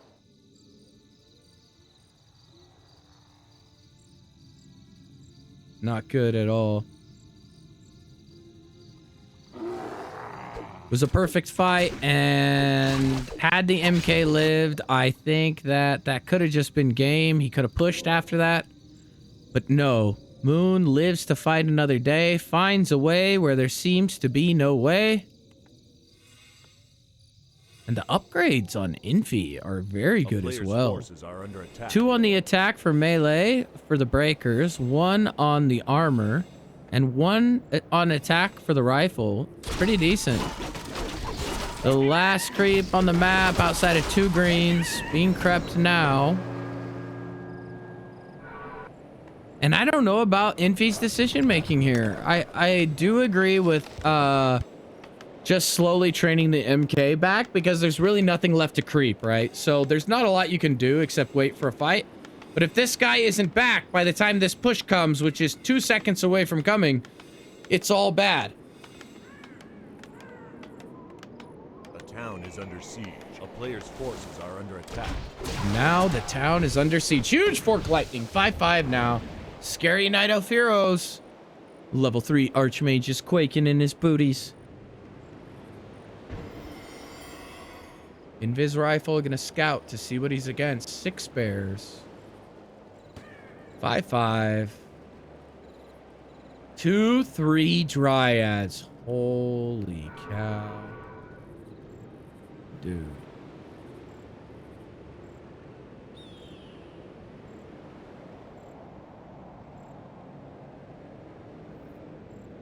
That is wild. Yeah, things are looking bleak for Infi, actually. Especially when you're on even supply with the Night Elf player with superior heroes. He has superior heroes. He has superior upgrades. Not sure what that rifle shot at. Tree of Life in a much more conservative location now. And I don't know, man. Moon might have done it. A little bit of misclicking from the dryads here, and the demon goes deep into the main. Only 1,000 gold left for Infi. Blizzard needs to be real. And he's targeting down the main, and the workers have to come back to heal. Not sure if this will be worth it or not, if I'm being honest with you. Even if Moon gets it, what does it do, really? I guess we'll find out, because he's probably going to. He's going to lose a bear. Gonna lose 2 bears if he could. Nope. Guess not. The retribution will be swift, and the moonwells are almost empty. Okay, so he got mained, but he only had 1,000 gold left. Isn't the end of the world, I don't feel. Step into the stadium. Indo, thank you for the follow. Much appreciated. Welcome, welcome. Hope you enjoy some Infi vs. Moon on this Sunday evening. And Moon's doing the right thing now. Everything's crapped. There's no hurry. Just play it patient. Get tons more bears. You're 3-3. Second expo moving into place. Demon trying to be annoying over here. And I just don't know, man. I just don't know. He sees the demon there. Scroll of healing on the ground. Picks it up and drops the gloves of haste. Moon, you buffoon. Oh, yoink. Oh my god. So now 3 scrolls of healing for Infi. Moon decided the fight was going to be too easy. Not fighting in a choke point is not really the greatest decision by Infi. Needs more blizzards, but got burnt on his way out the door. Only just now has enough. Needs blizzard. Blizzard, please. Oh my god, and I just don't think this is enough. I think Moon walks right over the top of Infi here. Triple heal scroll or not. The MK falls with 2 heal scrolls available still. And even an invuln, and GG is called, and Moon takes the game. GG. For sure.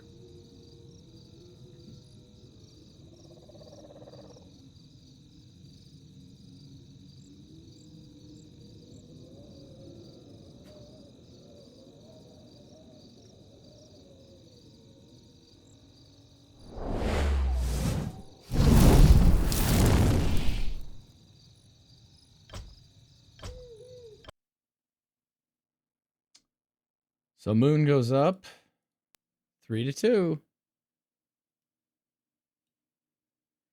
Next map is Springtime, and I have to be honest, I don't have a lot of faith in Springtime. It's a very good Night Elf map in the matchup, and also it's Moon excels at this map as well, I believe. Colorful, a lot of the guys do. But we'll get straight into it straight away here. Map number 6. Forces are under attack. And in the top left corner, it's our blue human player. It is Infi. And in the bottom right, it's the red Night Elf. It's Moon. And that last game, he played extremely sharp, always in control. There was almost never a moment where it looked like he was behind in the game. He played it very, very well. And Immolation gonna be the pick here. Sees the demon coming, wants to thwart this off a little bit. And was this Wisp able to stay there for so long? Needs to range it, don't move it in range. Yeah, nice dispel there. Okay, perfect. That was very well played by Infi, actually. And you need to run these guys all the way through, and he messes it up. So one worker does fall. It's not the end of the world, but this is delaying Infi a lot. But it's one base, so it's acceptable. I don't understand. If you're playing one base, why not go for a greedier camp? Like, get a level 2 a little faster. I don't know. Very strange to see Immolation play as the counter to one base human as well.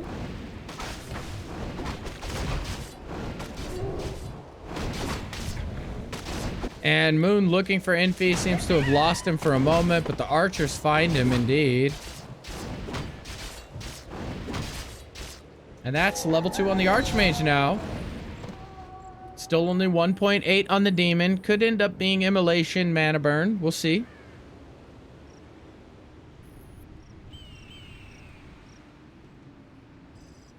Immolation obviously a lot better at dealing with early footman pressure, tower pushes, etc., etc. Forces are under attack. And if you weren't here for game 1, man, it's one of the best games of 2026. You gotta go back and watch it. It'll definitely be on the VOD, but you'll understand why Moon is scared and going Immolation. I'll say that much. Some more creeping of the green's gonna occur for now. 4th archer produced. Ancient of War gonna walk into probably this position to creep this in the mid game. Players' forces are under attack.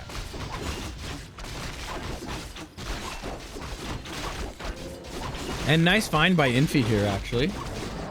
Gonna start attacking the Berserker right off the bat. Doesn't even try to go for the last hit.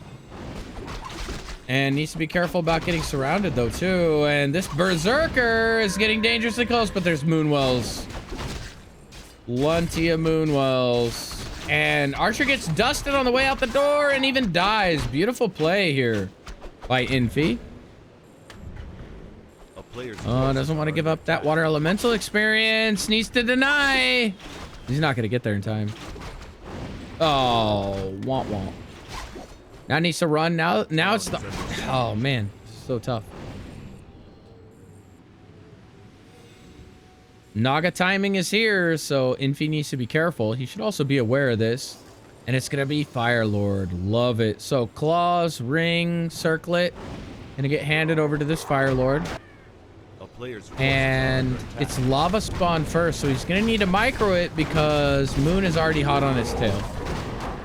Yep. And the Naga gets hired. So perfect little crunch timing here for Moon. And he's even going to steal the camp, which is a bit of a folly by Infi there. He didn't need to back that far out. He should have called some boys. And the lava spawn even goes down. He was really counting on that to split, to get him some momentum. Push into Moon. Now that not being the case, he will have to creep his own camp. A player's forces are under attack. Moon gonna take out the rest of this camp. Maybe even do a little window shopping here. Possibility to buy a staff.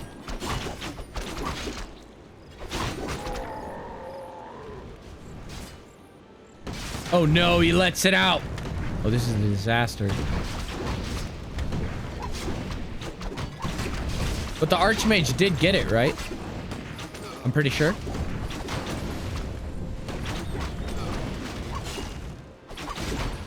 Item, true shot. Oy. Goes to the Naga. That's terrible. Infi giving Moon an advantage. Not a player you want to do that to at all. A player's forces are under attack.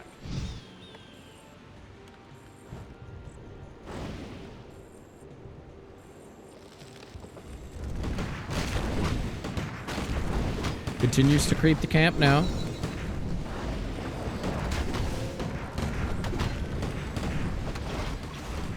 Archmage running across the map to be pesky. Would really love to steal this last hit. But no such luck. Devotion Aura.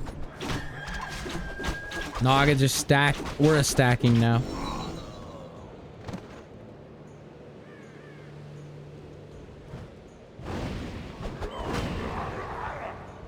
Just aura farming now. Really needs this lava to split. Can't afford to lose it like he did last time. And why is he positioning it in the front? I'm so confused. I'm so confused, man. Gotta be honest.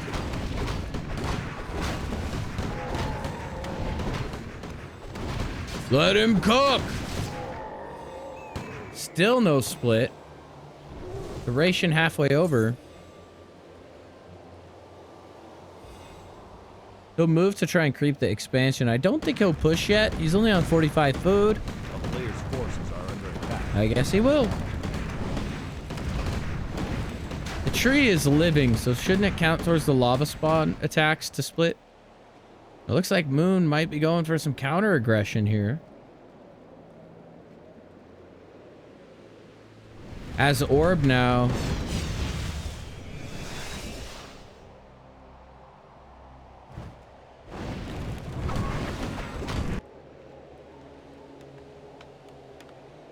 A player's forces are under attack. Fire Lord looking juicy at plus 12. And this is a very thin wall for Moon to have to break through, so Infi gonna have to respond to this. I don't think a trade is viable here. Apparently, he thinks it is, so he'll kill the shop and then go for the Tree of Eternity, I suppose. And he wants the base race. Almost all of his workers are dead. Infi has 90 gold and 60 wood. Not good. And look at how fast this is going down.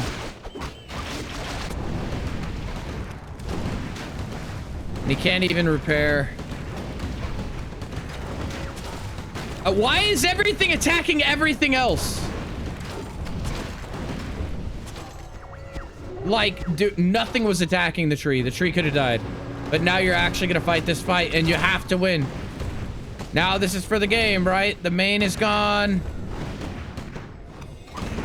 Maybe Infi wanted him to TP back. I don't know. Single heal scroll. Moves into position and uses it. He's targeting down the bears. It's pretty good play. Needs to force back this demon. 3-3 now for Infi. Level 4 Demon Hunter. Level 3 Naga.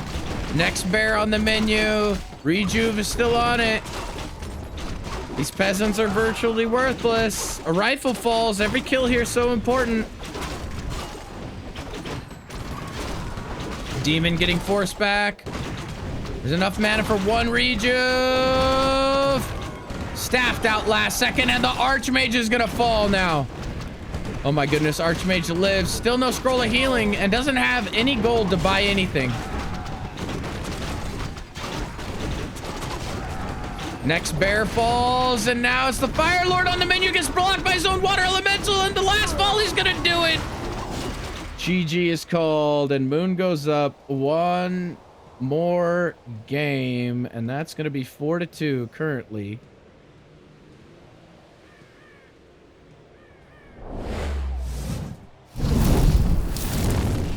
Man.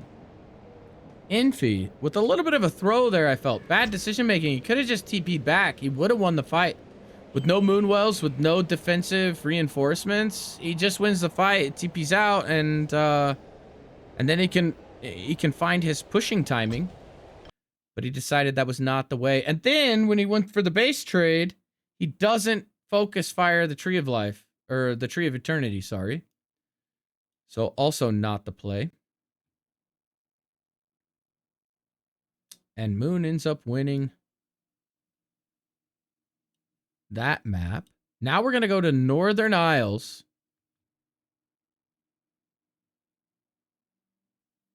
And then we have one more map after that. And I know I said short stream and it's already 4 hours, 10 minutes in.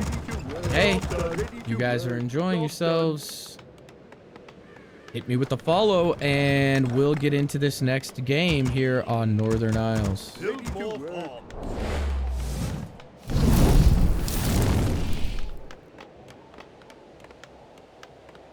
And here we go. We'll go ahead and reverse these colors once again.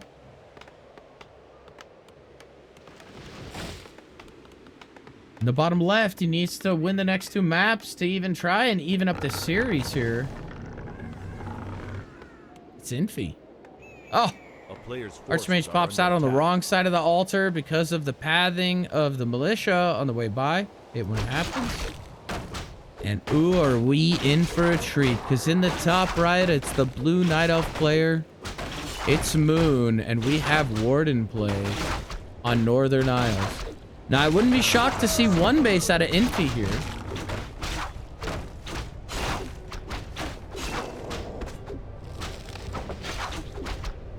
The player's forces are under attack.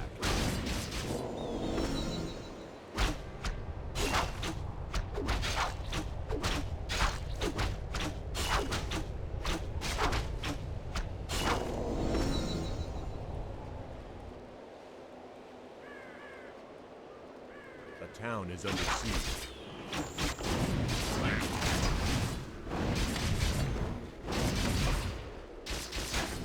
And Infi looks like he's going to go for a level 3 creep route. 3 farm tech here. Forces are under attack.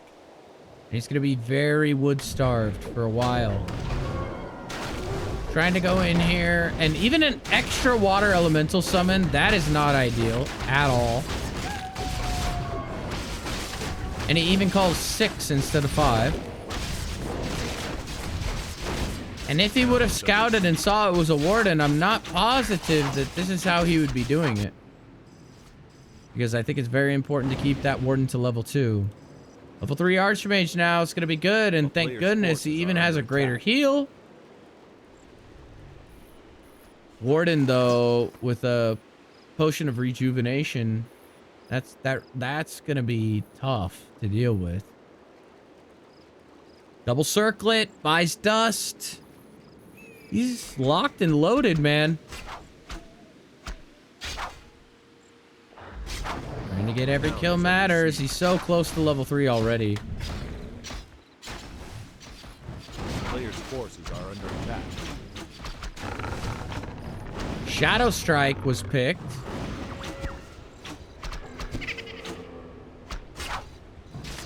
Archmage can afford to be way overly aggressive than normal because he has a greater heal.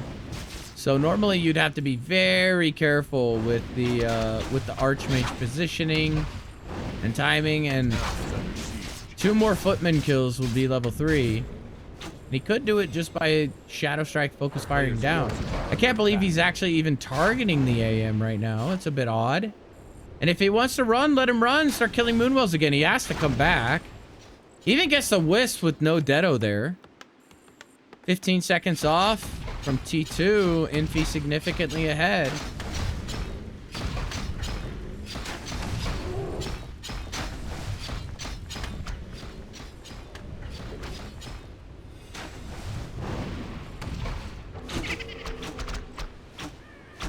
Still has the greater heal. No worries. Still have health. Footman kind of AFK doing nothing. That's not what you want to see. And that is a lot of archers. Holy cow. With no defend, it would seem.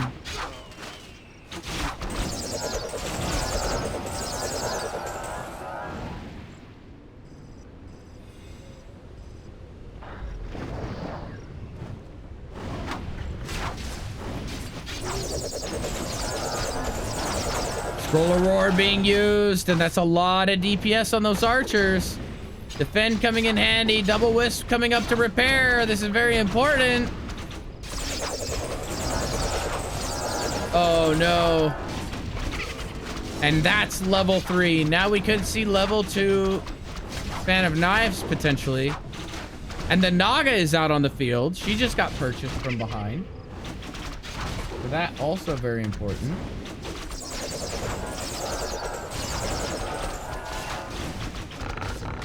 And Warden getting dangerously low here. Archmage back on the menu. And he has no TP, don't forget. Ancient Allure probably needs to get canceled. Had to hire the Naga to stay this. And that's what I was saying about that rejuvenation potion. It's a really big deal. That replenishment is... working overdrive now that he held this push off.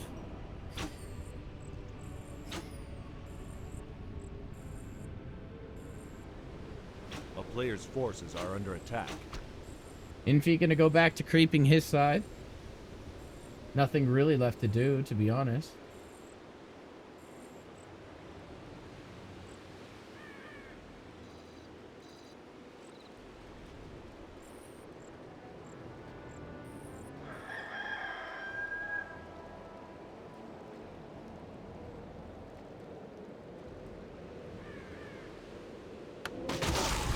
Player's forces are under attack.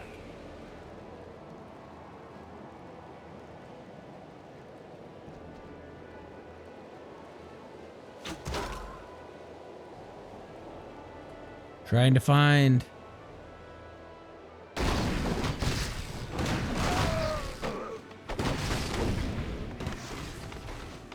Rifle. Sanctum. Needs heal scroll though, badly. Blink and Shadow Strike, the current choice. But Moon's getting away with murder in the middle of the map here. He gets a health stone, very nice. Should pass that off. Yep, and he does.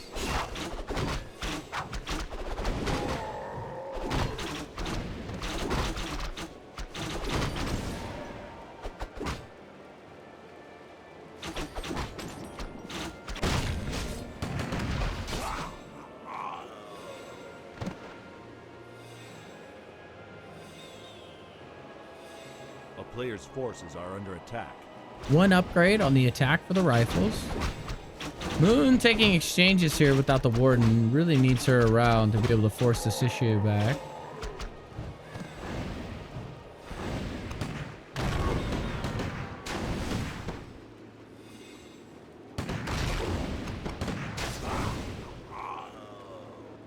And the boys are called. Infi has decided that he wants to hit before Moon is strong, before we see a level 5 Warden. No mastery on the bears either. Acid Bomb, the second skill of choice. Nothing yet to counter any rejuvenations. Nice kill on the archer, actually. And he needs to save the juice for the Warden now. Rejuve cast. Moon biding his time. One more Moonwell gonna fall. Resorting to Shadow Striking a Footman. I don't know, dude. I don't know about that. Now we need a shop. Arcane 30 seconds away in the background.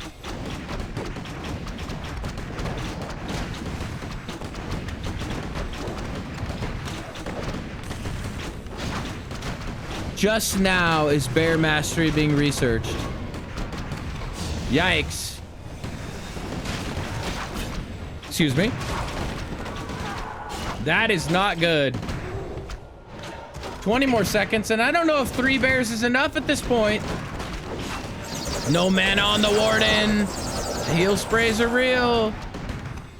No health on the Warden either. Clawing down this next Moonwell. Now Moon is supply blocked. What you see is what you get. There's no time like now. Uh-oh, GNL Bear. Shadow Strike to try and force the Archmage back. Potion of Health used. Now the Alchemist is surrounded. Finds a way out. Wow, what a sneaky devil. Another bear falls.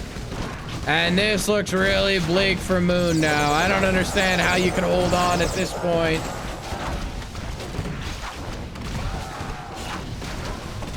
And GG is called.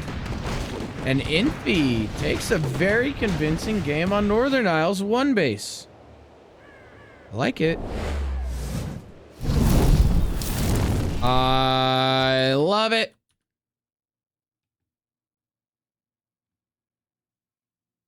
And now we get into the last game.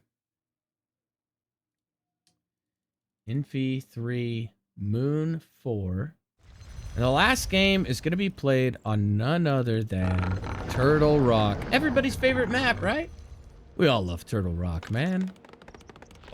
Tell me I'm wrong. Tell me you don't like Turtle Rock. Well, I don't like Turtle Rock, but let's get into it, huh? So much for a short stream. And here we go. Turtle Rock, the final map of the day. Infi with a quick 4 militia creep, and it looks like it'll be a 2 farm tech 1 base. And Moon, AOW creeping his side of the map. Wisp already knows exactly where he is. No shocker there. And actually a fantastic item for Infi. And a decent item for Moon as well. Under siege.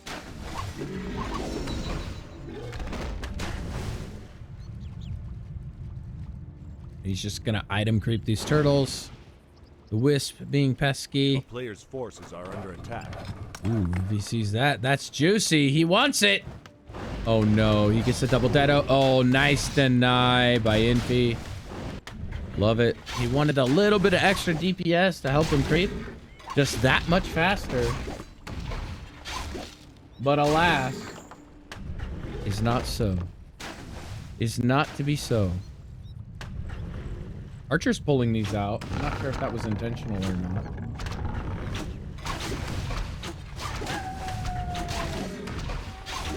A player's forces are under attack. Moon now with the 2.5.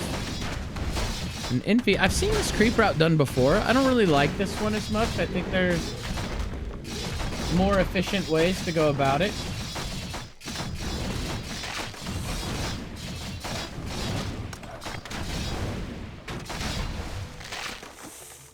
Oh, it's actually 3-3. I'm sorry, guys. Actually 3-3 here. A player's force. So this is literally match point here. Best of 7.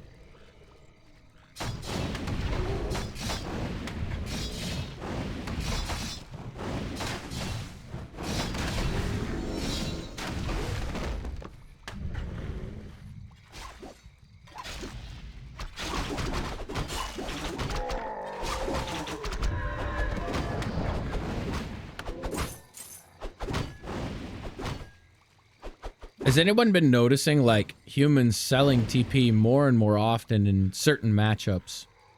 Night Elf being one of them. Yeah, it was supposed to be a short stream. Turned into a long stream. Don't really know why. I'm super tired, actually.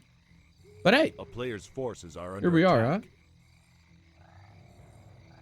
This is the last match in a best of 7 versus Infi and Moon.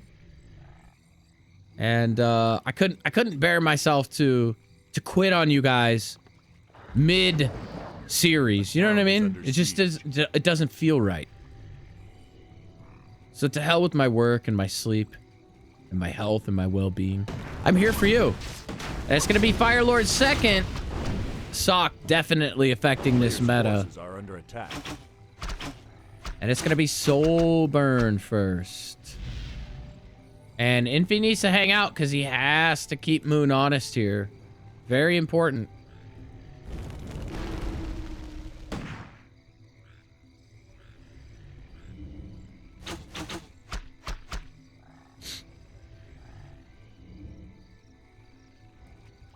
Demon coming back now.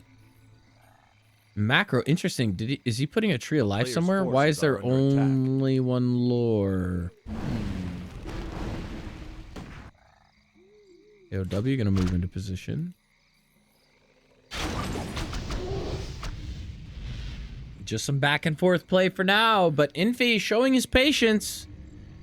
He knows he has to be patient here. Doesn't want to take too much damage on the Fire Lord.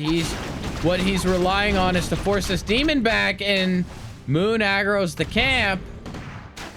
And Infi says, perfect, I'll take it. Has to be careful now. Demon's super fast with those boots. Should hand the ring over to the Fire Lord too, right? This little ring of superiority. Reduces the damage of the Demon Hunter again. And now the militia are here to help. And the militia should creep this behind while he tries to force Moon back. And that's exactly what he's going to do. One footman's going to fall. But the militia charge forward. And that's a lot of archers. You can't seem to connect. There's no staff. Moon needs to be a little more careful than that as the slow comes in.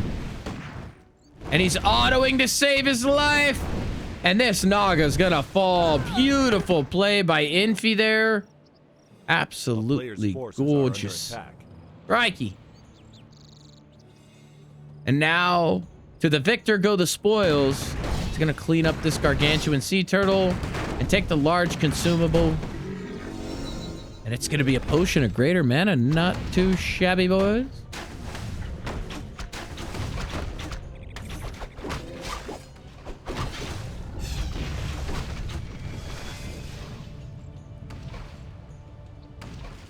A player's forces are under attack.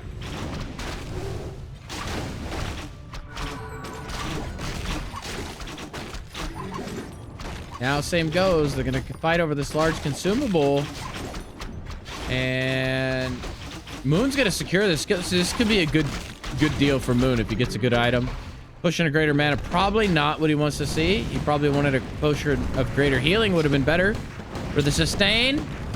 But Moon deciding which way to attack this beast. And he's just gonna come straight in. And there's no mastery on bears again this game. Infi's hitting super early at like the 8:30 mark, well before bears. And 2 more seconds. And now he will have bears. And now he's targeting down the bears before they got into form. He picks one for free. That's kind of a big deal. And now Infi fighting for good position, and I think that he has it. Very good position. I'm putting up the arcane first.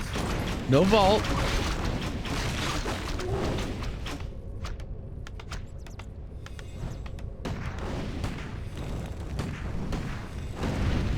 And he's pushing back very hard here. Rejuve cast on the demon. No dispel. Should have been Johnny on the spot with that, followed by silence. But now he's going to go back. He doesn't mind taking tower shots here. Yeah, you don't want the towers to get... Oh, and he cancels the wrong one. Yikes. Uh-oh. Has Moon done it? Has Moon thwarted the Infi 8:30 attack? I don't know. It sure doesn't seem like it quite yet, does it?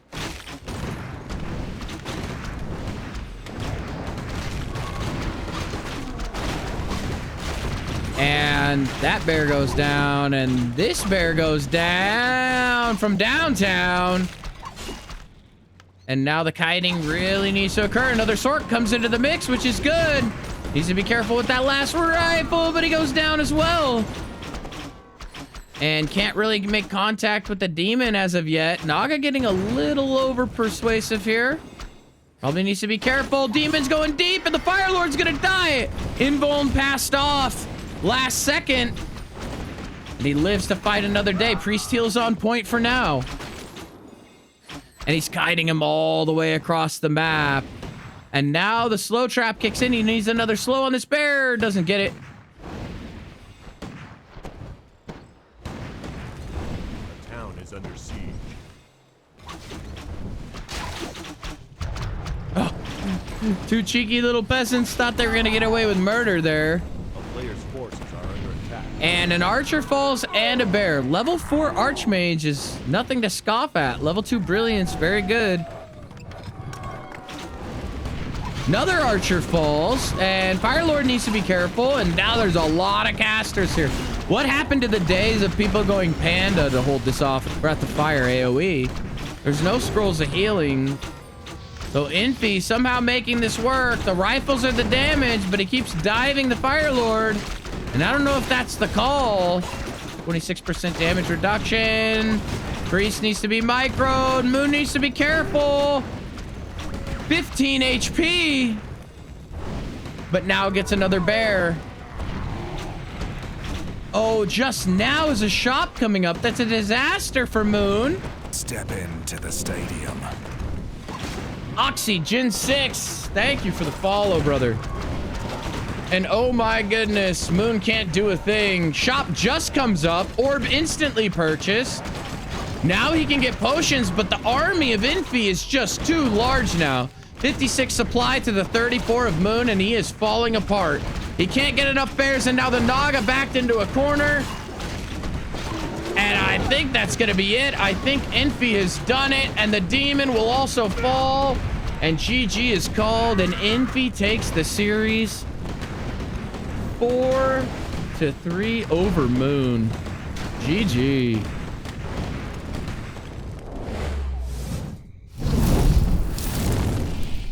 Holy cow. Holy cow.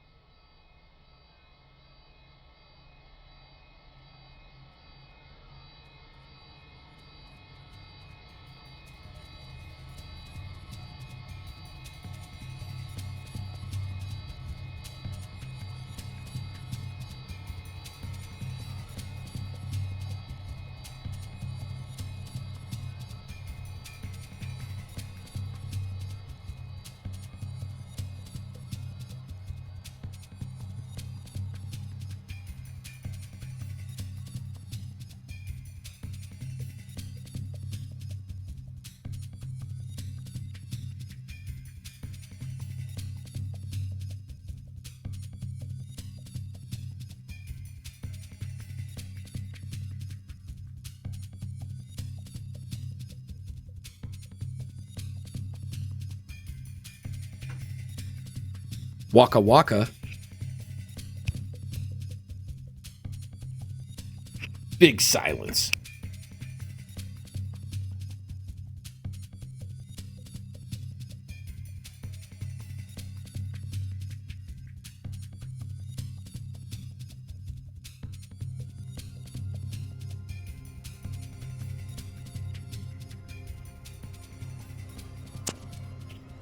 Hey, listen. You didn't even come out and say it again. Listen, man. All I was saying was that it's almost Monday. I know. You guys are upset. Sunshine, where was the undead? You said there was something for everyone here. Look, we got to see orc, we got to see human, we got to see night elf. Undead, I'm gonna save some for tomorrow. There's a chance, maybe, I might do an undead stream tomorrow, okay? And we'll cover it. I ain't hanging out down here for no reason. But hey, you guys got to get back to work too. Monday is tomorrow. You got to hit the grindstone with the tenacity unknown to man, right? But I appreciate you guys being here. And as always, much love. Cheers.